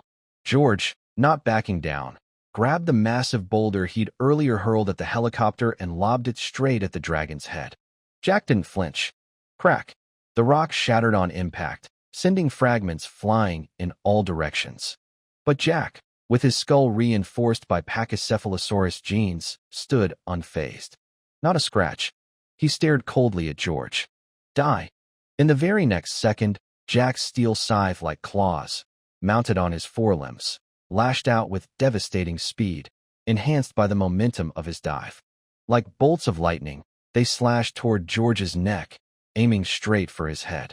Lightning whirlwind strike. PFFF. It was like slicing through fruit with a razor-sharp blade.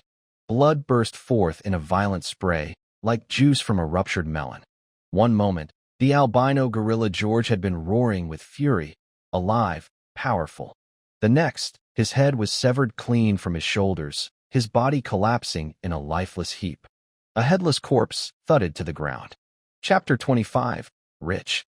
You hunted a mutant silverback gorilla, exotic beast, and obtained 1,000 gene points.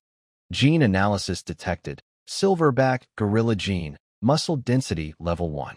Shark gene, unlimited growth level 1. Blue whale gene, high-speed growth level 1. Beetle gene, 100-fold explosive power level 1. 1,000 gene points. As expected from such an exotic beast, it yielded a substantial genetic reward. What truly surprised Jack was that after taking down the albino gorilla, George, he was able to extract 4 distinct animal genes from its body. It had mutated due to biochemical genetic drugs. In the movie Rampage, the genetic alteration was achieved using CRISPR, clustered regularly interspaced short palindromic repeats, a gene editing technology capable of trimming, cutting, replacing, or inserting sequences into DNA. Humans, in this universe, had combined outstanding traits from various animals, such as the unlimited regenerative growth of sharks, the rapid development of blue whales, the explosive strength of beetles, the speed of cheetahs, the defensive spines of porcupines, and the gliding membranes of flying squirrels, to develop biochemical enhancement drugs with diverse gene compositions. The version that mutated George combined shark, blue whale, and beetle genes. Thus, after Jack defeated him, those same genes were extracted. He already possessed the shark's unlimited growth and the whale's high-speed growth abilities, so these were redundant. However, the silverback gorilla's muscle density and the beetle's 100-fold explosive power were valuable. Still, this wasn't the time to absorb new abilities. Let's move, while they're still fighting. With Jack drawing the beast's attention, James and Weaver made their escape, scrambling to flee the brutal battlefield. Staying would have meant certain death. Any of those colossal beasts could accidentally crush them like ants. Roar! Suddenly, Flying Wolf Ralph erupted forward with cheetah-like speed. In a flash, he leapt and lunged at Jack, jaws wide. Crack! Ralph's ferocious bite landed, but instead of piercing flesh, his teeth shattered as if he had clamped down on solid iron. Jack's scales were impenetrable. Realizing his attack had failed, Ralph quickly spread his limbs, unfurling his wing membranes like a glider. He shot into the sky, hoping to flee far from danger. Trying to run? Not a chance. Jack launched into the air, powerful hind legs kicking off the ground, wings spreading wide. His massive dragon body surged upward as his scythe-like claws locked onto Ralph's hind legs. Roar! Panicking, Ralph twisted midair, his muscles straining as he launched a barrage of sharp spines from his back and tail like missiles. These projectiles could pierce helicopter armor, yet they merely bounced off Jack's scales, leaving behind faint scratches.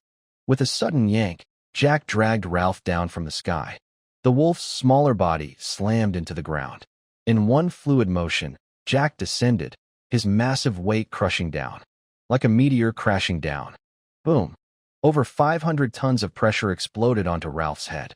His skull shattered instantly, and blood and brain matter splattered across the earth. The flying wolf died on the spot. You hunted a mutant gray wolf, exotic beast, and obtained 3,000 gene points. Gene analysis detected. Gray wolf gene. Endurance enhancement level 1. Shark gene. Unlimited growth level 1. Blue whale gene. High-speed growth level 1. Cheetah gene. High-speed movement level 1. Porcupine gene. Ejecting thorns level 1. Flying squirrel gene. Glider membrane level 1. Compared to the albino gorilla, flying wolf Ralph had fused with more animal genes and yielded even more gene points. The place where Jack slammed Ralph down was dangerously close to James and Weaver, so close that they were nearly crushed into bloody pulp. Before they could even catch their breath, Jack had already stomped Ralph's head into the ground. A thick mix of brain matter and blood splattered across the coastline of Sona Island like spilled paint. Both James and Weaver were drenched in the foul-smelling liquid, faces dripping with gore. Ugh! At that moment, the massive but slow-moving crocodile, Lizzie, finally lumbered up to Jack. Facing this reptilian giant, larger even than himself, Jack felt a flicker of interest. This creature wasn't just enormous. It boasted immense offensive and defensive power. Its gaping jaws, backed by a terrifying bite force, could crush a tank. Its thick, bone-plated scales rendered it nearly immune to conventional human weaponry. Taking it down wouldn't be easy. Boom. Just as it neared, Liz, despite her sluggish frame, suddenly twisted her body. Her massive tail whipped around, launching her upper body forward like a spring. What explosive power! Jack instantly sensed a fierce gust of wind rushing toward him. The crocodile's mouth opened wide in a grotesque arc, lunging straight for Jack's neck. If those jaws clamped down, and the crocodile followed it with a death roll, the outcome could be catastrophic. But Jack was faster. Thanks to his telepathic perception, he had already foreseen Liz's move. He raised both forelimbs and caught the crocodile's massive jaws in one fluid motion, stopping them mid-snap. Then, with a violent surge of strength, he began to force them apart. King Kong jawbreaker. Kaka. The muscles in Jack's limbs tensed like steel cables. As pressure built, the upper and lower jaws of the crocodile creaked ominously. Cracking sounds echoed as the bone and cartilage strained. Realizing the danger, Liz thrashed wildly, trying to break free, but it was too late. Jack ripped the jaws wider and wider, tearing them at the corners until the beast could no longer close its mouth. Grah! Liz bellowed in agony and struggled with renewed desperation. Driven by rage and pain, she lunged again, attacking like a creature with nothing left to lose. Shoo! With a whip of her long, sinuous tail, Jack twisted his massive body with remarkable agility. Jack sidestepped the charge with a smooth, serpentine motion, easily evading the desperate crocodile's reckless strike. This was the high-speed movement and lightning-fast reaction that the advanced Velociraptor gene granted.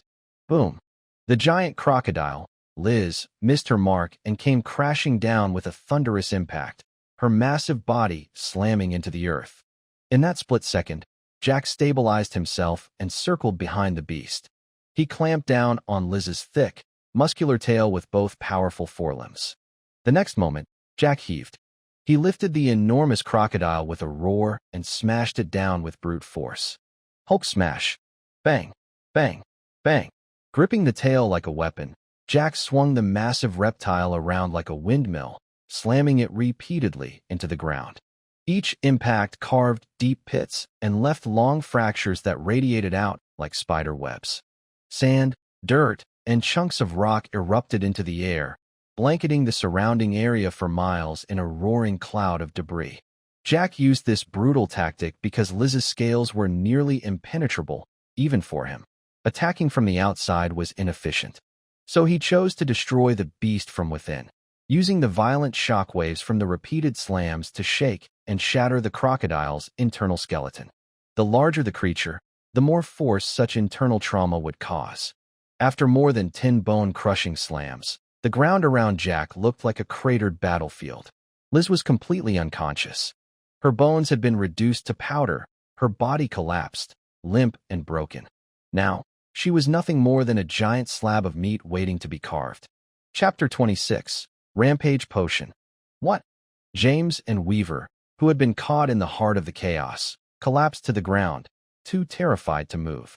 They were drenched in the blood and brain matter of the flying wolf, Ralph. Worse still, they'd narrowly avoided being crushed several times when Jack slammed the massive crocodile, Liz, around like a rag doll. By some miracle, they'd survived. It felt unreal.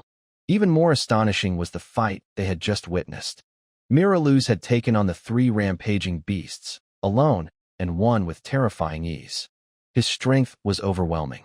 These were the same beasts that had decimated the American forces and thrown Chicago into panic. Yet here they were, slaughtered like common prey at Miraluz's hands. "This one's tough. Still breathing," Jack muttered, eyeing the twitching body of Liz, the giant crocodile. He casually dragged the beast's battered form to the edge of a deep pit and flipped it over, exposing its pale underbelly. Rip. Without hesitation, he drove his steel scythe like claws into its abdomen. One swift pull, and the belly tore open, spilling steaming organs and a flood of blood onto the earth. This time, no matter how strong Liz's life force had been, it was like a candle in a hurricane, flickering, then gone. Silence. No more movement. You have hunted in mutant American alligator, exotic beast, and earned 10,000 gene points. Gene analysis complete. Traits extracted. Alligator gene. Bone armor, LV. 1. Shark gene. Unlimited growth, LV. 1. Blue whale gene. High-speed growth, LV. 1. Wild boar gene. Giant tusks, LV. 1. African spiny mouse gene. Rapid self-healing, LV. 1.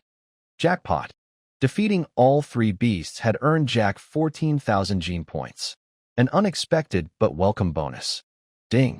Rampage, quest cleared. Reward, 3 times Rampage Potion. Rampage Potion, a genetically engineered serum from the movie Rampage, fuses multiple animal genes to trigger powerful mutations in target creatures. Another notification echoed in his mind. Rampage Potion? Jack raised an eyebrow. Now this was valuable. Not for himself. He already had a vast library of genetic data, but for the dinosaurs of the Jurassic Alliance, it was priceless. These potions could help them evolve, fusing multiple animal traits like the 3 mutant beasts had. Humans. Only now, as the smoke cleared and the battlefield settled, did Jack notice James and Weaver lying nearby. He hadn't even registered them during the fight, like a person ignoring ants underfoot. But now they were trembling wrecks, clearly overwhelmed by the violence they had witnessed. They looked oddly familiar. Wait, aren't those guys supposed to be Loki and Captain Marvel? The thought passed through Jack's mind like a glitch in the Matrix. Don't tell me this world is also tied into the Marvel universe? That would be insane. But a closer look told him the truth. They were just regular people. Civilians. They'd collapsed in terror the moment the fight started and hadn't moved since. Nearby, the wreckage of a Black Hawk helicopter smoldered. Its fuselage bore a distinctive funnel-shaped emblem, marked with the word Monarch. The shadowy group with its hands in every major kaiju event on record. Jack finally recognized them. These 2 humans were members of the Monarch organization from the MonsterVerse. What are Monarch agents doing on Isla Sorna? Were they here tracking the 3 rampaging beasts? Or were they after him and the Jurassic dinosaurs? Whatever their purpose, Jack didn't care. He had no intention of allowing humans to monitor his territory, and that included the so-called Monarch organization. How can you expect to sleep peacefully with someone lying beside your bed? That old saying echoed in his mind. James and Weaver had just managed to crawl out of the rubble, dazed and filthy. But then, a chill ran down their spines. They looked up, only to see the burning red eyes of Miraluz staring straight at them. A moment later, a massive dragon foot, like the limb of Optimus Prime himself, descended like a pillar from the heavens. It crashed with unstoppable force, snuffing out their lives as easily as stepping on ants. With that minor threat eliminated, Jack focused on cleaning up the battlefield. He dragged the corpses of the 3 mutant beasts into a pile and began feasting. You consumed mutant crocodile flesh. Gene points +1.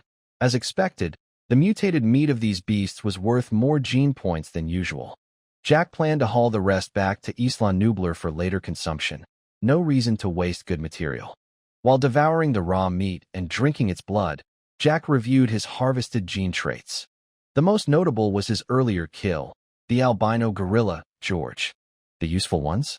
Silverback gorilla gene, muscle density, LV1. This trait increased the weight and compactness of muscle fibers. The denser the muscle, the harder it became, reaching a point where it could rival steel in toughness. With this gene, Jack's body could shrug off bullets and withstand direct explosive impacts. With his skin and bones already reinforced, Jack's transformation progressed rapidly. His body now boasted steel-plated skin on the outside and steel-hardened bones within, so it was natural that his muscles couldn't be left behind. If he could push his muscle density to match the strength of steel, his entire body would transcend the limitations of flesh and blood, no longer bound by the fragility of carbon-based life. Like a living tank, skin, muscle, and bone would form 3 layers of composite armor. His defenses would be stacked to the extreme. The beetle gene, 100-fold explosive power, LV1, was a game-changer. Despite their small size, beetles can lift over 100 times their weight. This raw strength comes from their unusually complex muscle tissue, densely packed fibers loaded with explosive potential. Combined with the silverback gorilla gene's muscle density, LV1, the synergy was clear. Both genes enhanced his musculature, offering not just brute force but also increased resistance to external damage. Jack had no intention of missing out on either. Next came the animal genes harvested from Flying Wolf Ralph. The most valuable among them was the gray wolf gene, specifically endurance boost, LV1. This trait strengthened key internal organs, the heart, lungs, liver, and kidneys. The heart and lungs improved oxygen flow, allowing his body to perform longer without fatigue. The liver and kidneys enhanced metabolic function, reducing strain during high-intensity exertion. The result? Sharply increased stamina and sustained combat potential. Finally, from the giant crocodile Lizzie, the standout was the African spiny mouse gene. Rapid self-healing, LV1. This incredible trait allowed the spiny mouse to shed large portions of its skin to escape predators, like a gecko sacrificing its tail. But what made it remarkable was its regeneration. The lost tissue, including sweat glands, hair follicles, even cartilage, regrew quickly, leaving almost no scars. Jack was impressed. Together, these genes shored up his current weaknesses, muscle strength, internal endurance, and recovery. They brought him closer to his ultimate goal, to become a hexagonal warrior, a creature balanced in all attributes: strength, defense, constitution, agility, intelligence, refining the skin, flesh, tendons, bones, and organs, dominating melee, ranged, and support combat roles, mastering land, air, and sea. Only a creature that excelled in all areas could be called the ultimate life form. Fusion. After devouring the beast's meat and quenching his thirst with blood, Jack initiated the integration process. One by one, he merged the carefully selected genes into his body. He then spent gene points to upgrade them, forcing his physiology through another massive leap forward. His body crackled with power. A new evolution had begun. Chapter 27, Breakthrough. The silverback gorilla gene muscle density LV5 has advanced to steel muscle LV1, 0/1000. Muscle density X5, strength akin to steel. The beetle gene 100-fold explosive power LV5 has been upgraded to 1000-fold explosive power LV1, 0/1000. Burst power up to 1000x body weight. The gray wolf gene endurance enhancement LV5 has evolved into internal organ enhancement LV1, 0/1000. Organ strength increase, boosts vitality, slows aging, grants poison immunity. The African spiny rat gene, fast self-healing LV5 has been upgraded to high-speed regeneration LV1, 0/1000. 5x faster healing, regenerates limbs and organs. It was unclear how long the fusion process lasted, but eventually, the integration of multiple animal genes came to an end. Roar! Jack opened his eyes and let out a thunderous roar that sent a shockwave across the coast of Isla Sorna Island. The searing pain in his muscles, organs, and every part of his body gradually faded. Open data panel. Name: Jack.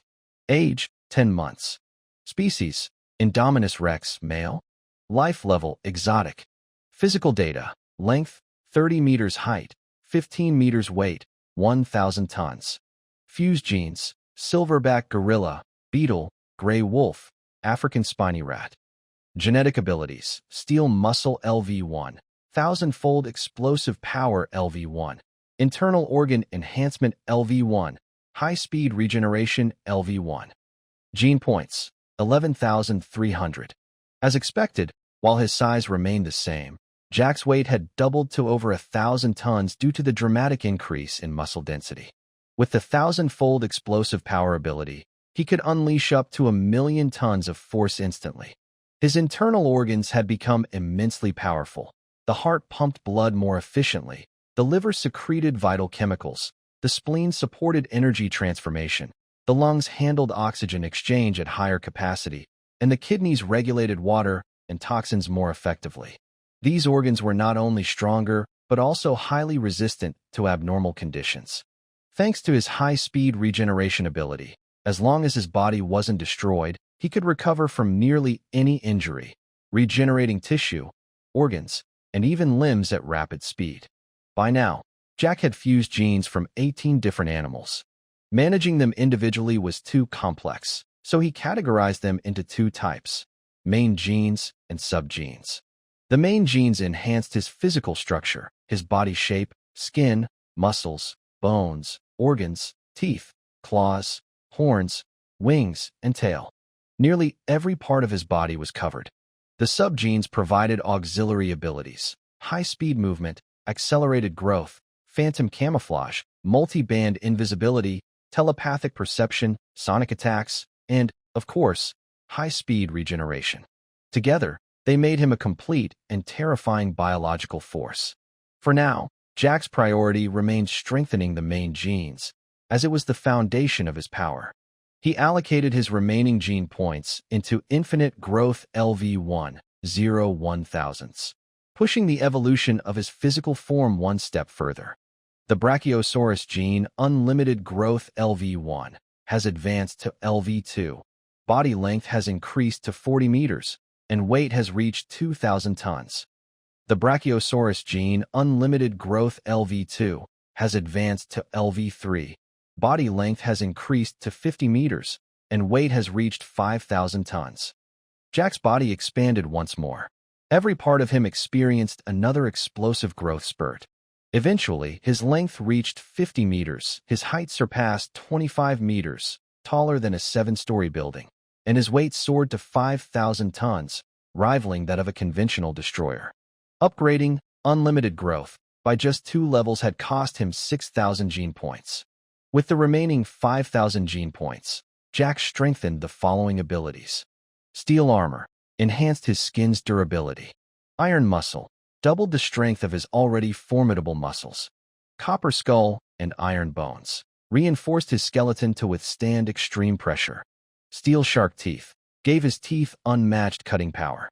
Steel sickle claws sharpened and reinforced his claws for lethal slashing power. These upgrades significantly boosted both his offensive and defensive capabilities. After nearly exhausting his remaining gene points, Jack returned to reality and resumed patrolling the island. He quickly discovered that the island was nearly devoid of other creatures. Most had been wiped out by the 3 violent beasts he'd encountered earlier. Even so, the overall ecological environment of Isla Sorna remained largely intact. Since the Jurassic Park disaster of 1993, the island had been abandoned and untouched by humans. As a result, its ecosystem had naturally stabilized over the decades, making it an ideal habitat for dinosaurs. Jack was already considering making Sorna his secondary base. He planned to migrate more dinosaurs here from other areas slowly over time. It's almost time. As dusk fell, Jack didn't linger.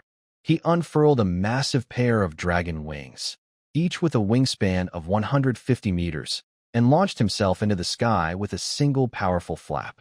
Carrying the corpses of the three violent beasts, he soared away from the island, returning to Isla Nublar.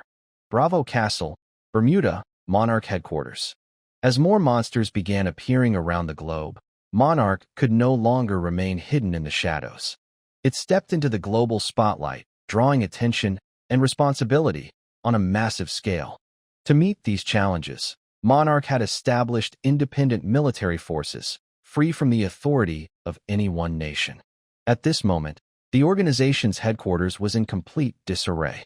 According to the latest data, a lead scientist reported urgently, ever since Caesar led the ape uprising 2 years ago, and the genetically engineered drug YLZ-113, developed by the San Francisco biotech company Gensys, was leaked, a new viral strain has been spreading rapidly.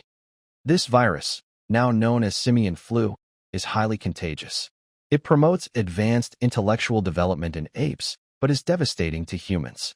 Infected individuals suffer severe respiratory and gastrointestinal symptoms, and the survival rate is only 1 in 500.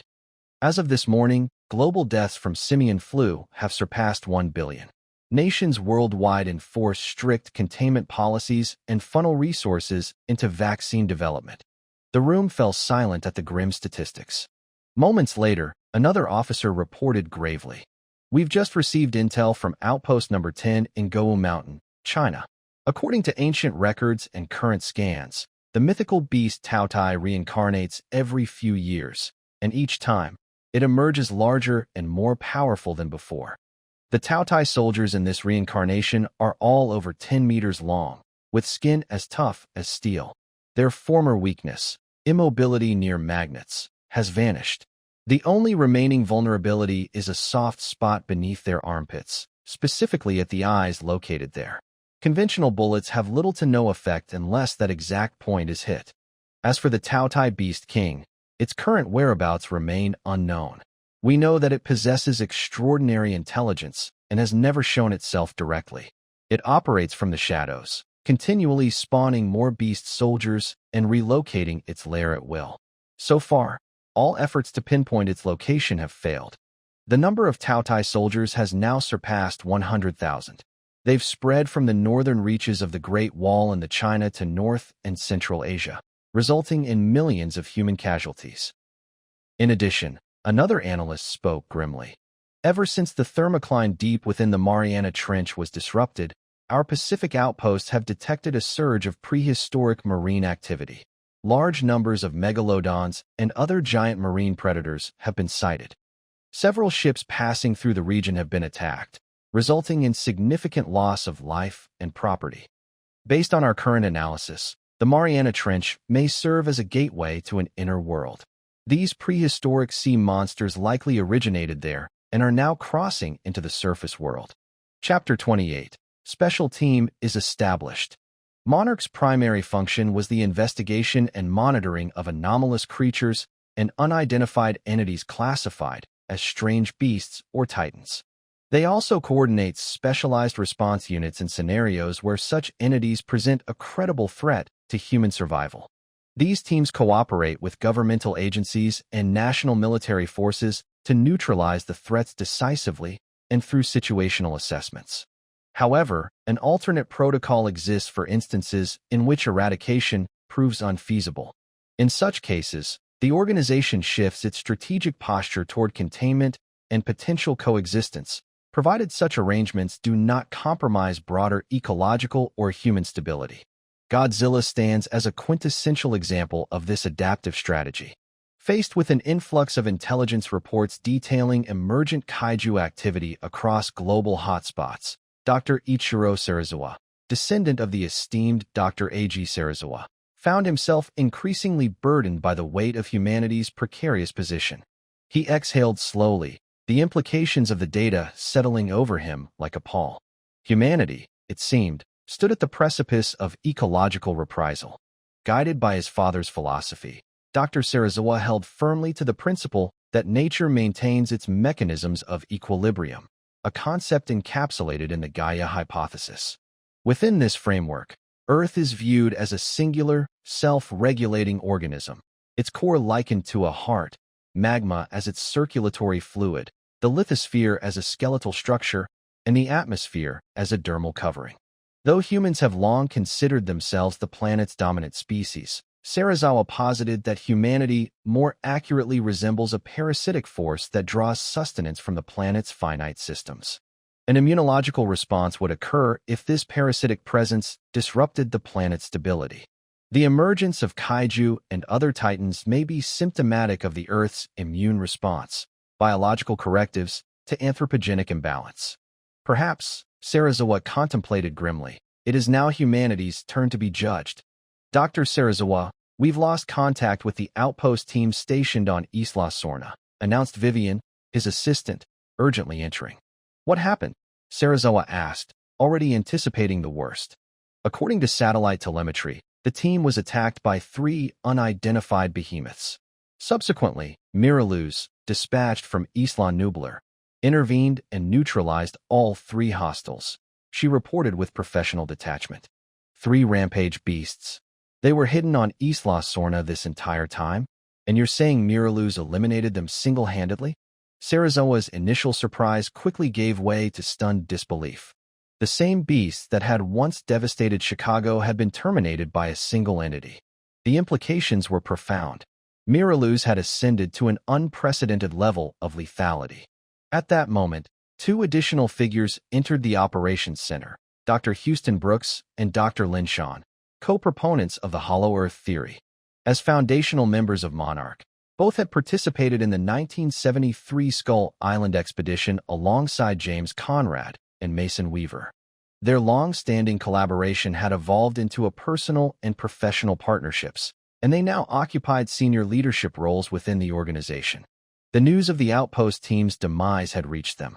Grief etched their expressions, underscoring the high cost of humanity's ongoing engagement with these ancient titans. Dr. Serizawa, we're forming a special task force to target the newest man-made monster, Miraluz, Brooks said with conviction. According to our expert team's assessment, Miraluz has been raised in captivity by humans since childhood. It harbors deep hostility toward humanity. Its danger level has officially been classified as Class A. We must eliminate it before it fully evolves. If we allow it to continue advancing, the consequences could be catastrophic. Serizawa frowned, the weight of the situation pressing on him. But we're already short on personnel, he replied with a sigh. And Isla Nublar falls under Costa Rican jurisdiction. They don't have a standing army, only police and internal security forces. I'm afraid they won't be able to assist us. Monarch had already deployed multiple special teams across the globe to combat emergent threats. Resources were stretched thin. Requesting reinforcements from other nations was pointless. Each was preoccupied with its own monster crises. We'll lead the task force ourselves, Lin Shan said confidently, stepping forward. We'll organize a unit and head to Isla Nublar directly. Our goal is twofold. Eliminate Miraluz and secure the island by taking control of all the dinosaurs. We cannot allow them to pose a threat to humanity. After all, Nublar wasn't Skull Island. There were no perpetual thunderclouds, no bizarre, ancient predators lurking in every shadow. It was home only to genetically resurrected dinosaurs, creatures whose biology, in theory, was familiar. And Miraluz? A mutant dinosaur. Strong, yes, but could it be more dangerous than the skullcrawlers or King Kong himself? Serizawa looked at Brooks and Lin Shan. Their confidence was unwavering, but he hesitated. Miraluz had already displayed power far beyond expectations. There was something more to it, something primal, perhaps intelligent. In Serizawa's experience, it wasn't weakness that doomed humanity. It was ignorance and arrogance. Still, Brooks and Lin Shan were resolute. Driven by a desire to avenge their fallen colleagues, their decision was final.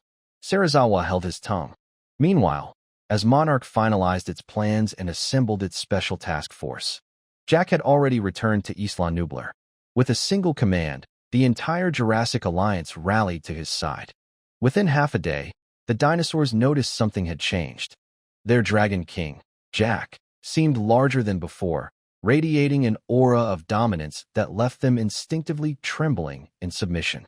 Hovering high above on enormous wings, Jack surveyed his domain.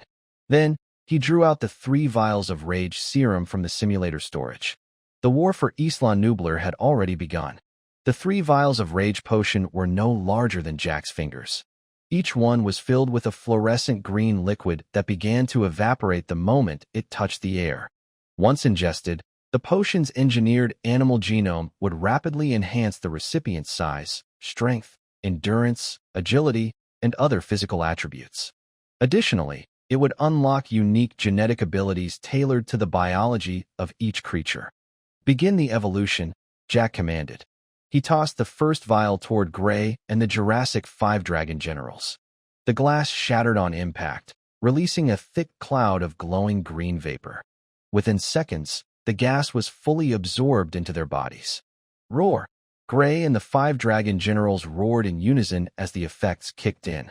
A strange sensation surged through their limbs. Powerful, overwhelming, unfamiliar.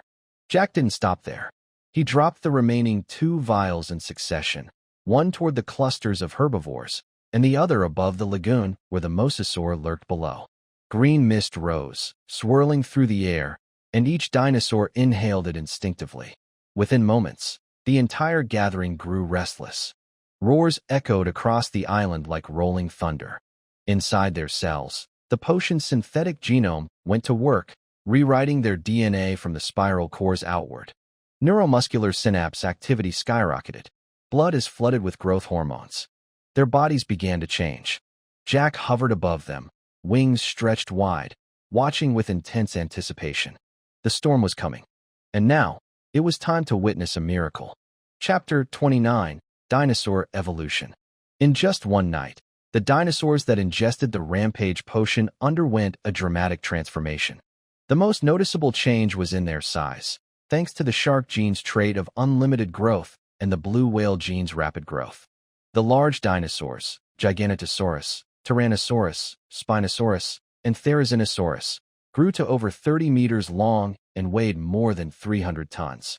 Medium-sized dinosaurs like Allosaurus, Carnotaurus, and the still-growing Gray reached over 20 meters long, weighing around 50 tons. Even the small dinosaurs, such as Velociraptor, Dilophosaurus, and Compsognathus, grew to more than 10 meters and weighed about 10 tons. Among the flying reptiles, Quetzalcoatlus now had a wingspan of over 50 meters, rivaling a large passenger jet. Pteranodon and Dimorphodon reached wingspans of 20 meters and 10 meters, respectively.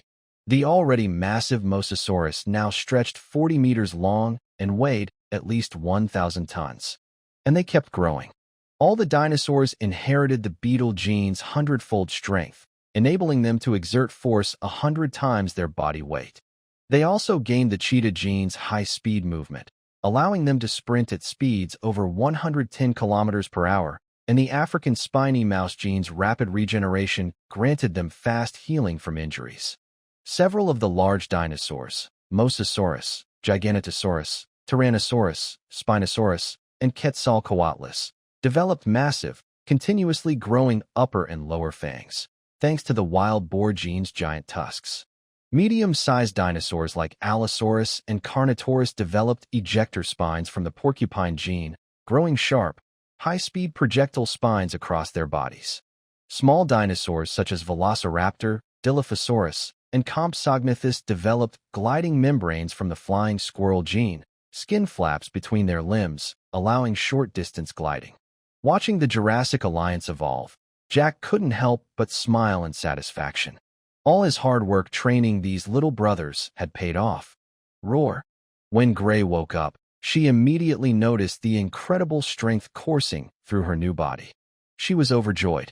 Without hesitation, she went to find her brother. She couldn't wait to show him. As Gray made her way through the jungle, she was stunned to see that the other dinosaurs had become larger and more powerful. So, I'm not the only one who evolved. Jack noticed her reaction and couldn't help but chuckle.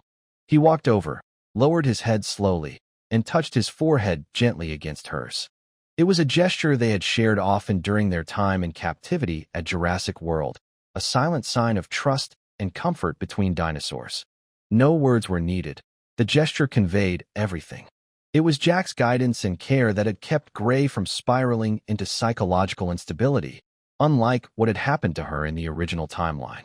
Thanks to him, she had not followed the tragic path shown in the films. But now, everything had changed. Together, they had fought, resisted, and finally won back their freedom. Still, freedom came at a cost. Jack knew all too well that the humans wouldn't give up easily. If they wanted to protect this hard-won freedom, they would have to keep fighting to the very end. Meanwhile, the morning mist hung low over calm waters hundreds of miles away in the Pacific Ocean. A gentle breeze passed through the stillness. But the peace was short-lived. A powerful warship cut through the ocean like a blade, kicking up massive waves and filling the air with the unmistakable tension of impending conflict. Under satellite surveillance, a 150-meter-long, 20-meter-wide destroyer surged forward. Its hull bore the Monarch insignia. This was an Arleigh Burke-class Type 9000A destroyer, with a full load displacement of 9,000 tons. It was a staple of the American Navy and a core vessel of Monarch's maritime forces. Armed with the Aegis combat system and phased array radar, the ship could reach speeds over 30 knots. Its weaponry included an 45 Malawian Quach's naval gun and 15 Malawian Quach's close-in weapon system, CIWS, and an 41 Malawian Quach's vertical launch system. Capable of carrying up to 90 missiles, including SM-2 surface-to-air missiles and rocket-assisted torpedoes, it boasted formidable offensive and defensive capabilities across air, sea, and land. Inside the destroyer's command room, tension filled the air. "How's it looking? Has the satellite picked up any trace of Miraluz?" asked Commander Brooks. "Not yet," replied a crew member. Miraluz is said to have the ability to mask its infrared signature and electromagnetic emissions. It's incredibly difficult to pinpoint its location. The ship's captain, Colonel Diane Foster, Image, a composed and commanding black woman, stood silently, her eyes locked on the screens. She led G-Team, the elite special operations unit within the Monarch organization. Originally formed to combat Godzilla, G-Team, short for Godzilla Team, was now being deployed against the unpredictable threats emerging across the Pacific. After Godzilla's disappearance, Team G had been reassigned to Monarch's main headquarters. Only high-ranking executives like Brooks and Lin Shan had the authority to deploy them. "Don't worry," Lin Shan said, placing a reassuring hand on her husband, Brooks' shoulder. "Miraluz's lair is on Isla Nublar. As soon as it shows itself, our Aegis system will lock on automatically. With this kind of firepower, it won't stand a chance." All their concerns stemmed from fear of inadequate firepower, but that was no longer a problem. The Burke-class destroyer they were aboard was equipped with some of the most advanced weaponry in naval warfare. At the bow, a 127 million Malawian Quach's 45 naval gun stood ready. Just in front of the bridge was the 15 Malawian Quach's close-in defense system, and below the deck, 4 sets of 8-cell vertical launch systems were armed and primed. The ship's primary weapon, the SM-2 surface-to-air missile, was one of the world's most advanced medium and long-range naval missiles. With a range of 105 kilometers, an operational ceiling of 25 kilometers, and a top speed exceeding Mach 3, it gave them a significant edge. With such overwhelming firepower, they had little reason to fear a single mutated dinosaur. "What about the other dinosaurs on Isla Nublar?" Colonel Foster asked. "For that," Lin Shan replied, "Mr. Lockwood, one of the original founders of Jurassic Park, reached out to us. He sent his assistant, Eli Mills, to accompany this operation. Lockwood says he wants to resume oversight of the island and continue caring for the dinosaurs." She turned and gestured for the man waiting outside to enter. Eli Mills, Image, stepped in, dressed in a tailored suit and wearing a professional, confident smile. If Jack were present, he would have recognized him instantly. Eli Mills was the man who betrayed Benjamin Lockwood in Jurassic World, Fallen Kingdom. Despite his polished appearance and polite words, Mills had no interest in protecting the dinosaurs. His real agenda was far more sinister: to gain control of the creatures, smuggle them off the island, and auction them on the black market for profit. Chapter 30, Food sources. Eastern Pacific Ocean. Since the dinosaurs ingested the potion, Jack had to consider developing new energy sources. As the creatures grew larger, so did their appetites. The food supply on the island was becoming scarce, and the dinosaurs could only be sustained by expanding their hunting grounds into the vast surrounding ocean. At this point, Jack led the mosasaur, Quetzalcoatlus, and a group of pterosaurs away from Isla Nublar and into open waters. Land-based dinosaurs like Gray, the Tyrannosaurus rex, Giganotosaurus, and others first needed to adapt to the ocean environment. They had to become familiar with water and learn to swim before they could follow Jack and the others. In addition to living on land and in the air, you'll also have to adapt to life in the water, Jack thought, flying low over the waves. To acquire the genetic traits needed for aquatic life, they would need to start with marine animals. There were many possibilities. Fish, for example, rely on gill-based respiration. Gills located in the pharynx absorb dissolved oxygen directly from water. Marine reptiles and mammals, on the other hand, use lungs. They can dive deep thanks to their lungs' high oxygen capacity, but must resurface periodically to breathe. Between the two, gill breathing was better suited for long-term aquatic living. Jack also knew the ocean held many extraordinary creatures with unique abilities, traits he could potentially integrate. Electric rays, for instance, can naturally discharge electricity, similar to electric eels, though rays live in salt water and eels in freshwater. Box jellyfish are among the most venomous creatures on Earth. A single sting can kill up to 60 adults, with death occurring in as little as 30 seconds, making their toxin the fastest acting in the animal kingdom. Then there's the peacock mantis shrimp, capable of striking with incredible speed, up to 80 kilometers per hour in just 1/500th of a second, with the acceleration of a fired bullet. Turritopsis dohrnii, the so-called immortal jellyfish, can revert from its mature form to a juvenile state and grow again, reminiscent of the rebirth powers of the legendary Mothra. Tardigrades, also known as water bears, possess extreme resilience. They can survive dehydration, oxygen deprivation, extreme temperatures, deep sea pressure, and even nuclear radiation. They are the ultimate survivors.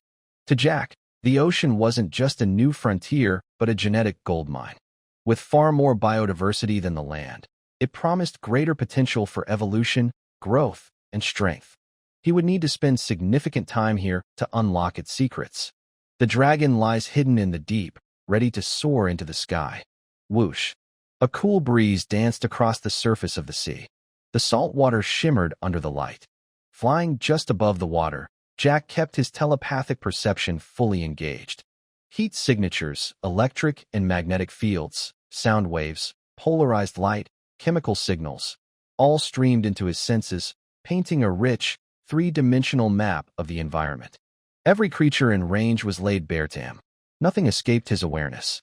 Every detail, no matter how small, was visible. So many fish. Beneath the waves, massive schools of fish swirled through the ocean like living tornadoes, a breathtaking sight. To Jack, however, they were more than just a spectacle. They were walking gene points. Crash! In the next instant, Jack folded his dragon wings and plunged into the sea below. The previously calm surface exploded as his massive form slammed into the water, sending towering waves in all directions. It was as if a depth charge had gone off. Fish burst into the air in every direction, raining like a silver storm. You hunted a herring and gained 0.2 gene points. You hunted a mackerel and gained 0.3 gene points. Though each small fish only offered a few gene points, they added up over time. The cumulative reward was nothing to scoff at. High above, Quetzalcoatlus and its flock of pterosaurs dove joyfully into the sea behind him, snatching fish mid-dive and kicking up waves as they broke the surface. Meanwhile, the mosasaur, experiencing the open ocean for the first time after growing up in a confined lagoon, opened its massive jaws wide. Like a jubilant whale, it swallowed schools of unfamiliar fish with abandon. For the first time since its youth, it felt the breath of true freedom, gliding and diving through endless blue, hunting on its own without constraint. Fish genes, gill-breathing LV1, and aquatic adaptation LV1 detected. Extract. At that moment, Jack heard the familiar prompt in his mind. Extract. Without hesitation, Jack broke the surface for air and confirmed the extraction. He felt a familiar warmth surge through his body as the genes fused. A new set of respiratory organs began forming, fish-like gills on both sides of his neck. The structures were discrete but complex, covered by protective gill flaps resembling regular scales. Each gill hid 4 chambers, with double rows of gill filaments lined with fine lamellae. These expanded wide when submerged, significantly increasing surface area and allowing for continuous absorption of dissolved oxygen. Jack could still rely on his lungs on land or in the air. But now, he had a new option in the water: seamless, efficient gill breathing that would allow him to thrive in the ocean's depths. He was no longer just a creature of land or sky. He was becoming something more. In addition, Jack's senses, and even his body, had begun to change in subtle yet profound ways. His vision adapted to the dim, shifting light of the ocean depths. His hearing tuned itself to the muffled acoustics of underwater currents. His sense of smell was refined to detect chemical traces carried by the tides. His body evolved, more streamlined now, with contours built for slicing through water. Every curve and line helped reduce drag and boost his speed. Perfect. When Jack dove again, his gills functioned flawlessly, drawing in oxygen from the water around him. He could breathe freely beneath the surface, just like a native-born fish. His strong, slender limbs and powerful tail moved in perfect rhythm, propelling him forward with graceful, paddle-like strokes. From this moment on, it wasn't just the sky above or the land below waiting to be conquered. The vast ocean had become his new domain. Bzzz. Suddenly, Jack's sharpened senses picked up a disturbance. The electromagnetic field in the water had shifted dramatically. Marine creatures nearby scattered in panic, stirred by an unfamiliar presence. He broke the surface and looked toward the source of the disruption. Far in the distance, a dark shape loomed, small at first, but growing steadily larger. A warship. It was headed straight for Isla Nublar.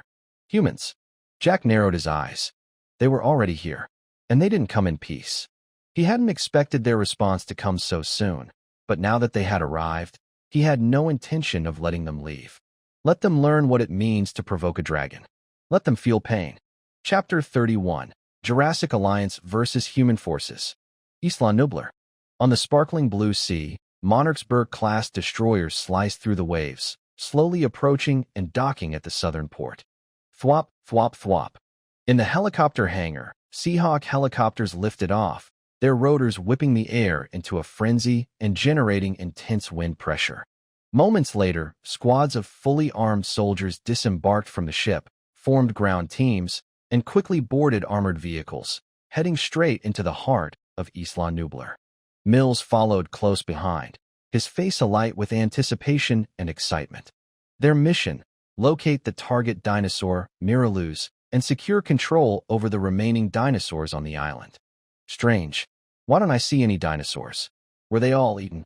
The Seahawk helicopters swept over the ruins of Jurassic World, now a shadow of its former self, crumbling and overgrown.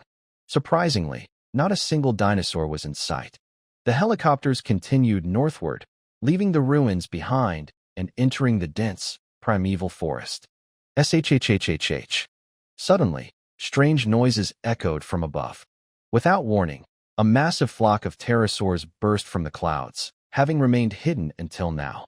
Their wings beat violently as they descended upon the 2 Seahawk helicopters. Leading the charge was a Quetzalcoatlus, its wingspan stretching over 50 meters, larger than the 3 Seahawk helicopters combined. Behind it flew a swarm of pteranodons and dimorphodons, their sheer numbers turning the sky into a churning storm of wings and screeches. Oh my God! Can someone explain how these pterosaurs got so huge? Mutations. These pterosaurs mutated, too. The pilots were stunned, breathless, unable to believe what they were seeing. Weren't the dinosaurs on Isla Nublar just ordinary animals? Why did they now look like monsters on steroids? Boom. The massive Quetzalcoatlus dove straight into one of the Seahawk helicopters. Its long, chisel-like beak smashed through the cockpit windshield. With brutal force, its talons tore through the helicopter's armor as if it were paper. Other pterosaurs quickly joined the assault, swarming the helicopters, tearing them apart midair. Requesting support. Requesting support. We're under attack by a swarm of mutant pterosaurs. Seahawk 1 is down. Seahawk 1 is, climb. Climb. Open fire. No. The radio crackled with broken transmissions, panicked shouts from the pilots, the shrieks of attacking pterosaurs, bursts of cannon fire, and finally, the gut-wrenching sound of a helicopter crashing. Southern Dock Area, Burke-class destroyer. Inside the command center, Brooks, Lynn Shawn, Colonel Foster, and others stood frozen as the horrific audio played through the communicator. On the large tactical screen, the vital signs of the Seahawk pilots vanished one by one. They stared at each other in stunned silence. Mutated pterosaurs? That wasn't part of the briefing. When did the flying reptiles of Isla Nublar start mutating, too? Thwop, thwop, thwop. Northern primeval forest. The ground troops had just begun to advance when something stirred among the trees. From the dense foliage, massive carnivorous dinosaurs emerged, dozens of them, in all shapes and sizes. It quickly became clear the humans had walked straight into an ambush. These dinosaurs, the soldiers inside the armored vehicles stared in horror. Towering above them, the creatures were the size of 4- or 5-story buildings, like mobile fortresses made of muscle and bone. Their eyes widened with terror. Monsters. The dinosaurs of Isla Nublar weren't just dinosaurs anymore. They were engineered nightmares. Surrounding the convoy, the massive predators tightened the circle. Their bloodshot eyes glinted with hunger and cruelty. To them, the soldiers were nothing more than a fresh delivery of prey. Then came the roar, deep, thunderous, and primal. Gray, the massive leader of the pack, let out a bellow that shook the trees. It was the signal. The Jurassic Alliance had begun its assault. Roar! With the speed of a cheetah, Gray launched himself forward. Despite her 50-ton frame, she moved with terrifying agility. She slammed into one of the armored vehicles with bone-crushing force. The impact sent the vehicle flying, flipping through the air before crashing down in a mangled heap of steel. No one inside survived. Bang! Next came Rexy, the fearsome Tyrannosaurus Rex. She charged forward and stomped down on another armored vehicle like it was a soda can. At 15 meters tall, her foot alone was nearly the size of the vehicle's roof. With a single step, the steel hull caved in. The soldiers inside didn't stand a chance. Elsewhere, Giganotosaurus and Spinosaurus tore into vehicles with their jaws, lifting the metal husks like toys. Their serrated teeth pierced through the armor and the soldiers within in one savage bite. Allosaurus and Carnotaurus fired off volleys of spine like projectiles from their mutated hides. Each spine ripped through the metal plating of the vehicles, leaving gaping holes in their wake. Meanwhile, the smaller predators, velociraptors, Dilophosaurs, and Compsognathus, had lain in wait above. They swooped down from the treetops with leathery gliding wings, landing on the vehicles like shadows. Claws and fangs made quick work of the thin outer shell, precisely tearing into the interiors. Boom, boom, boom. All around, the scene repeated itself. One armored vehicle after another was either launched into the air or flattened beyond recognition. The soldiers' hasty artillery fire barely scratched the surface of the creature's thick hides. It wasn't a battle. It was a massacre. Plain and simple. The entire ground force of human soldiers stood no chance. Overwhelmed and outmatched, they were annihilated in mere minutes, completely wiped out before they could mount a proper resistance. Impossible. How is this possible? Mills, once full of dreams about getting rich from capturing dinosaurs, now stared in stunned disbelief. Just before his death, his face twisted in despair. These creatures were man-made. Humans had brought them to life. They were supposed to be controllable, obedient. But now, they were the ones doing the hunting. What a cruel, ironic end. Inside the Burke-class destroyer, Brooks, Lynn Shawn, Colonel Foster, and the others stood frozen before the command screen. They watched in horror as, one by one, the life signals of the deployed soldiers vanished from the display, each loss coldly logged like a light blinking out. It was a slaughter. Quick, efficient, inhuman. The entire operation had unraveled in minutes. What was happening?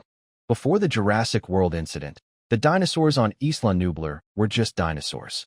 Dangerous, yes, but still within the realm of science. Now, they had become something else entirely. Something unnatural. How did they mutate this fast? Lin Shan's face had gone pale. His voice was barely a whisper. Could it be Miralu's? They still hadn't located the creature. But something told them he was the key to everything, the architect of this chaos. No other explanation made sense. Who else but him could have triggered such a monstrous transformation across the entire island? Beep, beep. A sharp, blaring alarm broke the ship's silence, snapping everyone to attention. Rumble. A low, thunderous series of sonic booms echoed from above. The crew rushed to the deck, eyes scanning the skies. And then they saw it. A colossal silhouette emerged from the clouds, a giant, four-legged flying beast. Its immense wingspan blotted out the sun as it descended, casting a suffocating shadow across the ship and sea like a dark storm rolling in. It wasn't just large, it was commanding, ferocious, dominant. The sheer presence of the creature instilled a crushing sense of dread. It wasn't just another dinosaur. It was a force of nature. Chapter 32. Do you think you can kill me? Miralu's. The moment they spotted the familiar form of the four-legged flying dragon, panic swept through the crew. Brooks, Lin Shan, Colonel Foster, and the others sprang into action.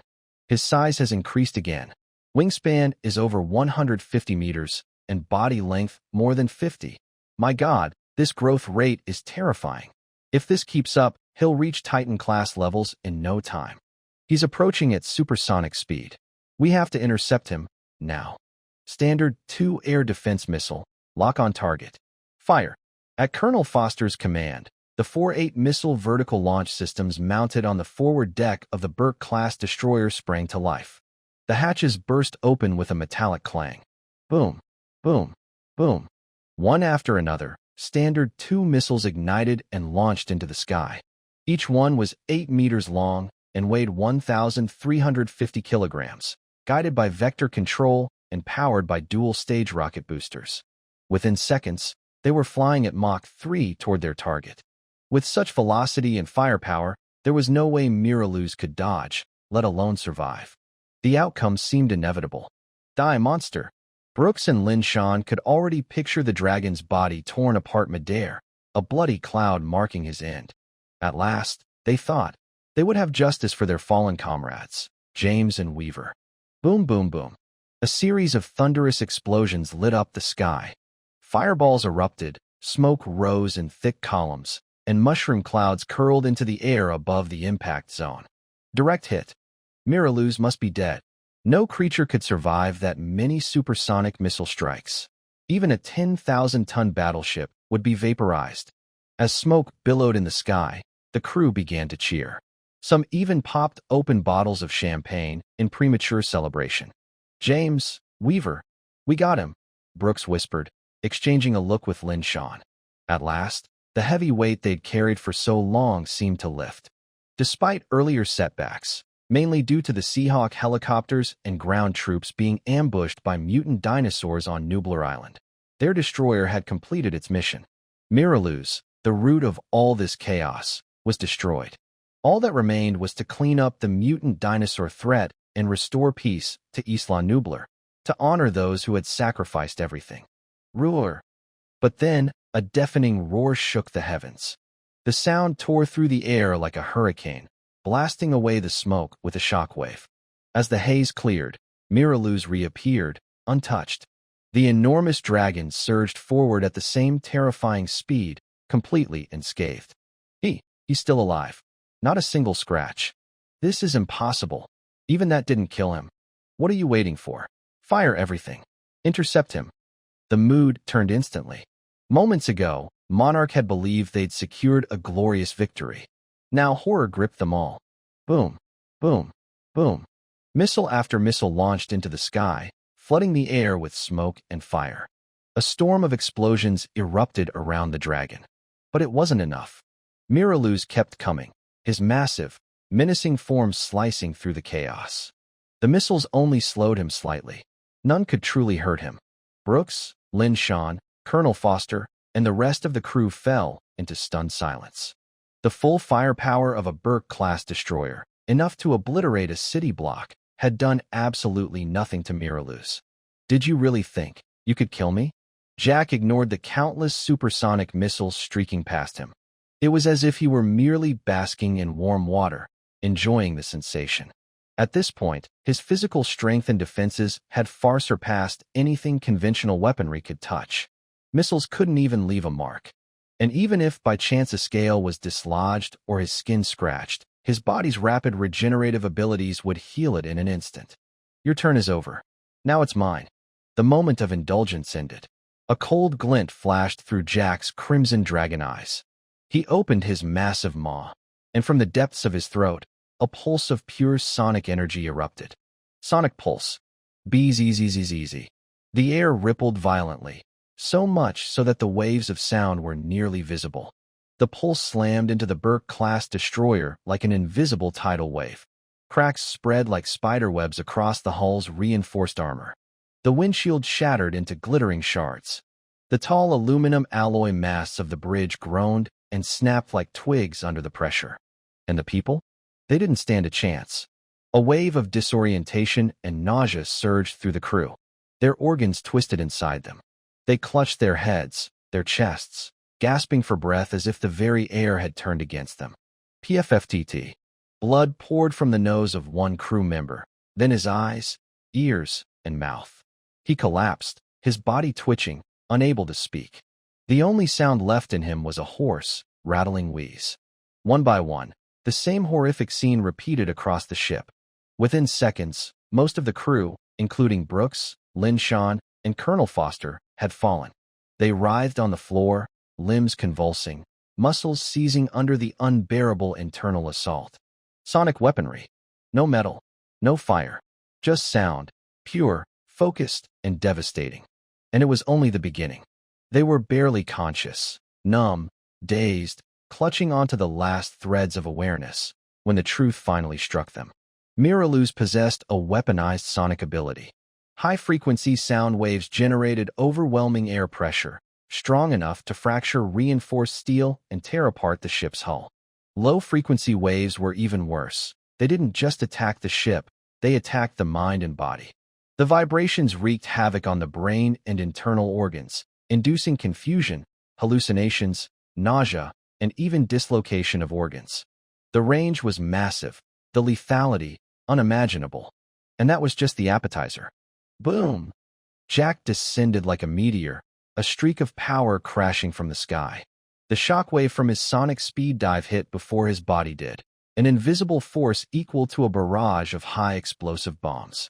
The Burke-class destroyer groaned and split under the pressure, bulkheads rupturing, metal shrieking. Crew members were flung through the air like rag dolls, their bodies slamming into walls and ceilings, casualties mounting by the second. And then came the killing blow. Jack's 5,000-ton dragon form collided with the hull at full speed. The impact was cataclysmic. Sonic force met raw mass. The destroyer didn't just break, it disintegrated, shattered like glass under the crushing weight and velocity. Steel twisted like paper. Explosions ripped through every compartment, and what remained of the vessel vanished beneath the waves. Most of the crew were obliterated in the initial impact. The few who weren't were thrown into the boiling sea, clinging to shattered debris, if they were lucky enough to be conscious.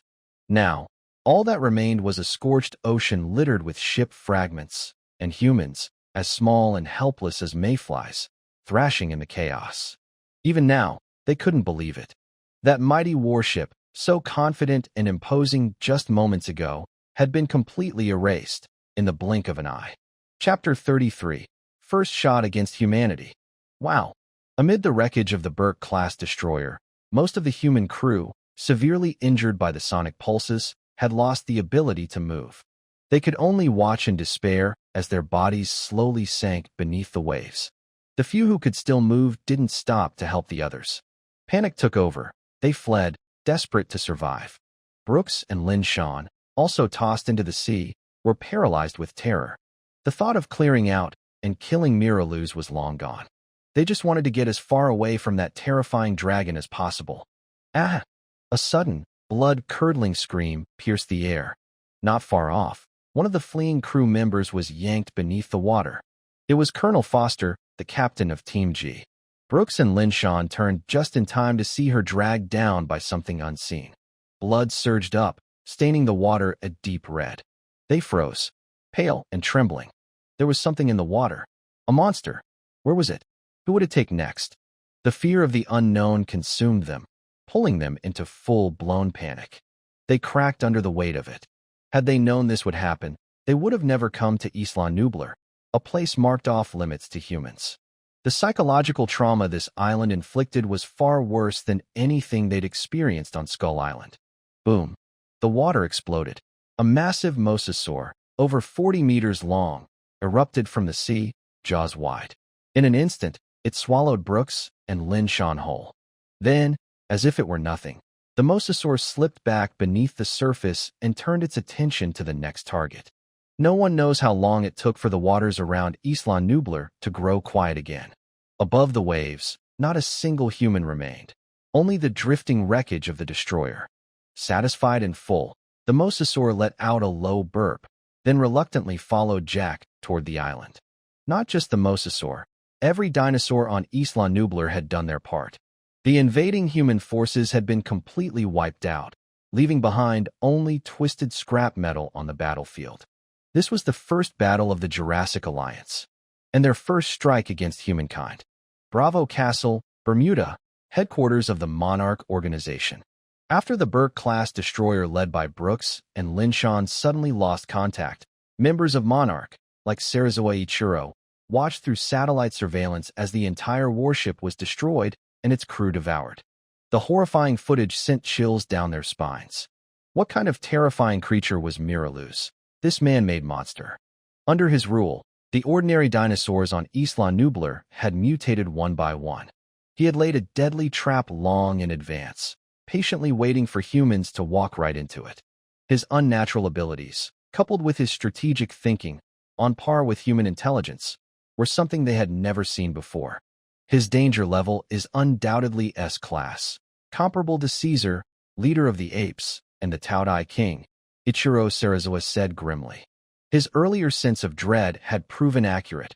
Miraluz was far more dangerous than anyone had assumed. Until now, the only creatures classified as S-level threats by Monarch were the San Francisco ape tribe, origin of the simian flu, the Taudai species along the Great Wall, whose population growth was exponential. Other threats, like the 3 rampage beasts and the megalodon swarms, were rated a level at most. But now, the list of S-class threats had officially grown. Miraluz, the dinosaur king of Isla Nublar, and his mutated dinosaur legion had joined the ranks. A monster of this caliber was beyond Monarch's ability to handle. They needed the military strength of a global power. Their only option was to request aid from their superior authority, America. However, America was already overwhelmed by the simian flu epidemic. Death tolls were soaring. Social order was breaking down. The nation was in crisis, gripped by fear. Now, asking them to divert forces to confront Miraluz and the dinosaurs on Isla Nublar? There was little chance of that happening anytime soon. Isla Nublar. Although the dinosaurs had won their first battle against humans, the victory was largely due to their home field advantage. Jack remained cautious. This was far from the full might of human military power. Beyond destroyers, there were aircraft carriers and even aerospace warships. Beyond supersonic missiles, there were nuclear weapons. If humanity ever decided to unleash its full arsenal against him and the dinosaurs of Isla Nublar, their survival would be in serious jeopardy. And then there was Godzilla, the ancient guardian of the Earth, a force of nature whose sole mission was to maintain ecological balance. If Godzilla were to awaken, Jack knew he wouldn't be a match for it. Not yet. That's why his top priority was simple: grow stronger. Only by evolving into a Titan-class monster could he rise above humanity's reach and one day challenge this big brother face to face. Growth, evolution, power. Jack needed time and more gene points. "I'm leaving Isla Nublar in your hands," Jack said. He issued the order to the Jurassic Alliance and temporarily passed command to Gray. All dinosaurs were to follow her lead in his absence. The humans had suffered heavy losses and were unlikely to launch another attack anytime soon. For now, Isla Nublar was safe. Jack's journey this time would take him across the vast Pacific Ocean. His goal, to find and fuse with more powerful animal genes, gather additional gene points, and explore the possibility of life-level evolution. Roar. When Gray learned that Jack was leaving, she couldn't help but feel reluctant. She had always been by her elder brother's side since birth, following him no matter what. Now, with him suddenly departing, a wave of discomfort and sadness welled up inside her.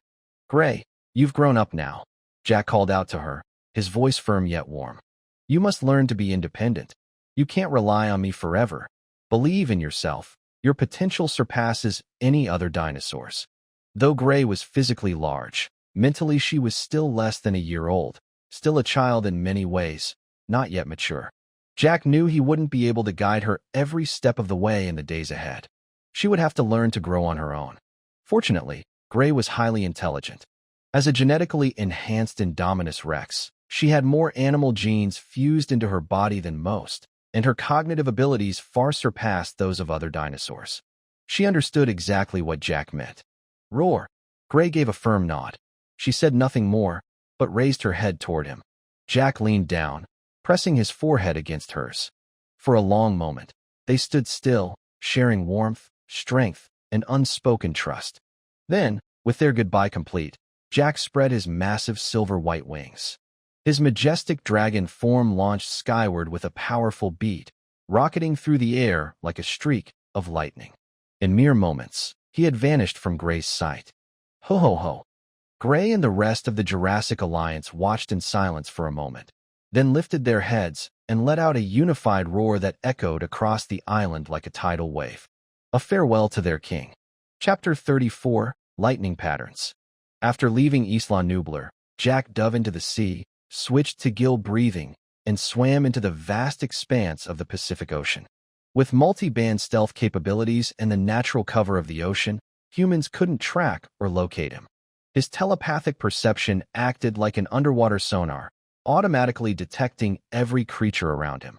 In the shallow waters, schools of fish moved in dense, swirling groups. Herring, cod, salmon, mackerel, manta rays, sharks, and countless others Jack couldn't even name. Together, they formed massive, ever-shifting storms of life, flowing with the currents in a spectacular display of motion and survival. And it wasn't just fish. There were shrimps and crabs, sea turtles and sea snakes, starfish, sea urchins, sea anemones, jellyfish, dolphins, and whales. It was like watching a grand painting of marine life to Jack, every creature striving for survival under the cold, endless sky. A month passed in the blink of an eye. Jack had left the waters near Nublar far behind and drifted into the Central Pacific. "I'm hungry again. Time to hunt." His growing body brought an equally growing appetite. Now weighing over 6,000 tons, Jack needed to consume at least 10 to 15% of his body weight daily, about 600 tons of food. That was no small feat. For perspective, even an adult blue whale weighs less than 200 tons. Jack needed the equivalent of 3 blue whales every day to stay full. There was no getting around it. Miss a meal, and hunger hits hard. Small fish and shrimp no longer did the trick. Only large prey like sharks or whales could satisfy him now. Over the past month, Jack had hunted and devoured many large marine creatures, great white sharks, whale sharks, sperm whales, even blue whales. And along the way, he picked up several new genetic traits. Electric ray gene, discharge LV1, 0/10. Box jellyfish gene, neurotoxin LV1, 0/10. Peacock mantis shrimp gene, attack speed LV1, 0/10. The most notable was the electric ray's discharge ability. Electric rays possess muscle-modified organs in their pectoral fins filled with thousands of discharge cells. These cells are separated by a gelatinous substance that adds resistance, and nerves connect them with positive and negative ends, functioning like tiny biological batteries. When activated, these discharge organs work in unison to generate high voltage. The ray can release bursts of electricity reaching hundreds of volts, lasting over 10 seconds and covering a half-meter radius. After fusing this gene, Jack developed his internal power generating organ, capable of producing similar high-voltage discharges. Even more striking, golden lightning-like patterns began to form along his scales. These lightning marks were beautiful and precise. Some say survivors of lightning strikes sometimes bear similar patterns on their skin. Now, those same marks etched themselves into Jack's armor, like the sky had branded its thunder into every scale on his body. The electric ray's discharge ability was precisely the kind of long-range attack Jack lacked. Without hesitation, he spent many gene points to upgrade it. Electric ray gene discharge ability LV5 has evolved into million volts LV1, 0.001 voltage output, up to 100 million volts. Natural lightning often carries voltages in the range of millions to hundreds of millions of volts, with currents exceeding tens of thousands of amperes, producing temperatures of tens of thousands of degrees Celsius. With his upgraded ability, Jack's electrical discharge now rivaled real lightning in raw power. Next came the box jellyfish's neurotoxin. Box jellyfish tentacles are lined with thousands of stinging cells, each loaded with venom. This venom is a powerful neurotoxin that disrupts the nervous system's ability to transmit signals. It can be absorbed through the skin, mucous membranes, respiratory tract, or digestive system, causing widespread organ failure, skin necrosis, and direct attacks on the heart. Victims often die within minutes from cardiac paralysis. After integrating the box jellyfish gene, Jack's body developed similar stinging cells across its surface. These tiny, invisible stingers were armed with neurotoxins, silent, colorless, and deadly. Any enemy that made contact with him or was struck at close range would be poisoned without even realizing it. It was almost impossible to defend against. He upgraded this ability as well. Box jellyfish gene neurotoxin LV5 has evolved into neurotoxin mist LV1, 0/1000. Toxicity increased fivefold. Venom can now be released as a mist. Now, not only was the toxin significantly more potent, but his stinging cells could also expel it in a gaseous form, spreading it over a wider area. Enemies didn't even need to touch him. Just breathing in the mist could result in fatal poisoning. It was terrifying. Finally, there was the attack speed of the peacock mantis shrimp. When a mantis shrimp strikes, its neurons fire signals at incredible speeds, allowing it to complete an attack in just 1/500th of a second, reaching speeds of up to 80 kilometers per hour. The impact is so intense that it creates frictional heat and sparks in the water. After fusing with the mantis shrimp gene, Jack's nervous system underwent a significant boost. Whether he was biting, punching, kicking, or swinging his tail, every movement became drastically faster. He poured the rest of his gene points into this ability. Peacock mantis shrimp gene attack speed LV5 has evolved into millisecond strike LV1, 0/1000. Neural reaction time reduced to 1 millisecond. Attack speed increased to 1,224 kilometers per hour, breaking the sound barrier. Million-volt lightning. Neurotoxin mist. Millisecond attacks. With these three powerful genetic upgrades, Jack's combat capabilities had undergone a complete transformation. He had moved beyond brute strength, now equipped with speed, range, and lethal biochemical weapons. His enemies would never see it coming. Unconsciously, night had fallen. Cold moonlight spilled across the sea, casting the dark waters in a layer of shimmering silver. While searching for suitable prey, Jack suddenly caught the strong scent of blood drifting from a distance. It hit his senses like a jolt of adrenaline. Such a heavy, pungent smell could only mean one thing. Something was happening at the source. Jack didn't charge in recklessly.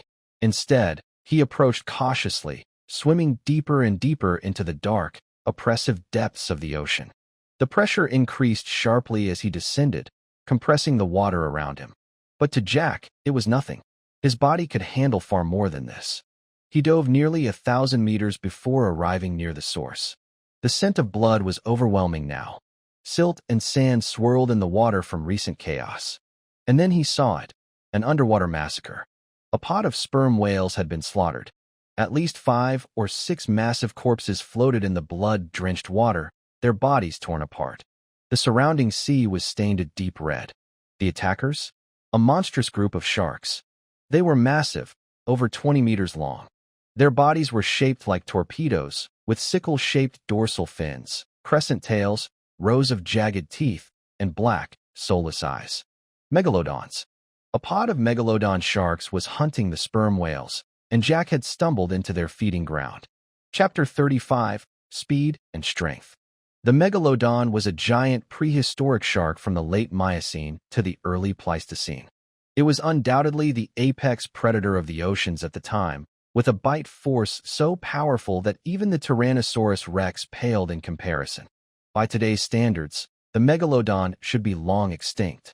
But in the movie The Meg, many of these massive sharks, and other ancient marine creatures, are revealed to be alive, hidden deep within the Mariana Trench at depths of around 10,000 meters. Normally, they remain trapped beneath a thick thermocline, unable to break through to the ocean's upper layers. That changes when a human scientific expedition accidentally breaches the thermocline while exploring the trench. As a result, a group of megalodons escapes from the depths into shallower waters, entering human territory and beginning their rampage. The thermocline, the temperature transition layer, is an oceanic zone where the water temperature changes sharply with depth. While ocean salinity remains relatively uniform, sunlight causes the surface temperature to rise significantly. As depth increases, the temperature drops, forming a distinct boundary between the warm surface water and the cold deep sea. This is the thermocline. Thermoclines are common across the world's oceans, but the one at 10,000 meters in the Mariana Trench is entirely different. Below it may lie an unexplored ecosystem, perhaps even an entirely isolated world. "Good luck," Jack muttered, a grin tugging at the corners of his mouth as he laid eyes on the megalodons. Each megalodon before him measured over 20 meters in length and weighed no less than 100 tons. There were more than a dozen in the group. It looked less like a threat to Jack and more like a feast. And the best part? Eliminating these ancient predators wouldn't disrupt the modern oceanic ecosystem. They were never meant to be here. Sure, it happened in an instant. When Jack spotted the megalodons, he surged forward through the water like a dragon in flight. His massive wings folded tightly against his back to reduce drag. His long, sword-like horns parted the seawater as his powerful tail whipped side to side, leaving a sharp, white wake behind him. Before the megalodons could react, a dark shadow streaked past them like a lightning bolt. Tear. With a sound like ripping steel, Jack's bladed claws slashed downward at supersonic speed. Even under the resistance of the water, his strike moved faster than the eye could follow. The friction generated by the attack created crackling sparks underwater. Only two things make martial arts unbeatable: overwhelming strength and overwhelming speed. The first megalodon struck was cleaved cleanly in two. It's tough, but the armored hide might as well have been paper. Blood gushed from the wound, staining the surrounding water red and thick with silt. But that wasn't the end of it. Jack's claw created a powerful cavitation effect. A high-speed object moving through water makes a trail of vapor bubbles. These bubbles collapse violently due to pressure, creating explosive shock waves and temperatures of thousands of degrees Celsius, along with a brilliant flash of light. That meant Jack's attack had a dual impact: the raw force of the physical blow and the explosive energy from collapsing cavitation bubbles. Bang! A second later, the already split megalodon exploded into chunks of flesh, sending shockwaves through the sea. The sudden carnage sent the rest of the megalodons into a frenzy. They had sensed the presence of a predator more terrifying than themselves. But as the remaining megalodons turned to check what had happened, Jack's massive dragon body twisted in the water. With a thunderous surge, he darted forward again, striking down a second megalodon. In an instant, it too was torn cleanly in half, its body exploding into scattered chunks of flesh. The deaths of the two megalodons happened so fast that the others didn't even have time to react. Only now did the rest of the pack finally notice the figure of the uninvited guest. They saw a massive dragon, far larger and more imposing than any of them. Its sheer presence was overwhelming, something they had never encountered before. But the megalodons weren't cowards. The blood of their fallen kin only drove them into a frenzy. They opened their massive jaws with a chorus of guttural roars and lunged at Jack. "The warm-up's over," Jack muttered. His earlier close-quarters assault had only been to stretch his muscles. Now, it was time for the real show. The scales on his body trembled slightly, activating the stinging cells embedded in his skin. These cells released a powerful neurotoxin, colorless, odorless, and silent, into the surrounding water. The toxin quickly dissolved and spread outward, entering the megalodon's bodies as they breathed normally. This was no ordinary venom. It was based on the deadly neurotoxin of a box jellyfish, already one of the most lethal in the natural world, but Jack's version had been amplified to 5 times the original potency. Even massive creatures like the megalodon couldn't survive it for a few seconds. Almost immediately, the closest megalodons began to convulse violently. One of them seized up completely, its body going rigid. Its heart stopped, and it floated belly up, pale and lifeless. The entire process, from exposure to death, took less than 10 seconds. Even Jack was surprised. That venom's no joke, he thought. Even a megalodon couldn't last 10 seconds. If it were a human, instant death. More giant sharks followed suit, one after another, writhing, seizing, dying. Their massive corpses drifted in the water, a grim display of the toxin's effectiveness. Only 2 megalodons remained, those that had been farther away and hadn't yet been exposed. Realizing the danger, they quickly turned and fled. Trying to run? Too late. Jack didn't bother chasing them. Instead, with a single thought, the energy-generating organs within his body surged to life. Electricity crackled across his scales, lighting up intricate patterns along his body. They ignited with dazzling arcs of light one by one, illuminating the dark sea like a living storm. It looked like Godzilla charging his dorsal fins before unleashing his atomic breath. It's easy. Dense arcs of electric current danced and surged across the surface of Jack's scales, turning the once dark seafloor as bright as day. Million volts. Boom. After a brief moment of energy buildup, silver bolts of lightning erupted from his body, snaking through the water with terrifying speed. They arced across hundreds of meters in an instant, striking the 2 fleeing megalodons like divine punishment. An explosion followed. Hit by the full force of Jack's million-volt discharge, the megalodons didn't even have time to struggle. Their massive bodies were torn apart mid-swim, blasted into pieces, charred black, and left unrecognizable by the searing heat. It was a gruesome, nightmarish scene. And just like that, it was over. Faced with more than 10 megalodons, Jack had wiped them all out in under 3 minutes. He hovered calmly in the blood-stained water, unmoved by the carnage around him. Shattered remains of the ancient predators floated nearby, their blood dispersing slowly into the deep. As he began enjoying his hard-earned feast, prompt messages from the simulator echoed in his mind. You hunted a megalodon, exotic beast, and obtained 5,000 gene points. You hunted a megalodon, exotic beast, and obtained 4,500 gene points. Chapter 36, Octolus. After a long while, the notification sounds in Jack's ear finally stopped. Jack realized he had earned over 60,000 gene points from hunting that group of megalodons, an unprecedented haul. So hunting exotic beasts is worth it, he murmured to himself. What he had gained in just one night was equal to what he'd usually earn over a week or even half a month. It was the perfect time to upgrade his genetic abilities. Without wasting any time, Jack upgraded all his advanced subgenes to level 2, balancing internal and external enhancements, improving his body structure and his special abilities. Open my status panel. Name: Jack. Age: 11 months. Race: Indominus Rex, male. Life level: exotic. Physical data: length: 55 meters, height: 27.5 meters, weight: 6,500 tons. Fused genes: electric ray, box jellyfish, mantis shrimp.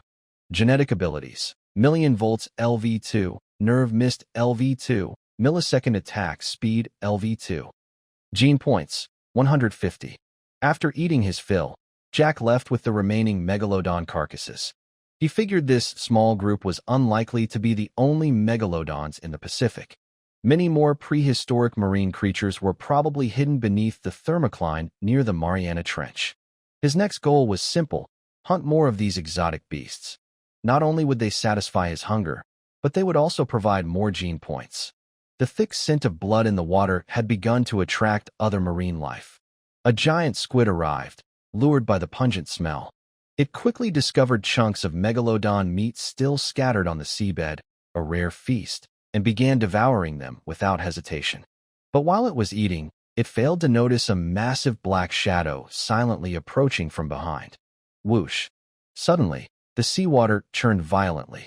Several enormous tentacles shot forward and wrapped tightly around the unsuspecting squid. When the squid realized it was under attack, it was too late. The power in those tentacles was overwhelming.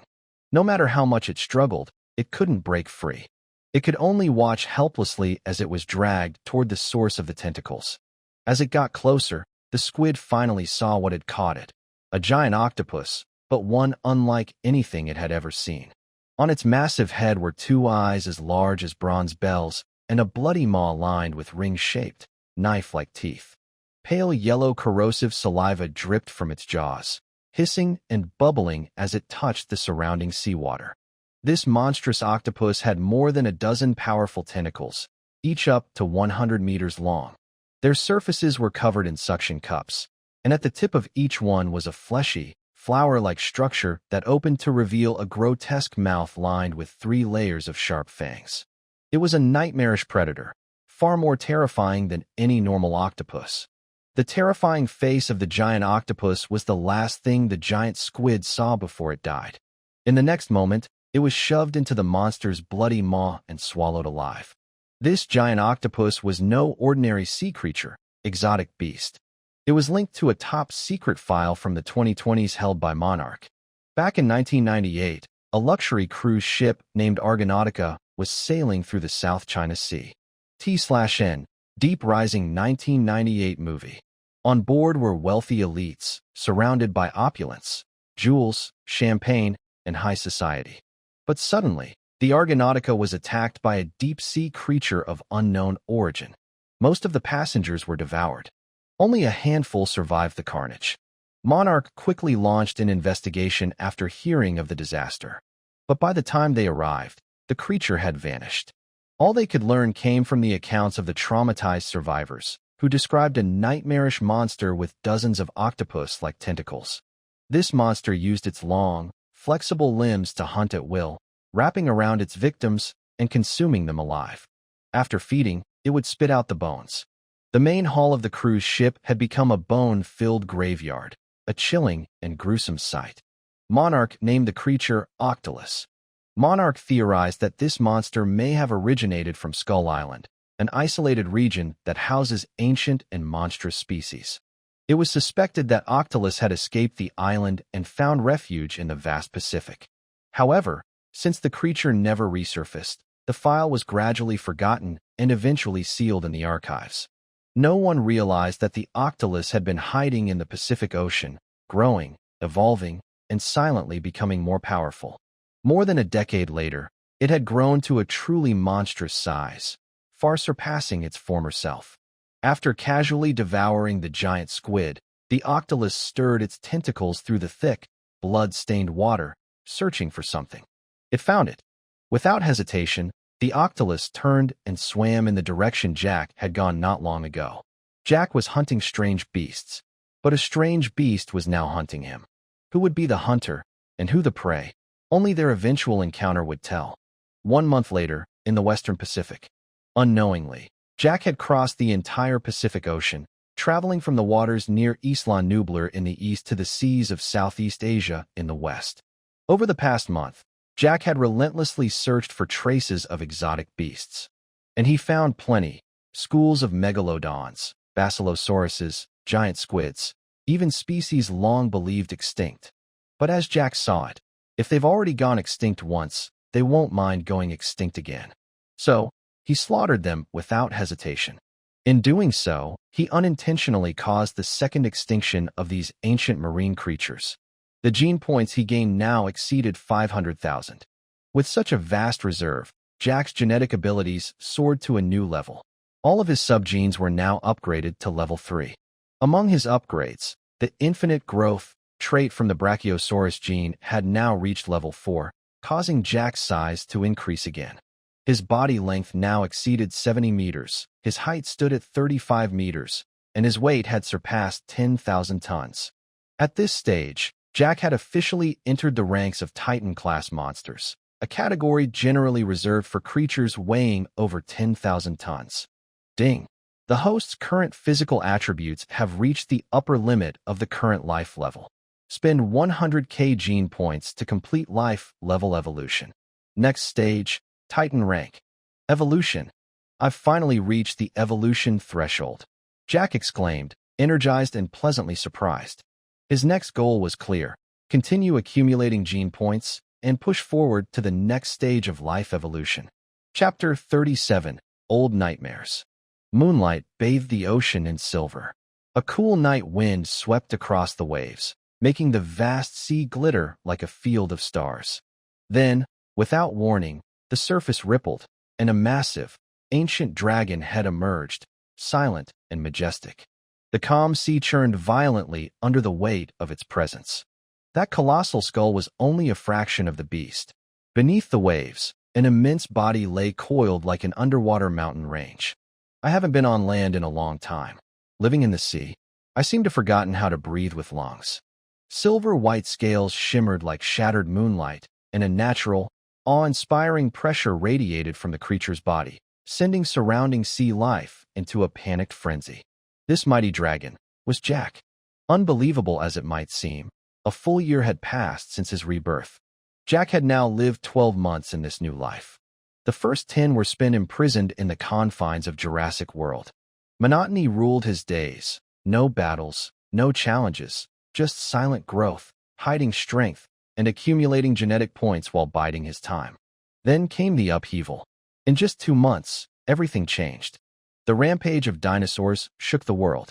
The Jurassic Alliance was formed. Behemoths clashed. Jack led a new wave of evolution, fought off human warships, left Nublar Island to train, and even brought down ancient marine beasts. His legend was growing. But deep down, Jack knew this was only the beginning. The MonsterVerse had far more in store. What he had faced was just the prelude. Then he felt it. A subtle shift in the water. A presence. Jack's telepathic perception, now at level 3, blanketed a radius of nearly 100 miles. It picked up disturbances immediately. And now, something large was moving toward him. Fast, silent, purposeful. It wasn't a coincidence. Whoever it was, they were coming for him. Trying to ambush me, huh? He muttered to himself. He held still, masking his aura. Calm, neutral, pretending not to notice. From the dark abyss of the deep, the figure approached like a phantom. And then he saw it. A massive, twisted shape with writhing limbs and a grotesque beak. Octopus. Recognition struck like lightning. That monstrous octopus, straight out of the old movie Deep Rising. Jack remembered watching it as a child. The terror, the paranoia. He used to fear using the bathroom, convinced a slimy tentacle would grab him from the toilet bowl. That creature had haunted his childhood. And now it was here, real, alive. But things had changed. Jack wasn't a frightened child anymore. He was a dragon. And more importantly, this thing was genetic points on a silver platter. A sudden crash of water shattered the calm as the octopus struck first, tentacles shooting out like harpoons. Jack barely twisted in time, one of the slimy appendages slamming into his armored side with enough force to rattle the bones beneath his scales. He roared, the sound echoing through the deep. Tentacles wrapped around him like constricting snakes. The strength was terrifying, even for him. He thrashed, silver scales scraping and flashing in the dark. A second tentacle curled around his throat, another squeezed his tail, dragging him downward into the crushing depths. Not bad, Jack growled, his golden eyes narrowing. But not good enough. His tail lashed out violently, tearing through the water like a guillotine. One tentacle snapped off, spurting dark purple ichor. But the octopus didn't retreat. It only grew more savage, latching on tighter, pulling Jack toward a trench so deep it swallowed the light. Jack snarled and bit down on a flailing limb, tearing it clean. He gathered energy in his chest, his inner core burning like a furnace. Sonic pulse. With a deep, earth-shaking growl, he fired. A beam of searing sonic wave tore through the water, hurling the octopus and splitting the sea apart with deafening force. The beast shrieked in a high-pitched screech that vibrated through the water. But it was still alive. It was matter. The octopus spun wildly, ink clouding the sea like smoke. In the darkness, it struck again, blades hidden in its tentacles slashing at Jack's wings. He roared in fury as one sharp edge pierced a thinner scale, drawing blood. Pain flared. Real pain. He hadn't felt that in a long time. This was no pushover. Jack's eyes gleamed. Good. Finally, something worth fighting. With a thunderous beat of his wings, he surged forward, claws slashing and fangs bared. The sea boiled as they collided again. Ancient beast versus mythic leviathan, locked in a battle that shook the trench floor. The next moment, dozens of thick tentacles suddenly lashed out, creating violent ripples that radiated across the sea like shockwaves. Each limb moved with eerie precision, twisting and thrashing like monstrous, 100-meter-long sea serpents converging on Jack's position. The octopus wasn't just attacking, it was hunting. Each of its tentacles housed an independent secondary brain and sensory system, allowing them to act semi-autonomously. They could detect prey through vibration, touch, and sound. Agile, intelligent, and terrifyingly strong. Once caught in their grip, even a creature like Jack could be in serious danger. Too slow. Jack's voice echoed in his mind, cold and composed. The mantis shrimp gene in his body didn't just grant him overwhelming striking power. It enhanced his nervous system to an entirely different level. His reflexes were now operating on millisecond timing. To him, the storm of incoming tentacles was like a slow-motion dance. Not because the octopus was weak, but because he was faster. Swish, swish, swish. In an instant, Jack exploded into motion. His muscles surged with energy, the bioelectric organs along his body pulsing as arcs of lightning sparked across his scales. His steel scythe-like claws crackled with blue electricity, deadly and precise. The electric ray gene had evolved. He could now manipulate electricity with brute force and surgical finesse, wielding it in wide arcs or focusing it on a razor point. Million volts. Chapter 38. Deep Sea Atlantean Potion. Million volts. A flash lit the sea like a strobe. Jack vanished and reappeared across the battlefield in mere blinks, each movement tracing a bolt of blue lightning through the water. The arcs twisted and flickered. Then, silence. Tentacles drifted in the current, cleanly severed. In one fluid burst of motion, he had sliced through every attacking limb. Each tentacle split in two as though carved by an invisible blade. Severed ends leaked clouds of thick blue blood, dyeing the water in eerie hues. For a few seconds, nothing happened. Then came the scream. A deep, agonized wail vibrated through the trench as the octopus finally registered the damage. The delayed pain rushed in like a tidal wave. What was once a swirling nightmare of limbs was now a mutilated mass, its remaining tentacles flailing in blind panic. But it wasn't over. Jack hadn't even used his full strength. And yet, the fight hadn't been easy. If he hadn't reacted in time, if even one of those tentacles had coiled around his throat or spine, things could have ended very differently. He respected the threat now. Still, respect didn't mean mercy. You lost, Jack muttered. In a blur, he launched himself upward, the water splitting behind him in a sonic boom. The octopus was writhing, trying to flee into the dark. Too late. Jack appeared above its massive head like a phantom, fangs bared, eyes glowing. Die! His jaws clamped down with devastating force, piercing through bone and brain matter. The dragon's bite shattered the central nervous cluster instantly, half the head vanishing into Jack's maw. The monster convulsed violently, blood and brain matter leaking into the water. Then, stillness. Only the sound of drifting bubbles remained. Tasty. Jack licked the blood from his jaw, electricity still flickering across his teeth. The octopus, once a childhood nightmare, was now reduced to nutrients and experience points. And somewhere, deep in the ocean's black silence, he could feel something else watching. Although the octopus, with half its head missing, was still twitching and spasming in a death throe, Jack paid it no mind. He dug in, devouring massive chunks of flesh with greedy bites.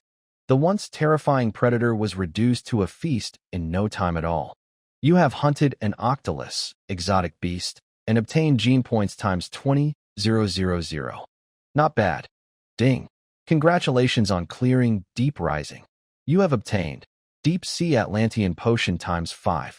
Deep Sea Atlantean Potion, a deep sea gene serum developed by the Atlanteans, grants organisms the ability to survive in extreme deep sea environments, adaptation to high pressure, low oxygen, freezing temperatures, and pitch darkness. Atlanteans, Deep Sea Potion. Jack's golden eyes narrowed slightly as he reviewed the item. The effect was impressive.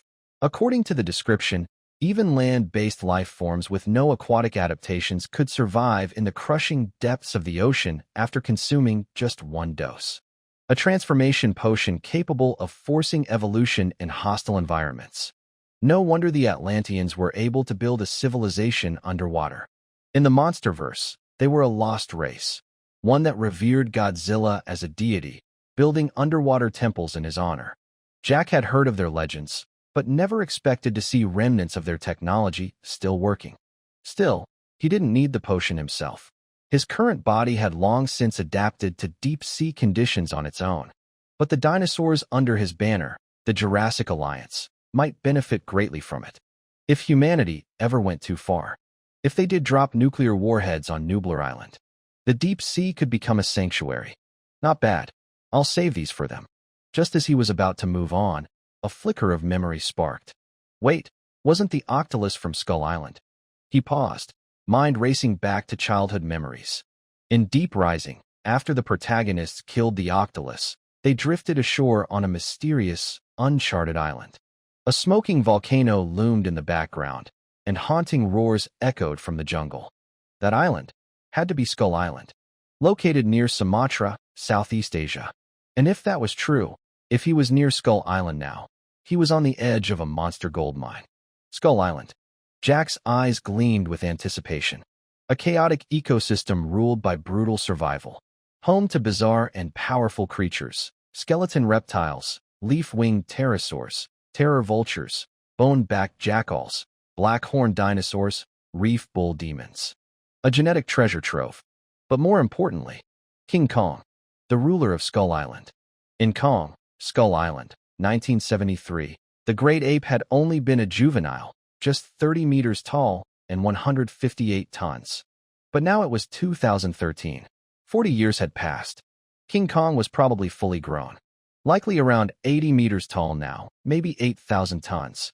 Still below Titan-class monsters in raw scale, lacking energy-based attacks, but a terrifying force of nature nonetheless. No dorsal fin battle axe yet. No gauntlets. Just raw power, speed, and primal fury. Still, I probably can't beat him yet, Jack mused. But bullying the pretty boy from Skull Island? That sounds fun. His tail swept through the water as he looked toward the horizon. He had spent enough time submerged in the crushing silence of the deep. It was time to return to land. Time to shake the jungle. Time to hunt, evolve, and grow. Next stop, Skull Island. Chapter 39, Skull Island. Skull Island. A few days later, after an extensive search using his telepathic perception, Jack finally located Skull Island. Shrouded year-round in fierce thunderstorms and violent weather, it lay hidden within the waters near Sumatra. Boom! Ahead, the sea was cloaked in an unbroken stretch of thunderclouds that blotted out the sky. Lightning flickered in the darkness, followed closely by deafening cracks of thunder that rolled across the ocean. The storm clouds extended from sky to sea, turning everything in their path into a swirling tempest of rain and shadows. Due to these extreme conditions, Skull Island had long been a forbidden zone, off-limits to any human vessel. But this was no deterrent for Jack. Without hesitation, he plunged headlong into the storm. Boom! Crash! The roar of thunder collided with sheets of torrential rain. Lightning lanced down from the sky, striking the sea with such force that towering waves rose and fell like titans in battle. Even a heavily armored warship would have been reduced to splinters in moments.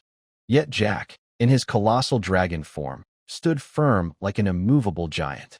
His immense frame easily cut through the storm-tossed sky, lightning crashing against his scaled body and breaking harmlessly. The wind howled around him, but his advance never faltered. Jack released a steady current around himself by channeling energy through his bioelectric organs. The air shimmered as a localized electric field formed, making his entire body a living lightning rod. Zazak! A bolt of red lightning tore through the sky and struck Jack squarely in the chest. Ruhar! The voltage was immense, tens of millions of volts, the current reaching levels that could instantly incinerate a normal being. A lesser creature would have been turned to ash in a heartbeat. But Jack was far from ordinary. Thanks to the electric ray gene integrated into his system, his scales and muscle tissues acted like semi-insulators. The raw power of the lightning was partially deflected, absorbed, and ultimately stored within him.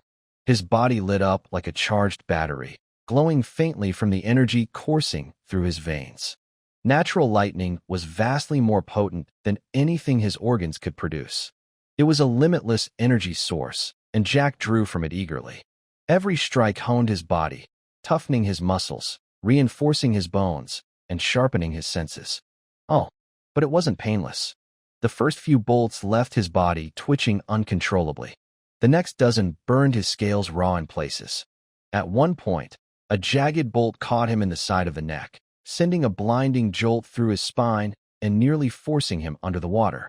Jack gritted his teeth, metaphorically, at least, and powered through. Pain was fleeting. Endurance was permanent. These thunderclouds were no mere obstacle. They were a forge, and he would emerge stronger from them. Only when he felt his internal energy reserves reach their peak, his body buzzing, on the verge of overflowing, did Jack push forward at full speed. With a thunderous roar, he tore through the last wall of storm clouds and burst into the calm beyond. Suddenly, everything changed. The churning skies gave way to a brilliant blue canvas. White clouds drifted lazily overhead. Lush green mountains rose in the distance, surrounding a pristine coastline with waterfalls and untouched forests. Crystal-clear lakes sparkled beneath the sunlight. It was like stepping into a dream. Skull Island. He had arrived. A secret world untouched by man, and far more beautiful than Isla Nublar or Isla Sorna.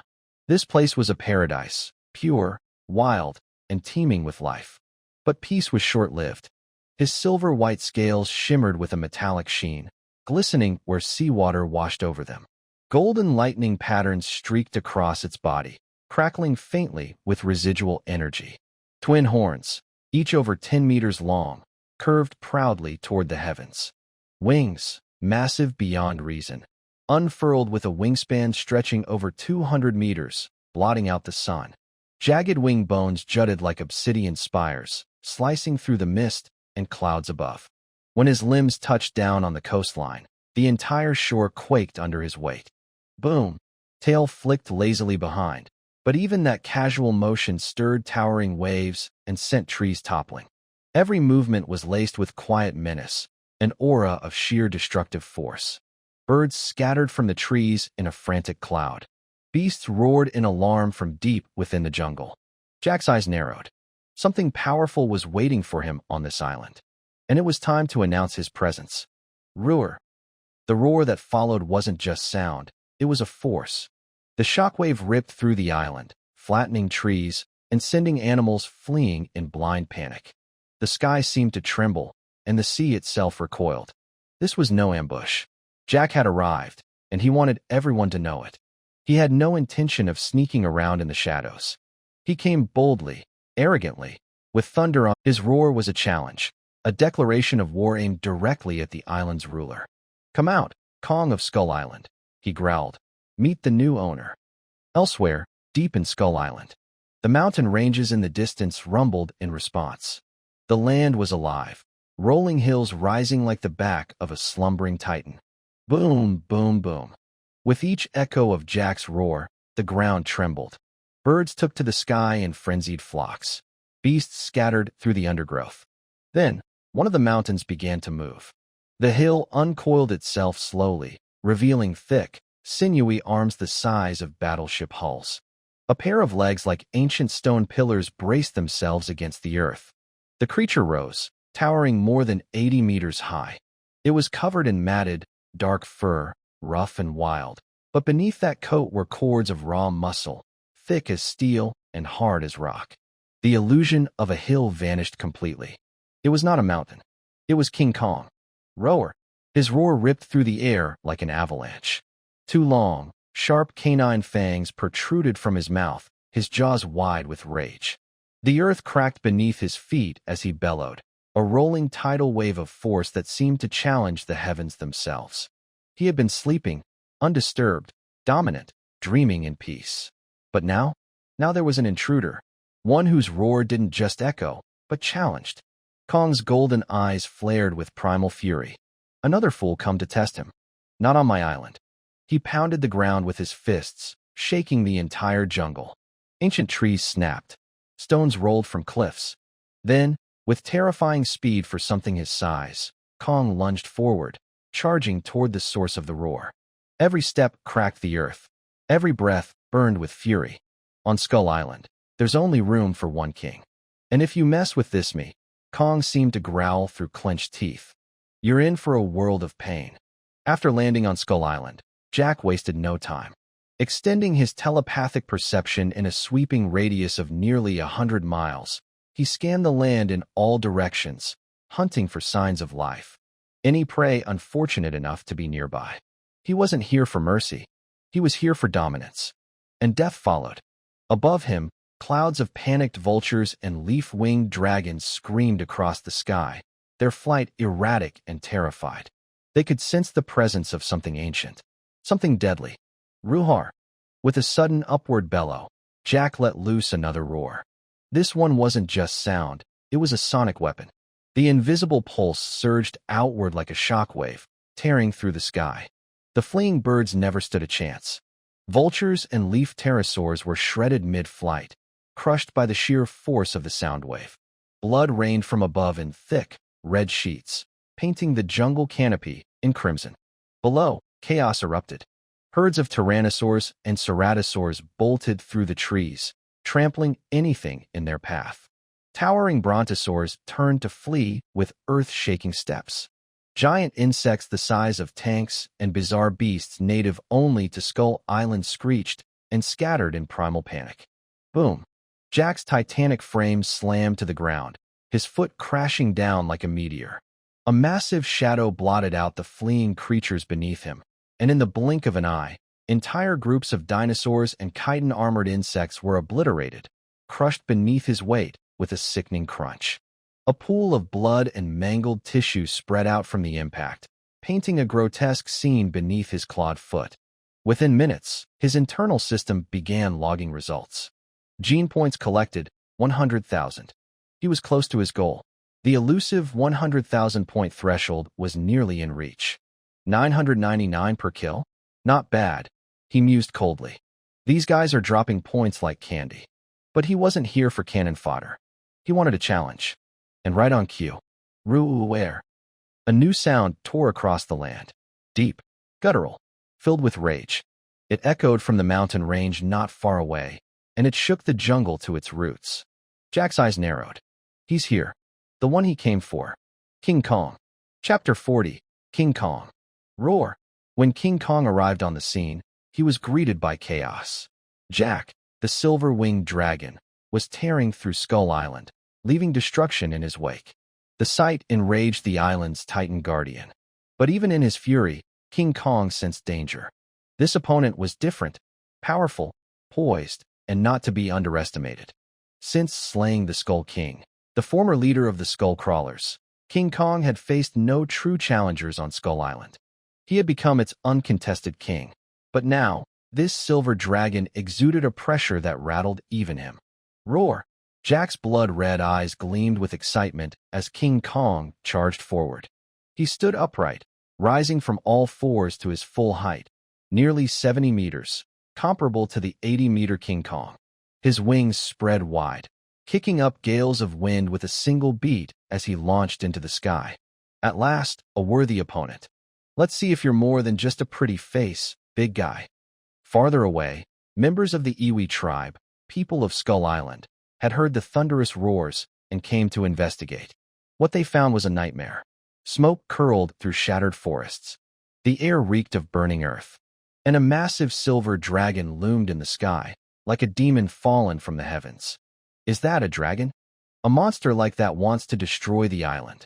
No, King Kong will protect us. He always has. The iwi couldn't speak in words, but their minds connected through ancient telepathy. Still, they were powerless with nothing but iron spears and wooden javelins in hand. They could only pray that their guardian god, King Kong, would win this battle and save them from ruin. Roar! With the eyes of his people upon him, King Kong struck first. He ripped a massive tree from the ground and hurled it like a spear toward the airborne Jack. Swish! Jack's claw, a jagged blade of dark iron, sliced through the makeshift javelin effortlessly. Splinters exploded across the sky as he ascended, vanishing into the clouds. King Kong looked up, trying to trace his silhouette through the mist. Then came the glow. From above, a silver shape plummeted from the heavens, shrouded in flame and trailing sparks like a meteor. The very air trembled as Jack dove head first, wings tucked, turning himself into a living missile. Sensing the imminent strike, King Kong lunged backward just in time. Boom! The impact rocked the island. The earth where King Kong had stood was shattered under the dragon's crash. The shockwave rippled outward, splintering trees, flinging boulders skyward, and cracking the land for miles. A rain of debris followed: stone, soil, shattered roots, and any creature caught too close to the blast was instantly buried or crushed. King Kong barely regained his footing before Jack surged from the dust, wings spread wide, tail lashing like a whip.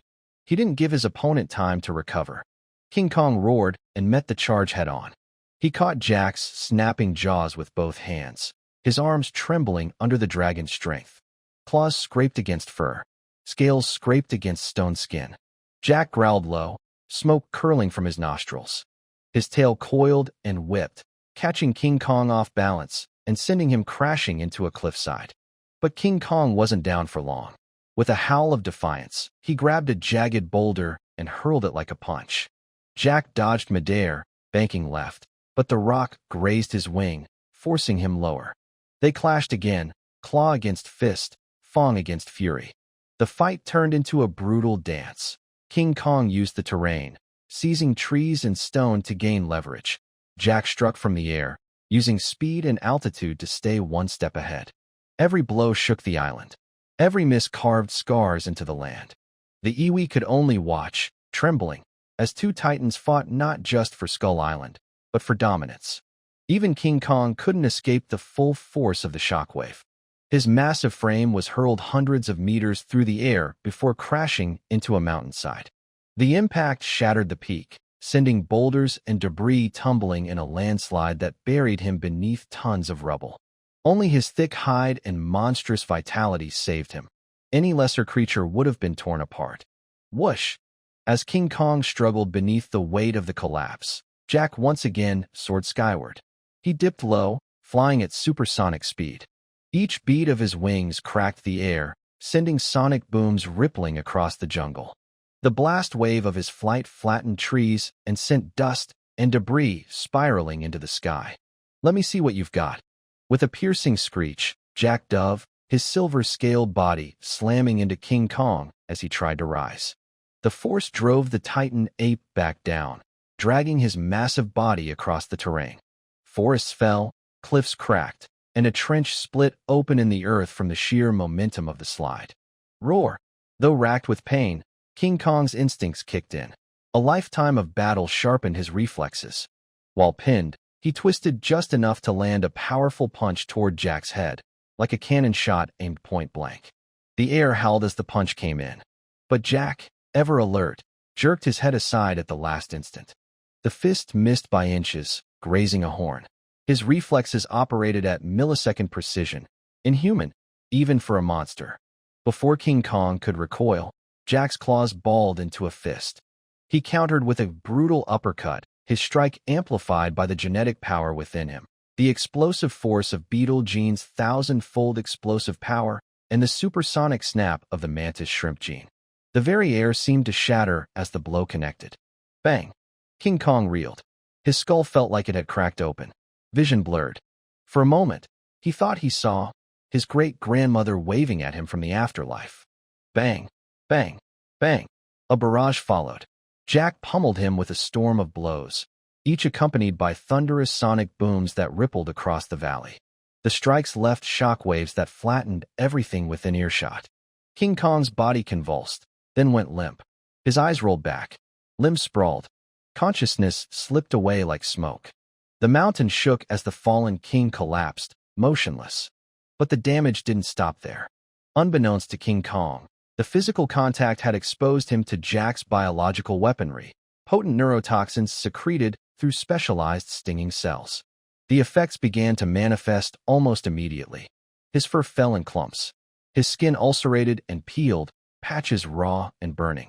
Only the nearly indestructible vitality of a titan kept his heart beating, faintly, weakly. Barely alive, the once mighty guardian of Skull Island now lay broken. Roar! Jack lifted his blood-streaked, silver-scaled head high and let out a victorious roar that echoed like a death knell over the island. The sound split the sky and rattled the earth, shaking trees and shattering cliff faces. It wasn't just a roar, it was a declaration. The reign of Monkey King is over. Skull Island has a new owner. The reign of Dragon King begins. Bzzzzzzz. Even from afar, the Iwi tribe felt the shift. Jack's roar pierced the heavens, stabbing into their minds like sharp blades. The sound was unbearable. Many fell to their knees, clutching their heads as blood streamed from their ears. The shockwave ruptured eardrums, and their telepathic connection wavered into silence. Yet the pain was nothing compared to the despair. Their god was defeated. Their last line of defense lay broken and poisoned. And now, the creature that had taken his place towered over the island, invincible and unchallenged. It was over. Skull Island had fallen. Hissus. Just when the Iwi thought the nightmare had reached its peak, the ground began to tremble violently beneath their feet. Cracks splintered across the battlefield. From the depths of the shattered earth, a chorus of shrill, hoarse roars pierced the air, drawn out and chilling, like cries rising from the bowels of hell. Skullcrawlers. The ancient threat that lurked beneath Skull Island had awakened. Boom. The ground burst open. Massive bodies erupted from the earth like volcanic blasts. Dust and gravel exploded outward in thick clouds. In moments, dozens, then hundreds, of grotesque creatures spilled out, a living tidal wave of bone and rage. Their monstrous skull-like heads snapped and shrieked. Long, serpentine bodies, some stretching over 30 meters, slithered and surged like coiled pythons unbound. Each one had thick, armor-plated limbs ending in claws strong enough to shred stone. And at their head, a new leader. A towering behemoth nearly 50 meters long. Its skeletal form was wrapped in pale, sinewy flesh stretched taut across sharpened bone. Twin horns curved from its forehead, and empty eye sockets glowed with a sickly green light. For years, these predators had lived hidden beneath the island's crust, burrowers in the dark, outmatched by the might of King Kong. His rule kept them suppressed. If they surfaced, they died. So they waited, lurking, watching, enduring. But now they had felt the shift. Kong's iron will no longer rule. His life force had flickered, then dimmed. This was their chance. The new leader, sensing King Kong's vulnerability, led the charge. No hesitation, no fear. This was their moment to rise, to finish what they had been denied for generations. To wipe out King Kong. To challenge the dragon. To seize Skull Island.